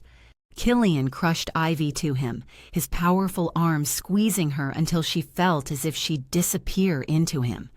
His heart beat against hers like a barrage of drums, and the warm air of his breath sent goosebumps up her spine. Despite exhaustion pulling her under, Ivy couldn't help but feel alive in Killian's embrace. They passed through the barrier between realms, leaving the underworld behind them. She felt too blissful in his hold to worry about what was ahead of them. All she wanted was to savor this moment with him, the feeling of being securely held by the one man who could protect her from anything. Even if it didn't last forever, this moment was her treasure to keep forever. Chapter 16. Ivy's heavy eyelids slowly creaked open, an intense headache pounding in her head. She inhaled deeply and squinted toward the couch. Killian lay on his back, his arms flung wide in a position of surrender. The light that filtered through the window cast light and shadow over the sharp angles of his face. With his shirt open to reveal taut muscles along his chest and stomach, he could have been a statue made by gods rather than a man carved from the earth. His skin was smooth as silk, full of life and energy. His body mended rapidly when he rested. She had witnessed him recover from near-fatal injuries just by taking a break. The physiology of a shifter was remarkable. "Good, you're awake," Nina said softly, appearing by Ivy's side with a warm smile. "How are you feeling?" "Like I've been hit by a truck," Ivy murmured, sitting up gingerly. "Uncle Finn and Damien managed to drive the hellhounds back into the mountains," Nina explained, her hands wringing together nervously. "But it's only a temporary solution." Ivy sat right up as the memories from the underworld flooded back into her mind. "I'm at the sanctuary, in the human world. Did you just say something about hellhounds?" The howling of the hellhounds echoed in the distance, making Ivy shudder involuntarily. The sound sent chills down her spine, reminding her of the danger that still loomed over them all. Nina nodded. "Giran kept the gateway open waiting for you and Killian. But before you came back, a herd of hellhounds stormed out from that. Lucky that the portal was far outside the fence line of the sanctuary, and the hounds seemed to bounce back from the protective spells you cast on the fences. Uncle Finn said the fence around our territory kept them from entering the human world, but those spells were cast ages ago, and he doesn't know how long they will hold." Kieran strode into the room, his brow furrowed in concern. He stopped by Ivy's bed, looking her over before turning his attention to Killian. "You two are lucky," he said, his voice laced with relief. "Your injuries aren't too severe. You can heal yourself. Killian is almost done with his self-healing process." Killian stirred. then sat up on the sofa. His gaze shot to Ivy first. Seeing that she had been up and appeared fine, he exhaled, raking his hands through his hair. However, Kieran continued, his tone growing more serious, we need to address the hellhounds problem. You sound like you have a solution, Kieran, Ivy said. Mercenaries, Kieran suggested, his eyes flicking between Ivy and Killian. We need skilled fighters from outside our territories to help us. Killian shook his head, his protective instincts flaring. I don't like it, he growled. Bringing in outsiders could put us all at risk. Killian, we don't have much choice, Ivy interjected, her voice soft but firm. We need help. We can't keep these hounds contained forever. His jaw clenched. Killian reluctantly nodded. Fine, but be careful who you bring in, Kieran.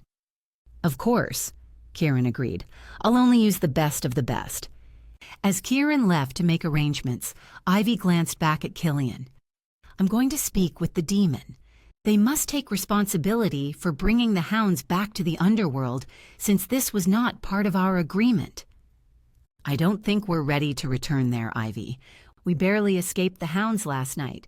They may be in the mountains now, but they could be right up against our fence in a flash. Creating a portal inside our fence is out of the question. We don't know what will escape from hell this time.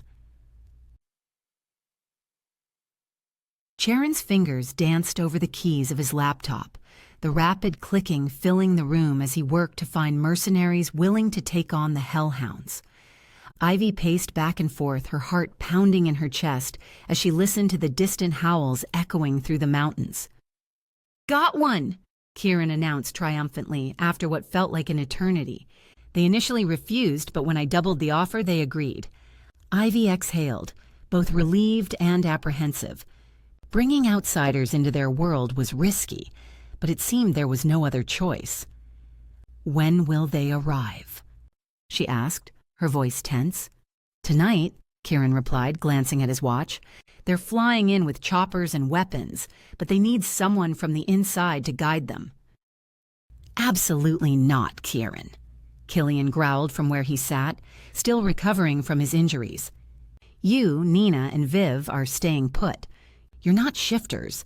We can't afford a scratch on you from the hellhounds.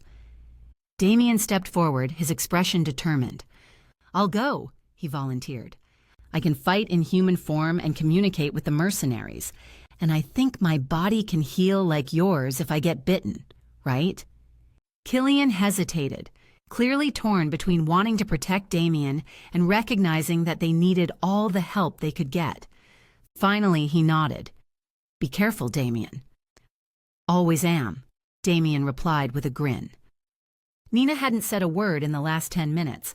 She quickly ran across the room and reached up to Damien, her petite 5-foot frame struggling against his 6'2" figure, before she planted a kiss on his lips.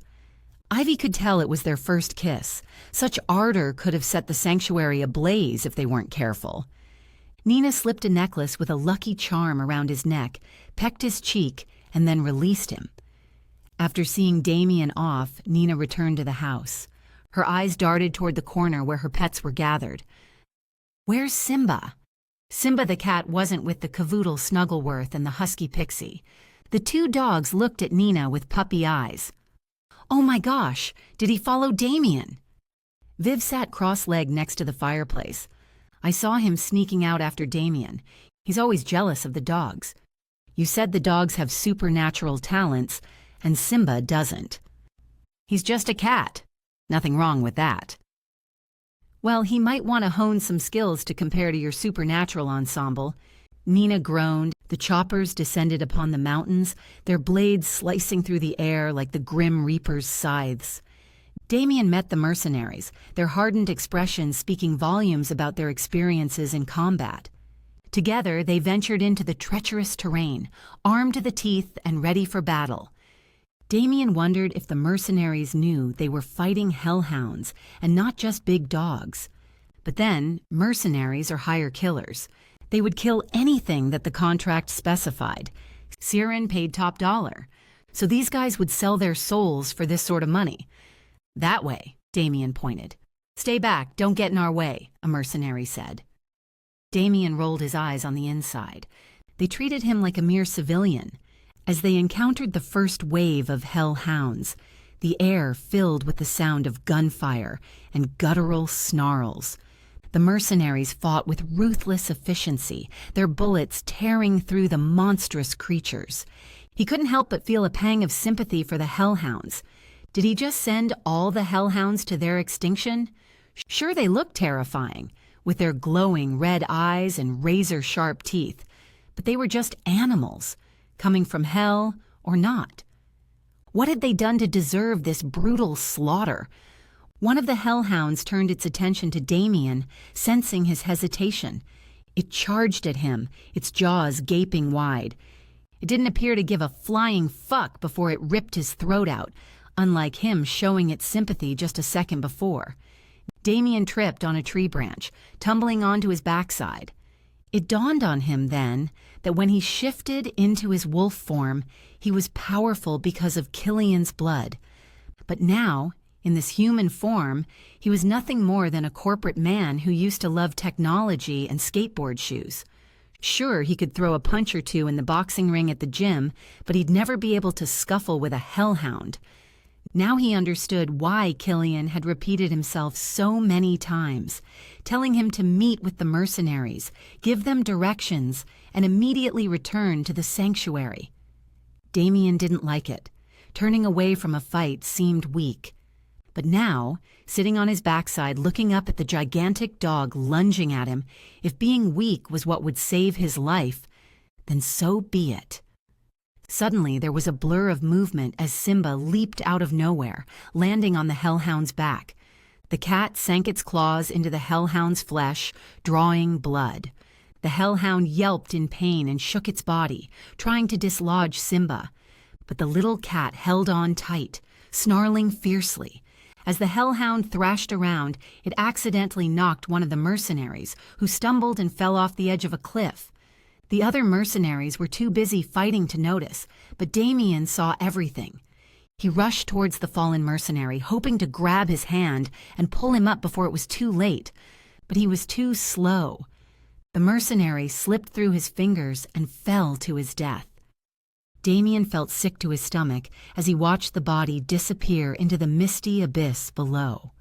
The mercenaries were skilled, resourceful, and ruthless.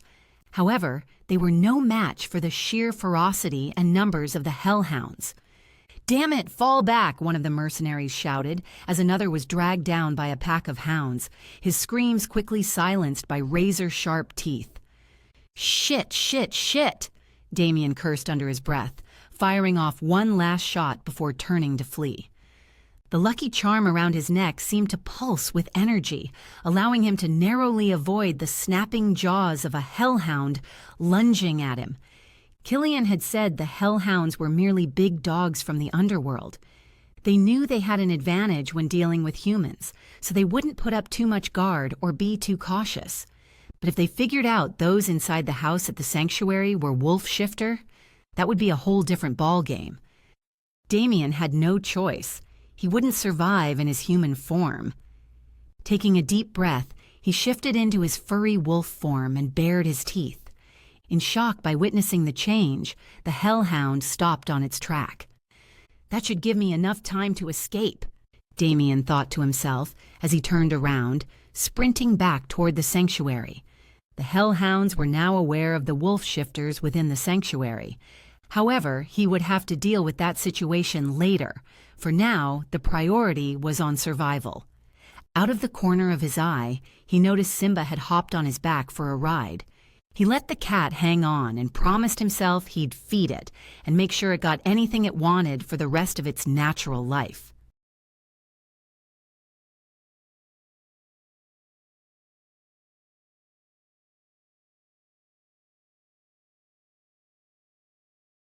Chapter 17.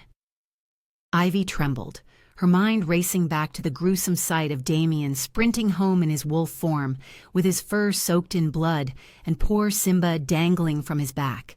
Both he and the cat weren't badly injured, but now the hellhounds knew exactly what lay inside the sanctuary fence.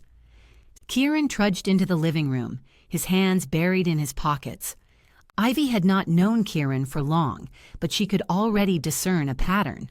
Whenever he was stuck with an intractable problem or a solution that didn't seem ideal, this was how he behaved. The mercenaries are all dead. Their tracking devices reported the head count. It's 0, Kieran said. Killian prowled the room. Viv quickly herded Simba and the other pets into the corner, calming them down. Nina examined Damien for any visible wounds. Uncle Finn took inventory of their weapons at the rear of the house. Aaron worked frantically on Killian's potion, allowing him to break the curse and shift into his wolf form to fight. Quinn and Fiona aided Aaron in whatever she required for her work.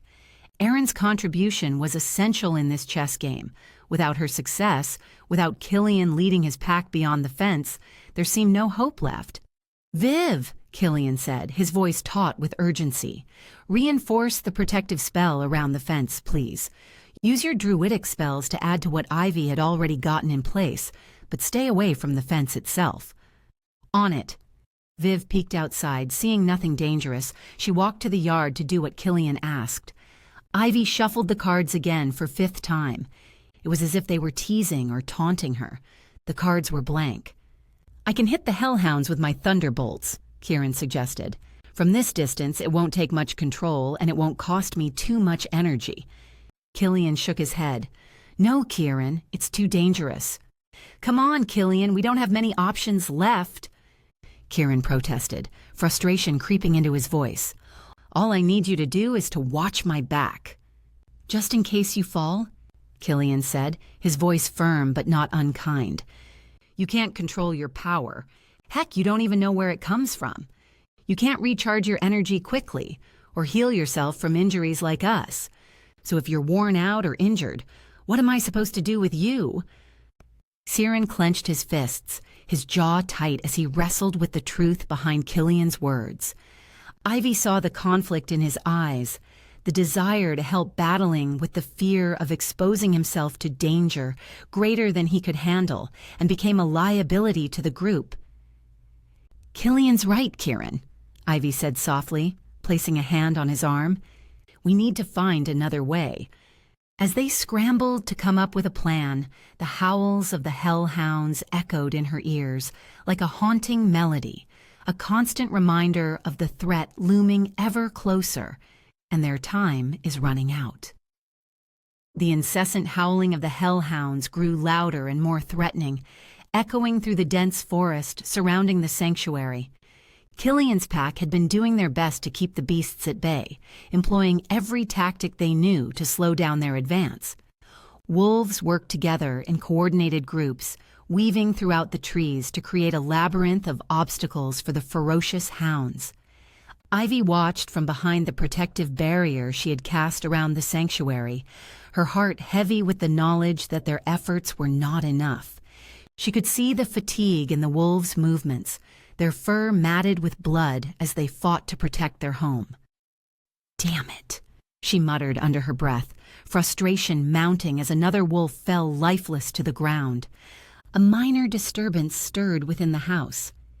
Quinn frantically darted into the kitchen for a glass of water. "What's going on?" Ivy asked. Erin collapsed. She had been slaving away without pause for 12 hours straight, Quinn explained breathlessly. "I'll take care of it," Ivy replied calmly before sprinting toward the barn where Erin had set up shop. On the floor, Erin sat leaning against a stack of hay. She was exhausted but still conscious. Ivy knelt down. "Can I cast healing magic on you?" Erin smiled. "No thanks, I'm fine. Really." She helped Erin up and understood the reservations. Her magic connected to the demon with side effects. In fact, only Killian and Sieran would take her magic without reservation. "Is there anything I can do to help hasten the process? Do you know natural medicine?" "No. That's what I need, unfortunately." "Understood." As if in answer to her desperation, the tarot cards Ivy had been using to try and gain insight into the situation began to vibrate with energy. Her hands trembled as she drew a card, her heart sinking when she saw the image of betrayal and death depicted on its surface. The Death card. It wasn't the first time she had drawn this card, but it was different this time. As for what the difference was, she didn't know. "Killian," she called out as she ran towards the living room. As if on cue, Killian met her there. Since their intimacy, their emotions were so tightly linked, he could read her emotions before they spiked. "What's the matter, Ivy?" He looked her up and down, studying her closely. "I drew the death card. I've seen this before, but something seemed different this time. Like it had to do with betrayal, like it was within your pack." "Impossible," he muttered. "I know you don't believe me, Killian. I'm just telling you what I saw." "The pack. Those wolves out there are risking their lives to protect us, because I can't go out myself." "I understand that, Killian, but could you just double-check again, please?" "Fine. I'll speak to Uncle Finn about it." 5 minutes later, Killian re-entered the living room. "I can't find him." Not only did Ivy see concern etching on his face, she could feel his blood boiling with anxiety. Ivy scrambled around the house, alerting everyone. They congregated in the living room. Viv crossed her arms over her chest. "All right, this could be nothing. But I saw Finn leave with a couple of hulking wolves, headed to the far side of Sanctuary." "When?" Ivy asked anxiously. 20 minutes ago, maybe half an hour." "That's more than enough time to get outside our protective fence," Killian snarled and rushed toward the door. "No, Killian, I'll go get him." Damien stepped forward and shoved Killian aside. He shifted into his wolf form before anyone had a chance to protest and ran outside. As minutes ticked by like hours, Ivy paced anxiously, her heart pounding in her chest. The howls outside only grew more intense, and she knew that the situation was becoming dire. Finally, Damien emerged from the fog, stepping inside the fence, carrying Uncle Finn's lifeless body over his shoulders. Ivy's breath caught in her throat at the sight, tears welling in her eyes. Quinn let out a gut-wrenching sob. Since Killian's father passed away, and before Killian was of legal age, Finn was a crucial support in the household, in the pack. He held it all together until Killian was prepared. Quinn's eyes shifted from their usual warm brown to a feral amber as she lost control of her emotions, succumbing to her tiger form. Ivy knew that once she shifted, it would be nearly impossible to keep her inside the sanctuary's fence. "Mother, please," Killian pleaded, his voice cracking with emotion. "You can't go out there. I can't protect you right now. We need to stay together and find a way to stop these hellhounds." "Killian is right," Ivy said firmly. "We need to focus on finding a solution, not taking any risks that would put our lives in danger. We can't help anyone if we're dead." Viv cleared her throat. "He wasn't killed by the hounds." She gestured towards Finn's upper body. "Could be other kind of animals, but these marks are lethal." Kieran observed the deep claw marks on the jugular and around the throat. "Not those wounds, pretty head, this." Viv pointed to her left temple. Ivy stepped forward, examining the thumb-sized bruise on Finn's left temple. She didn't recognize this method of killing, but it certainly wasn't something that could have been caused by a hound or a werewolf. "Where are the other bodies, Damien?" Kieran asked. "They were too decayed to be retrieved," he replied. Their connection revealed to Ivy that Killian was distraught beyond measure, yet he remained composed and stood firmly beside his mother in case she became overwhelmed with emotion and shifted. "So you're saying it was the mark that killed Finn and not the gash in his body, Viv?" Kieran asked. "I'm no doctor, but I do remember seeing a ritual which used that same mark to kill someone when I was a child. I didn't even know it was still practiced nowadays." "You think this is some kind of druidic magic, then?" Ivy inquired. "Oh no, this is much darker than that. The person who taught it must have come from very high powers. If you have enough money and can find someone who knows this kind of magic and is willing to teach it for payment, well then, yes, you can certainly learn it." "But how do you know this is what killed Finn and the other wolves?" "The druid that practiced this died a few years ago," she snorted, "poisoned by his own drug. He tried to learn potion making from the dark witches, and it backfired. But point is, when he performed this magic, he was offering to the god of the magic. He sacrificed people to gain more power. I was very little, so I hid behind a chest and I saw it all. These are things you can never forget. How did he do it? Ivy asked. He chanted an incarnation, then placed his right thumb on the person's left temple. He held up a bowl containing some kind of liquid on his left hand. Something sparked in the air and struck the water. Then there's light going through him, from the left hand to the right hand and into the person's head. The person burnt into ash right in front of me. But Finn wasn't burned, Kieran said. Viv shook her head. During the ritual, he set fire to 2 people. But when it came to the third one, it was like he ran out of steam. The sparks flickered from the water and onto the person's head. But the body didn't burn. That was how the clan found out about it and exiled him. No one from my pack practices that kind of ritual, Killian declared. This isn't something done by someone on the inside. It has all the markings of demons. They tricked us into releasing the hellhounds. Of course, they'd want the hounds go all the way into the human world. But we keep their dogs contained in our territory. Obviously, it is in the demon's best interest to kill us and have their animals freed. If the demon we met in the underworld wanted to kill us, he didn't have to go through all this trouble, Ivy said. Killian paced back and forth, then nodded. You're right. I wasn't thinking straight. Speak of the devil, Damien exclaimed, jabbing his finger at the front door of the house. A short distance from the front of the sanctuary, a group of hellhounds marched toward them. One of the beasts broke away from the group and stepped closer to the fence line. It pulled back its snout and let out a loud howl before standing upright on 2 legs and transforming into a man. He's a wolf shifter turned hellhound, Killian said. The best hellhounds are wolf shifters, and that guy is a shifter and an alpha of that pack, Ivy muttered. From a short distance outside the fence, he raised his voice and let the wind carry the sound in. Is he speaking French? We have a French wolf shifter turned hellhound? Are you kidding me? Damien exclaimed. Siren translated. He demands to speak with the pack leader.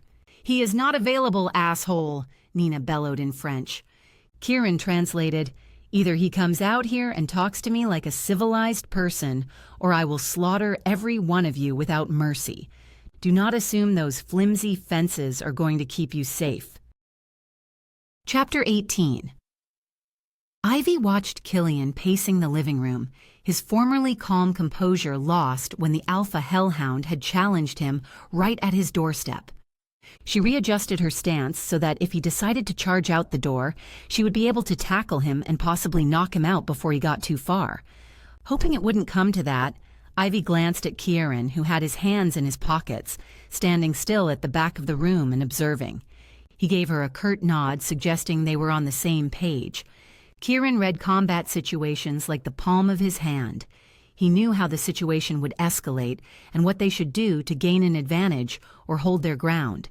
He was also aware of their weak points, and Killian's temperament was one of them. Killian growled, We know these hellhounds behave like wolves in my pack. If we kill their leader, the rest will succumb. That's our best shot at stopping this impending attack. Siren nodded, raking a hand through his raven dark hair. You're right, Killian, but what if the hound leader challenged you because he knew you couldn't shift right now? If he isn't afraid of the fence, as he claimed, wouldn't he be in here right now? Why would he need to lure you out? The hounds saw Damien shift, Killian responded. If they can make any assumptions on that, then they should assume all of us can shift. Not if someone tells him you're the only one in your pack who can't shift, Fiona said. Traitors don't belong to my pack. They get killed like Adam, Killian snarled. Ivy stepped between Fiona and Killian. All right, that doesn't help. The immediate problem we need to solve is that the alpha out there is challenging Killian, and he's waiting for a response. We don't know how credible his threat is or his capacity. He has shit loads of hell dogs, Viv said, patting the crow that had landed on her arm when she reached her hand out the window. My little lookout just flew over the hellhound area. As Viv glanced around the room, her eyes changed from raven black to her usual soft gray. She continued, "They have plenty of hounds standing near their leader at our fence, but in the hills they must have close to 100 saliva-dripping, red-eyed dogs waiting." "Then we need more people," Ivy suggested, her jaw tightening. "But money won't buy us the help we require." "You're right," Kieran sighed, rubbing his temples. "The last time we hired mercenaries for protection, they all ended up dead." Ordinary humans, no matter how capable, can't fight against hellhounds. "Let's focus on what we can handle," Ivy said, her gaze fixing on Killian's face. "We need to find a way to break the curse and send these hellhounds back to where they belong." Aaron rose from the chair, tucked away in the corner of the room. "I am almost finished mixing the potion that will break the curse." She nodded toward Killian. "And you aren't going anywhere outside that fence without the potion." Quinn paced restlessly about the room as Fiona tapped her fingers against the table, her fiery red hair framing her visage as she leaned forward. "We could use Shifter's help," Quinn proposed to Killian. "Between lynx and tiger shifters, we can match the numbers of hellhounds." Fiona nodded in agreement. "That should do it. Much better than sitting here feeling helpless." "You can't exactly phone the tiger and lynx shifters for help," Killian said. "They don't have the ability to communicate telepathically last time I checked. You have talked to them directly. If going outside the fence to talk to them directly isn't an option for me right now, it's not for you two either." Kieran shook his head. "Even if you could get extra help from other shifters, it would still be a bloodbath. And there's still no guarantee that we won't become casualties too.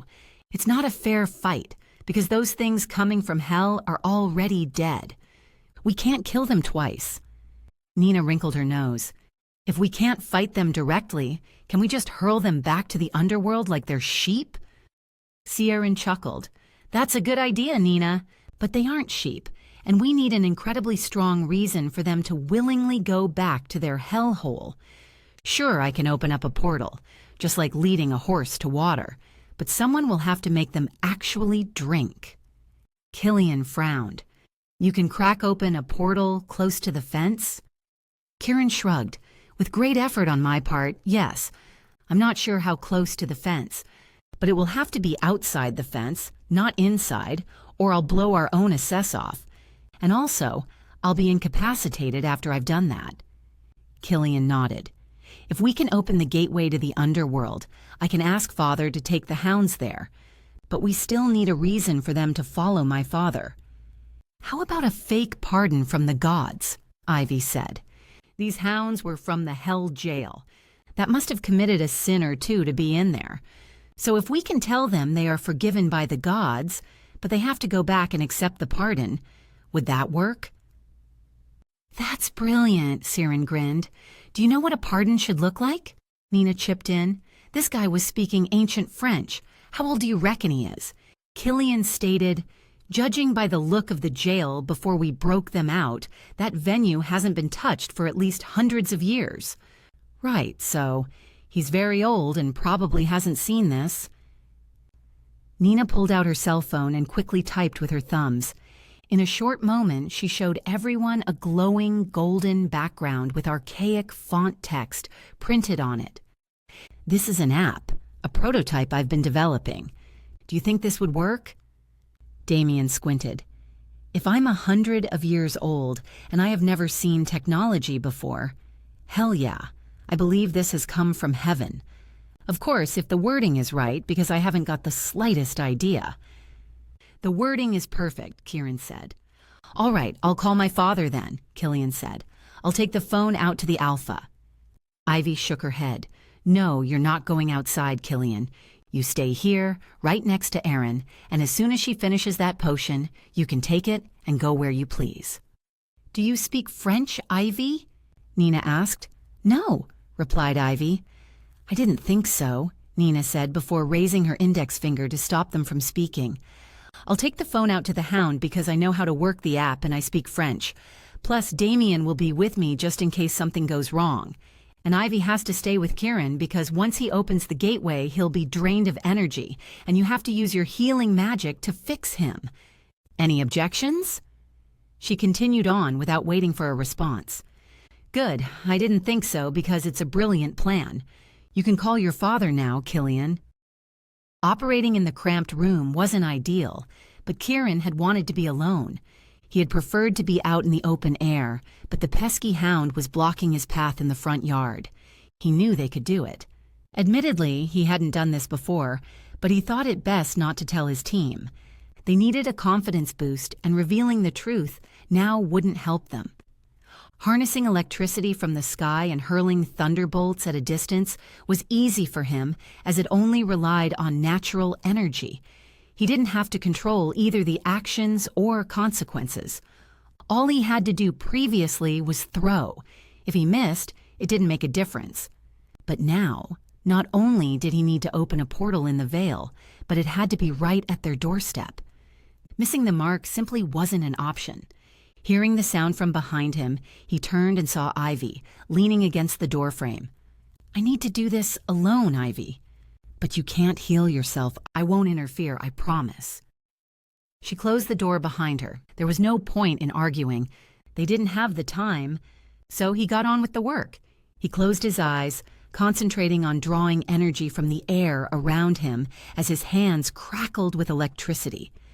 "Come on, Kieran," he whispered to himself, clenching his fists as the first tendrils of lightning began to form. "You can do this." With a deep breath, he thrust his hands forward, unleashing a powerful bolt of lightning towards the ground. The thunderbolt struck with a resounding crash, and a small fissure opened in the earth, the beginnings of a portal. Kieran's knees buckled under the strain, sweat beading on his forehead. Blood dropped down from his nose to the carpet as he fought to maintain control over the raw power coursing through him. He knew he had to make the portal larger, but each attempt drained more of his strength. "Almost there," he gasped, gritting his teeth as he sent another bolt of lightning crashing into the fissure. "You hit the right spot, Kieran." "The gate is opening," Ivy said. "I know." The edges of the portal widened, its dark maw yawning like the entrance to the Underworld itself. "Is that enough?" Ivy asked. "No, I need a bit more." He could feel his body swaying, and he was on the verge of collapsing. Ivy's steady hand wrapped around his shoulders. His vision began to darken, and he felt like he was drowning. But he needed one more push. He concentrated, summoning all of the strength he had left to blast one final time. Then everything went black. "All right, let's go," Nina said to Damien. Outside the fence, they gazed in awe at the gateway Kieran had opened. It was like a haven gate to them. If her app held up and her theory proved true that these hounds had never encountered technology before, then their chances of success were encouragingly high. As they headed out of the fence toward the portal, Damien tugged on her elbow. "If there is a fight, you must stay close behind me, okay?" "Got it." On cue, Aiden ambled in and stood just inside the gate. Nina and Damien steadily marched toward the gate from the right, and a hulking figure came over from the left. The leader of the hound revealed himself as a tall man with broad shoulders and an athletic build. He was handsome, but he had an aura of danger radiating off him like heat. His eyes were a deep abyss, and his lips thinned into a sinister smirk. "What is this ostentatious display?" I demanded of the alpha of your pack. "Is he too cowardly to accept the challenge?" Nina smiled. "Greeting." "Oh, milady." The hound's tone instantly calmed down when he saw Nina in the halo of light from the portal. She knew she had that effect on men. They generally liked her face. She heard a low growl of jealousy in Damien's throat, so she made a mental note to address that with him later. "I'm not a shapeshifter, I'm sure you can tell," she pointed at Damien. "The alpha of the pack sent his deputy to escort me. If he had accepted your challenge before showing this, then this conversation wouldn't be happening. He thinks it would be unfair to you." "How so?" Nina gestured toward Aiden inside the portal. I represent the house of gods in the human realm. The gods have pardoned you for the sin you committed, and now believe that you have redeemed yourself. That is, if no further sins are committed." The hound stepped back slightly. She had hit him with an uncomfortable truth, and she knew it. She continued, "You know you're not allowed to interact with creatures from other realms without proper cause. That's a grave sin. But our Alpha understands that you ran through the gateway by accident and killed those men in self-defense. So if you return whence you came, knowing you have been pardoned, our Alpha is willing to forgive the deaths and will not report your trespass into the human realm or the killings to your gods." What's in it for him then? A favor. Next time, when he needs a favor from the Underworld, he will call for you. The hound contemplated. "That's fair. Show me the god's seal of pardon." Nina presented him with the glowing cell phone in her hand. He stepped forward to reach it, but she raised a hand to prevent him from coming any closer. "This is my carrier. You cannot have it. I am the messenger. If you don't believe me, then you can confirm with your gods. If it turns out that the information is not true, then you can always return here for a new challenge." The hound shifter narrowed its eyes, weighing the situation, torn between suspicion and the allure of salvation. Nina held her breath. "Fine," the shifter growled. "I accept."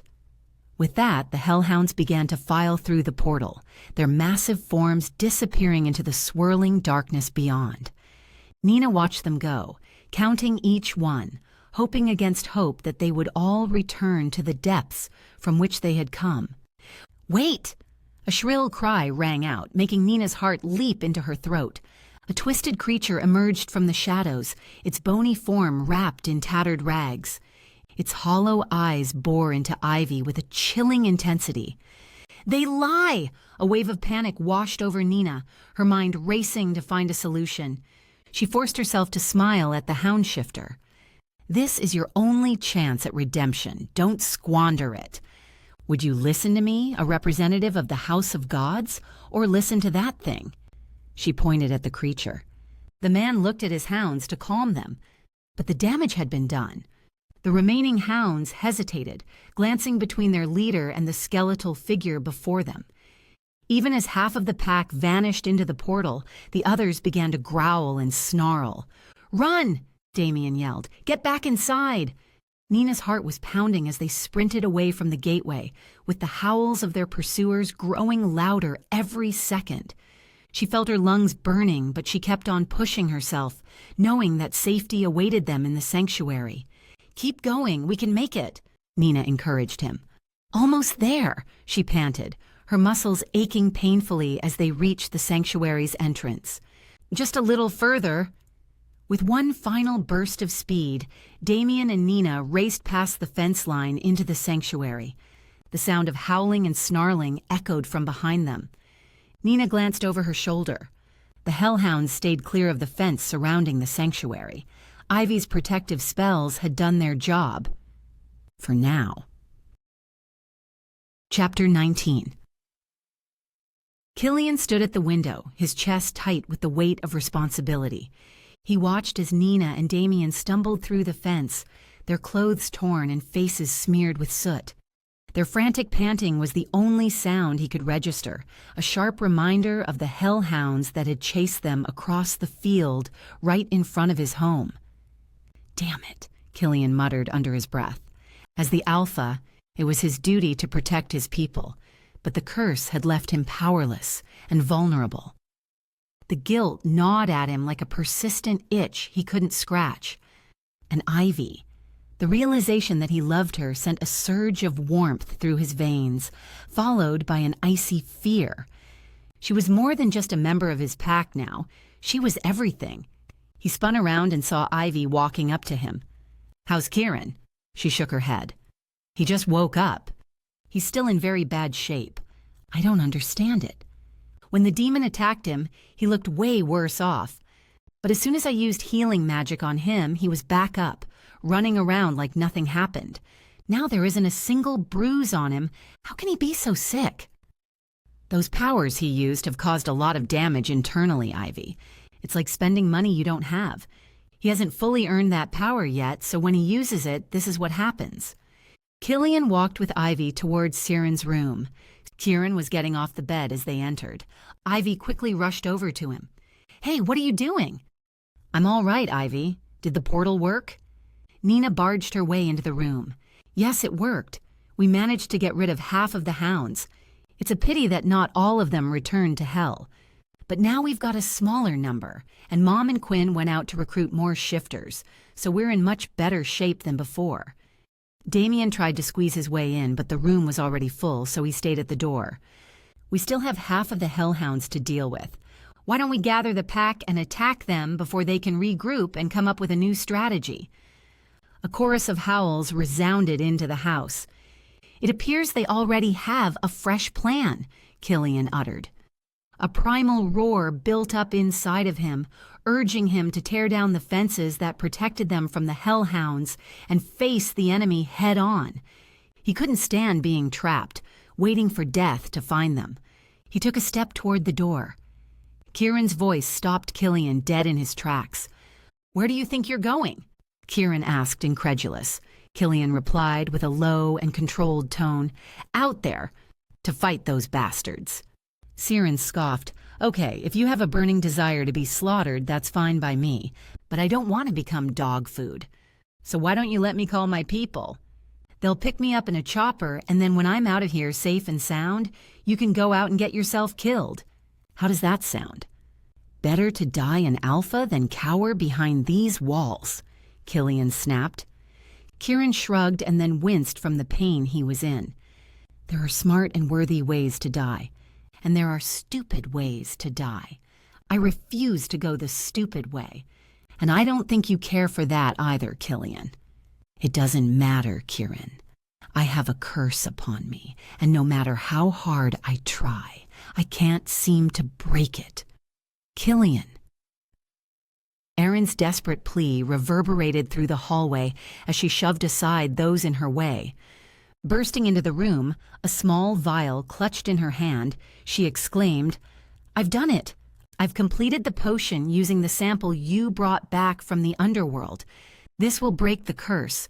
You'll be able to shift into your wolf form whenever and as many times as you want." "Are you sure?" Killian asked, his gaze intent. "Positive," Erin responded, presenting him with the vial. Without a second thought, Killian snatched up the vial, his hands shaking lightly. He could feel the expectation inside of him amplify as he uncorked it and lifted it to his lips. As the potion ran down his throat, he felt an influx of power rush through his body, invigorating him. It was as if every cell in his being had come alive. "By the gods," Killian whispered, sensing the curse ease its grasp on him. A myriad of feelings stormed through him: relief, appreciation, and new resolution. He glanced at Ivy, his love for her shining from his eyes. "Thank you, Erin," he said quietly. "You've given me an opportunity to fight for my people." As Killian's words lingered in the air, the room became silent. Ivy, Damien, and Nina exchanged glances, each understanding the importance of this moment and what this newfound freedom meant for Killian. An evident sense of hope began to fill the room, mixing with the remaining tension. "Now I can contact the so-called Alpha Hellhound Shifter." Killian spun around to head into the living room. Erin followed behind him. "What do you mean by speaking to him, Killian?" "The hellhound out there is challenging me. I'm going to have a civilized discussion with him. And if we can't sort out our differences peacefully, then so be it. I'll take his challenge. I'll shift and we will fight. That's how I always run the pack. I thought you knew that, Erin." "Be careful, Killian," Ivy asked, her voice wavering slightly. "Can I come with you?" Erin shook her head firmly. "Killian, you need to shift before going outside the fence. The hounds are unpredictable. They could ambush you." "Erin," Killian said calmly but firmly, "I want to negotiate with their leader first. If I shift, I won't be able to speak to them. And besides, I don't condone violence if it can be avoided." Those hellhounds aren't to be trusted, Erin argued, her concern evident. You're putting yourself in danger by trying to reason with them. I appreciate your concern, Erin, but I must do what I believe is best for our people. My decision is final. Erin templed before finally giving in, nodding reluctantly. As Killian reached the main entrance of the house, Viv shouted from the rear door. She had just entered from the back garden. "Killian, Erin is your traitor." Viv's statement made everyone freeze in their tracks. Gasps filled the room. Killian stood frozen, unable to process what he'd just heard. Anger and disbelief warred inside him as he stared at Erin, the woman he'd once loved. "Viv, what did you just say?" Killian meant to ask, but his words came out in a menacing growl. Vivian held a raven in her hands as she raised its feet for the ritual. "It's a druidic custom to mourn the dead. I don't know much of these rituals, but this one, I do it often. I ask them questions. I comfort them, and I listen to their last words. When I tried praying to my deceased parent, you'll never guess what I saw, you fucking dark witch." Vivian screamed and lunged at Erin. Nina rushed over and restrained Viv as her sobs shook her body. "I know you won't believe me, but that bird shared its final vision with me, like its dying words, so that I can pray for it. It saw Erin killing Finn at the fence. It saw her dropping her blood into your potion, Killian. It's just the words of a dead bird, my words against hers. I know you won't believe me." "I believe you, Viv," Kieran said firmly. "Enough!" Erin snarled, rage dripping from her words as she lunged toward Vivian. But Killian was quicker, stepping in front of her and blocking her path. "Tell me the truth, Erin," he demanded. "We were once lovers. Even if we didn't work out, why would you destroy the good moments we had? I cherished our love." "Cherished?" Erin scoffed sarcastically, her eyes narrowing. "You never took my love seriously, Killian. You dismissed it like it meant nothing." "Is that why you did this? Why you betrayed us all?" "This pack robbed me of my happiness. You told me we weren't a good fit. The alpha position means everything to you, and you needed the best mate for the pack. I understood, I believed you, but it was a total lie. You declared your love for this bitch, a total misfit. She's not even a shifter. And guess what? You're going to change the rules for her. You're going to change the pack's rules to fit her in. How do you think it made me feel? You can do anything to me to get your revenge. Why did you kill Finn?" He was in the wrong place at the wrong time. He saw me go out for my ritual practice. Yeah, I practice dark magic. I can break a curse as easily as I conjure it, Killian. I am the best asset for your pack, not her. I can forgive anything you did to me, for old time's sake. But I cannot forgive you for killing Finn." She chuckled and smiled through tears. "I mixed my blood with the potion you took, but I did it because I still love you, Killian.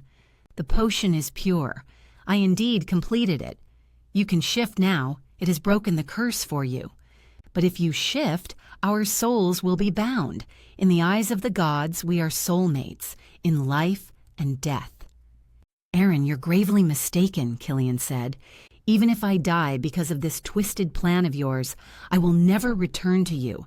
If I have to go to hell because I don't want to be with you, then I choose hell over you." His words hung heavy in the air, and the tension in the room was palpable. Erin's face contorted with anguish and fury as she processed what he had just told her. "Then you've made your choice," Erin hissed, anger evident in her voice. She stepped back, her body trembling as her ex-lover effectively severed any remaining ties between them. "Erin, wait!" Killian started, but it was too late. Before anyone could respond, Erin threw her head back, letting out a howl that reverberated through the living room. Her body shifted and contorted as bones cracked and reshaped, transforming her into her wolf form.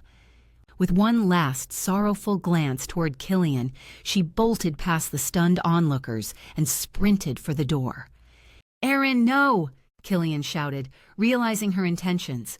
He raced after her, desperate to stop her from facing the hellhounds alone.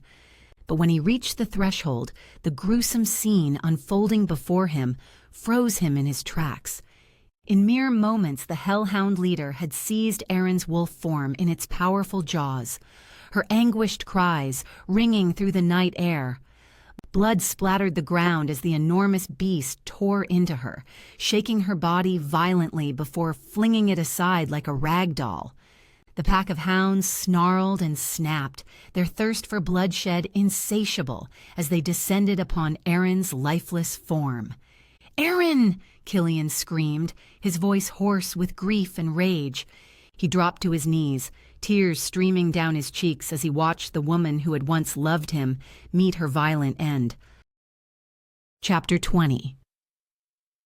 Ivy stood in front of Killian, eyes burning with a searing rage and a fear that seemed to shake her whole being. The fragrant scent of rain and earth filled the air around them, while dark clouds roared angrily above, mirroring the conflicting emotions brewing deep inside her chest.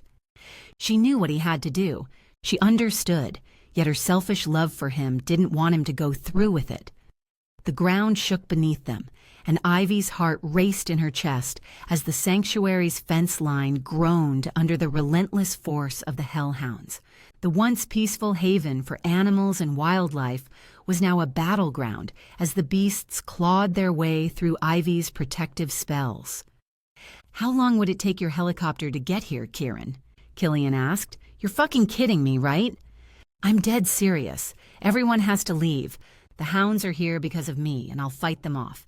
As for my pack, anyone who wants to stay with me can, and those who don't can run off to another territory. I won't hold that against them." The hounds outside pounded at the fence, which was weakening by the second. "If anyone here needs me to call a chopper, raise your hands," Siren asked. No one responded. "So you've got your answer, Killian. Are you going to take the lead of your pack now? Or do you need me to?" Kieran said. "Killian!"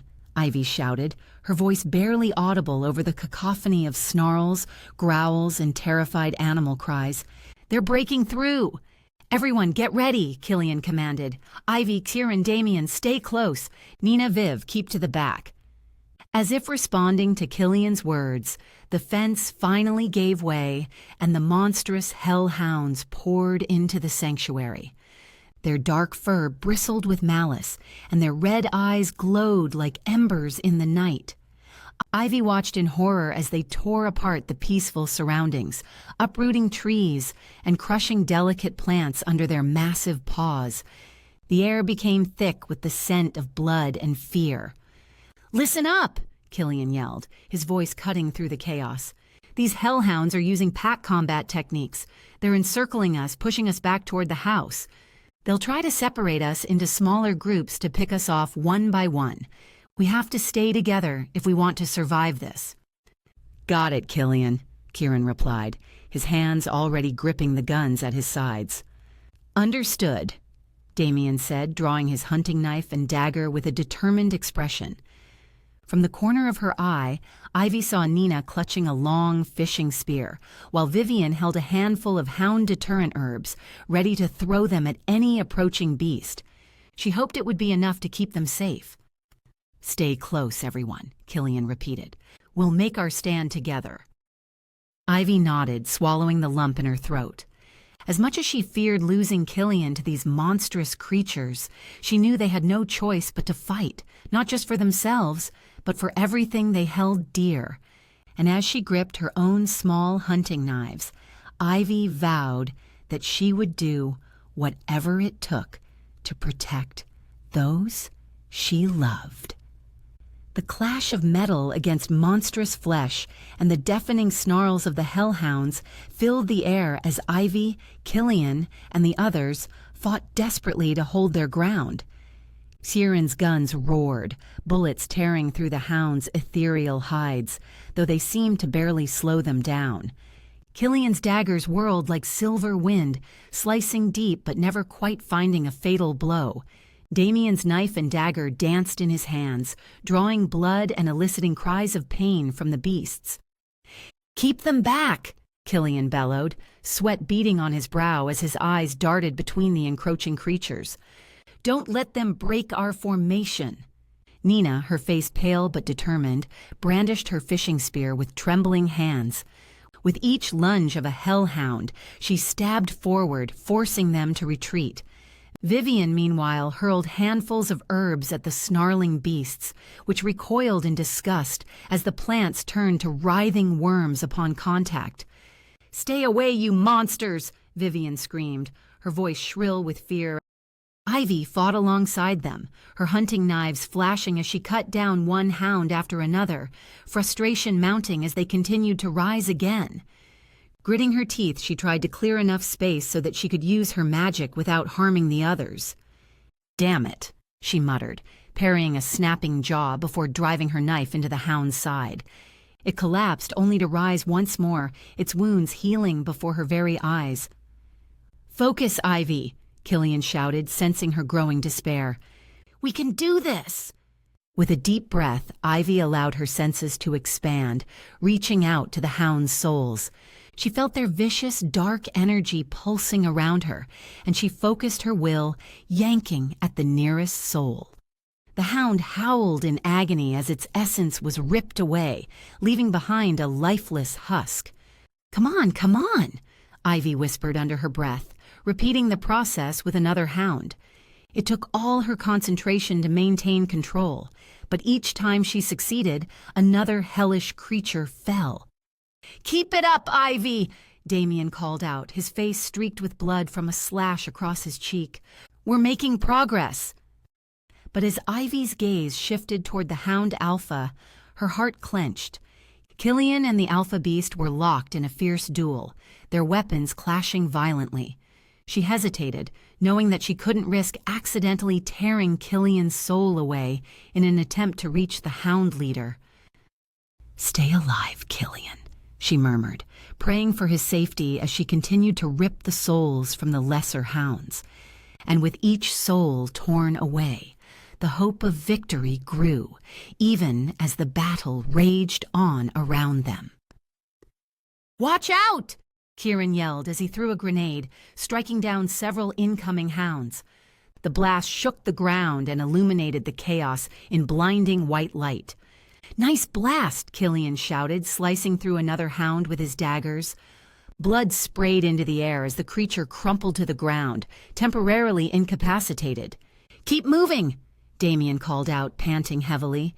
He had sustained a deep gash on his arm, but fought on bravely, managing to hold off a pair of hounds with his hunting knife and dagger. As Kieran turned to check on the others, an opportunistic hound lunged at him from behind. Its teeth bared and eyes gleaming with bloodlust, it aimed for his throat. Ivy's heart raced as she reached for the creature's soul, focusing her energy and tearing its soul away. "Thank you," Kieran gasped, stumbling back from the lifeless body of the hound. His eyes locked onto Ivy's, and she could see the concern etched across his face. "We'll get through this, Ivy. Help is coming. Just don't engage with that underworld practice anymore. Stick with your knives," Kieran said. "Understood," Ivy nodded, though her mind raced with doubt. Her ability to reap souls might be their only chance at survival, but the cost weighed heavy on her conscience. "Stay together," Killian ordered, wincing from a fresh wound on his side. The hounds were relentless, and every time one fell, two more seemed to materialize in its place. "Damn it!" Kieran cursed, his exhaustion evident. "There's too many of them." Despite his fatigue, he continued to fire his guns, taking down hounds left and right. "Killian," Ivy cried, seeing him struggle against the sheer number of hounds. She knew he was holding back, trying to protect her as well as fight off the beasts. It broke her heart to see him in pain, but she couldn't risk using her magic on the hounds surrounding him. "Stay focused!" Damien shouted, his voice strained with effort. A hound had managed to bite into his leg, but he held it at bay with the last of his strength. "Viv! Nina! Watch out!" Ivy cried, her heart pounding as she saw a group of hounds charging towards them. The two women were cornered against the house, their backs to the wall. Nina held her fishing spear defensively while Vivian clutched a bunch of hound-deterrent herbs in her hands. Despite the chaos, the women's faces showed determination and fearlessness. "Stay back!" Vivian shouted, brandishing the herbs at the advancing hounds as if they were a weapon. "These will turn you into worms." "Viv, do you really think that'll work?" Nina asked skeptically, but she didn't miss a beat with her spear, jabbing it at any hound that came close. "Can't hurt to try," Viv replied grimly. "Damn it," Ivy muttered, desperately trying to find an opening to help them without risking yanking out the souls of her friends on accident. But every time she tried, another hound lunged at her, forcing her to defend herself with her own hunting knives. Out of nowhere, a roar echoed through the sanctuary, silencing the cacophony of snarls and growls. A roaring stampede of tigers surged from the shadows of the trees. The leader, Quinn, an enormous tigress with deep golden fur and shimmering green eyes, bounded ahead. At her side was Fiona, a fierce lynx sporting stripes that shone like moonlight on midnight waters. Behind them marched an army of tiger and lynx shifters, their pelts ranging from pale cream to dark ebony as they readied for battle. "About time you showed up," Kieran called out, relief evident in his voice. "Couldn't let you have all the fun," Quinn responded with a smirk, slicing through a hellhound with her massive claws. "Everyone keep fighting," Fiona urged, her voice fierce and commanding. She tore into the hounds with savage ferocity, ripping through them like they were mere shadows. For a moment, it felt like they had the upper hand. The tide turned as the tigers leapt from the trees, catching the hounds off guard. The roars set everyone's nerves on edge as they scattered in different directions. The forest became chaotic, with animals running and screaming. Ivy could see Killian, Siren, and Damien using this opportunity to regroup and launch a counterattack. "Come on, we can do this!" Ivy yelled. She sliced through a hound as it lunged at her, its snarl turning into a yelp of pain. "Keep pushing," Killian shouted, his daggers flashing in the sunlight as he fended off more hounds. But even as they fought back, Ivy knew they were still outnumbered. The hounds seemed endless, their numbers only growing stronger despite the tiger's best efforts.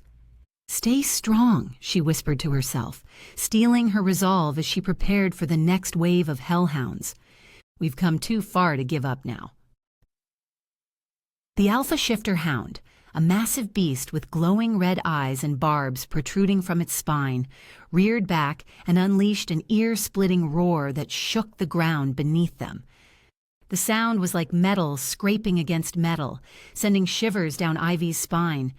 As she watched the monstrous hound, it seemed to draw in power from the chaos and violence around it, becoming even stronger and more fearsome.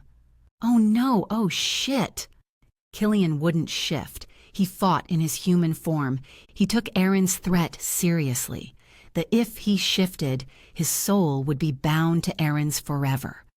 "Killian, watch out!" she screamed, her voice cracking with fear as she saw the hound leader lunge at him, its vicious jaws open wide and aimed straight for his throat.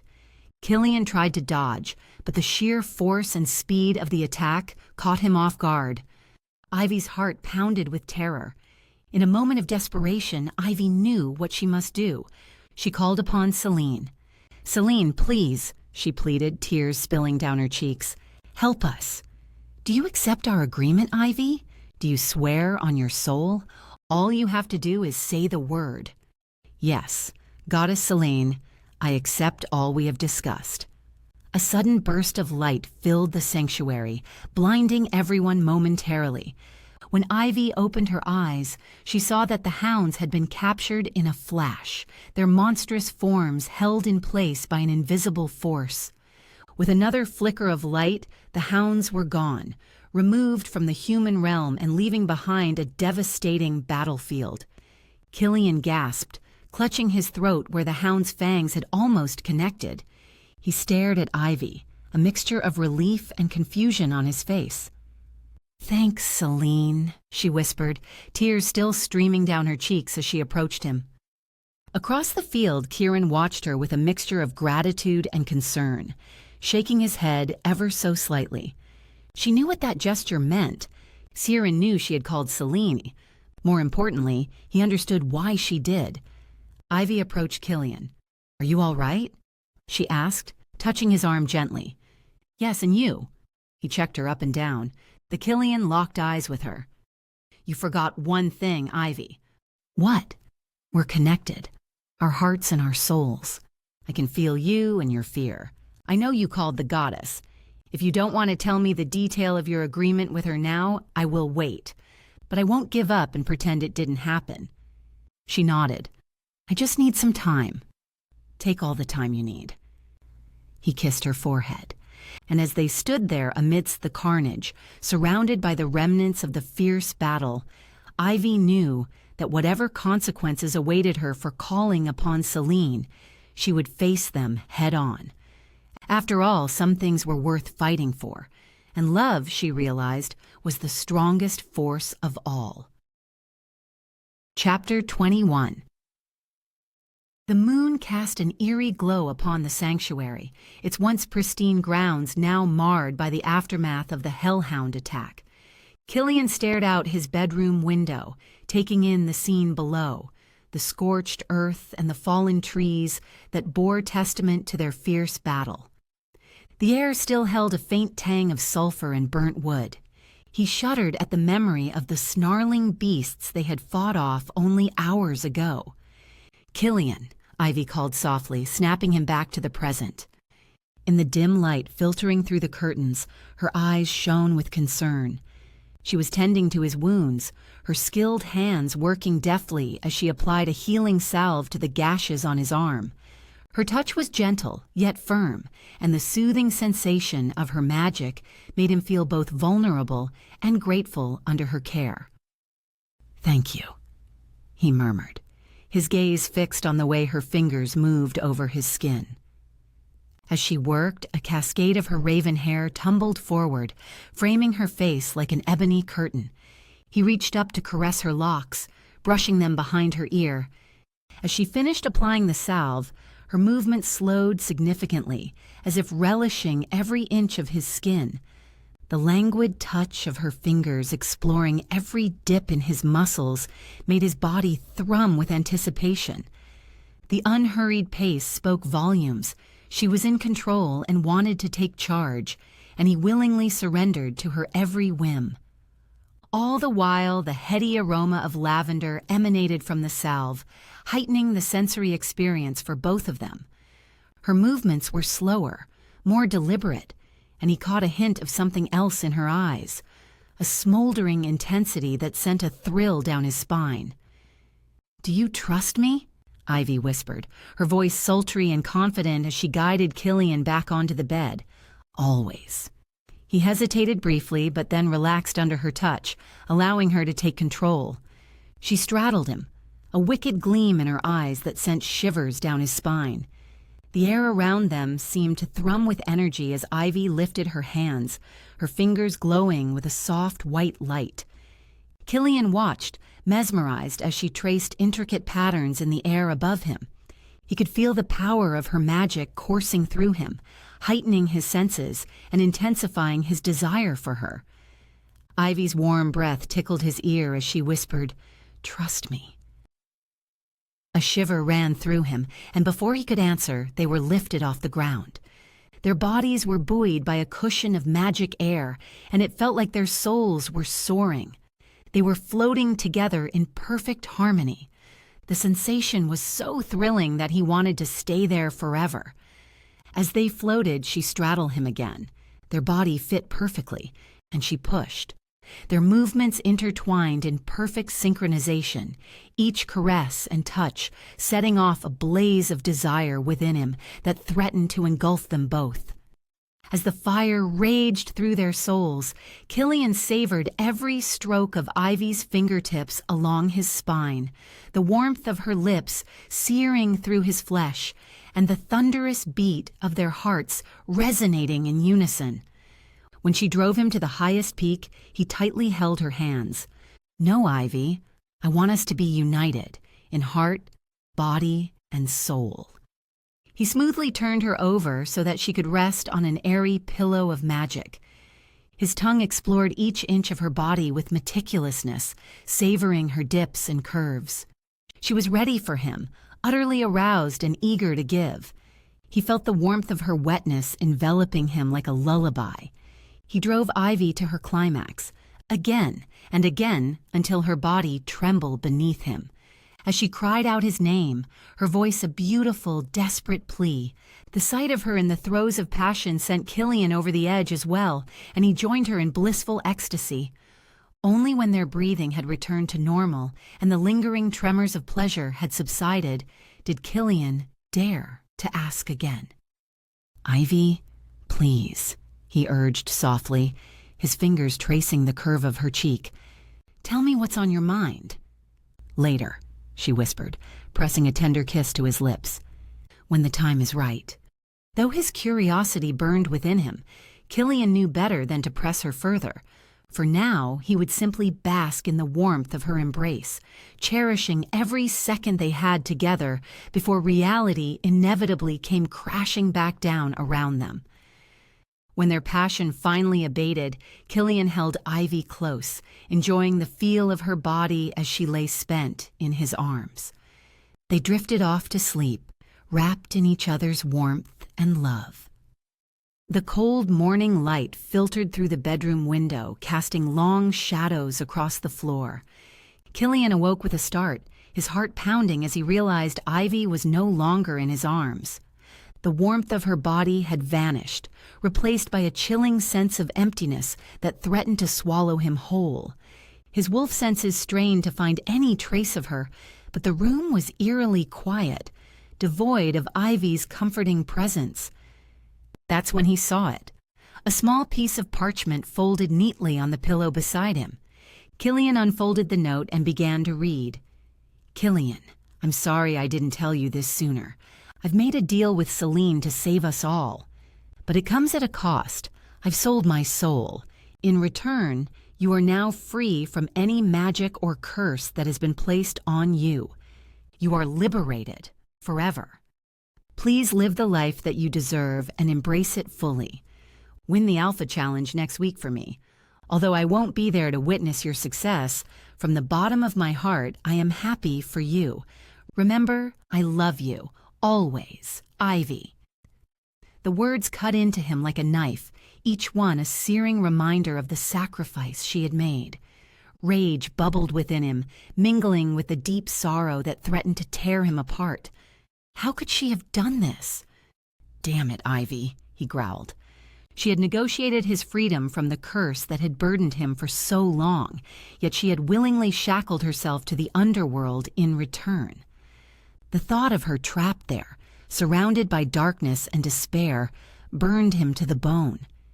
His heart ached as he thought of Ivy, her beautiful face etched with both love and sadness in their last moments together. But wallowing in his pain would not bring Ivy back. He would face the underworld itself if that's what it took to save her soul. "Knock, knock!" Kieran stood at the door. "It's open, you don't have to knock, and you're halfway inside the room already, Kieran." Kieran shrugged. "Just a precaution. You look like you're about to throw that glass at any moving object, so it would be stupid of me to make sudden noise and startle you." Kieran glanced around the room. "So, Ivy's gone." "You don't look surprised, Kieran." "No, I'm not. I know she made a deal with Celine. She told me when she used her healing magic on me. Before you jumped, Killian, she only told me because she thought I was totally out of it. It was like a self-confession. So, what did she promise Celine?" "She said she had sold her soul." You're not surprised, are you? Did she tell you this during a healing session as well?" "No. I saw her call Celine when that alpha hound was about to rip your throat out. For a goddess like Celine, there's nothing cheap when dealing with her. I guess that's the price Ivy has to pay to save you. I'm going to get her back." "At all costs? Given all she's done for me, yes." Kieran shrugged. "All right, Celine wanted an item in our family vault. We got that information when we were in London, remember?" "Yes, but we bluffed about that one. We don't have a family vault, let alone any treasure in it." "Well, Turns out we do have a real family vault. I think we're going to get what the goddess wants, among other things as well. The problem is, if we get to that place, you might not have enough time to go back for your alpha challenge. But there is an astrological lineup when we can open the vault more easily compared to other times. Let me guess, that time is now, before the alpha challenge. Kieran nodded. Are you up for that? Fuck yes. Kieran nodded. Here's the location. Kieran put an envelope on the table. Killian opened the envelope and pulled out a map. That's like the end of the world. Not quite, but that's a place where we can get up and down between the underworld and the upper world, like taking an elevator. They say love can cross any boundary, break any curse. But the underworld? That's testing even my belief in happy endings. I can feel Killian's desperation echoing through our bond, his determination burning brighter than any hellfire. The question isn't whether he'll come for me, it's what price we'll both have to pay when he does. But hey, that's what makes a love story worth telling, right? The battles we fight, the sacrifices we make, the impossible odds we face together. If you're invested in our journey, hit that like button and drop a comment below. Let me know what you think Killian will do next. Trust me, even I'm on the edge of my seat with this one. You can find all the details about our series in the description below, or check out the full playlist to catch up on our story from the beginning.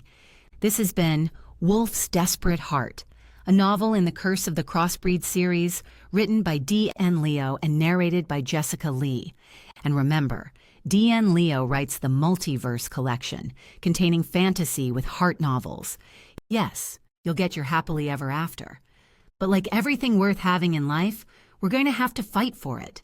Until next time, stay magical.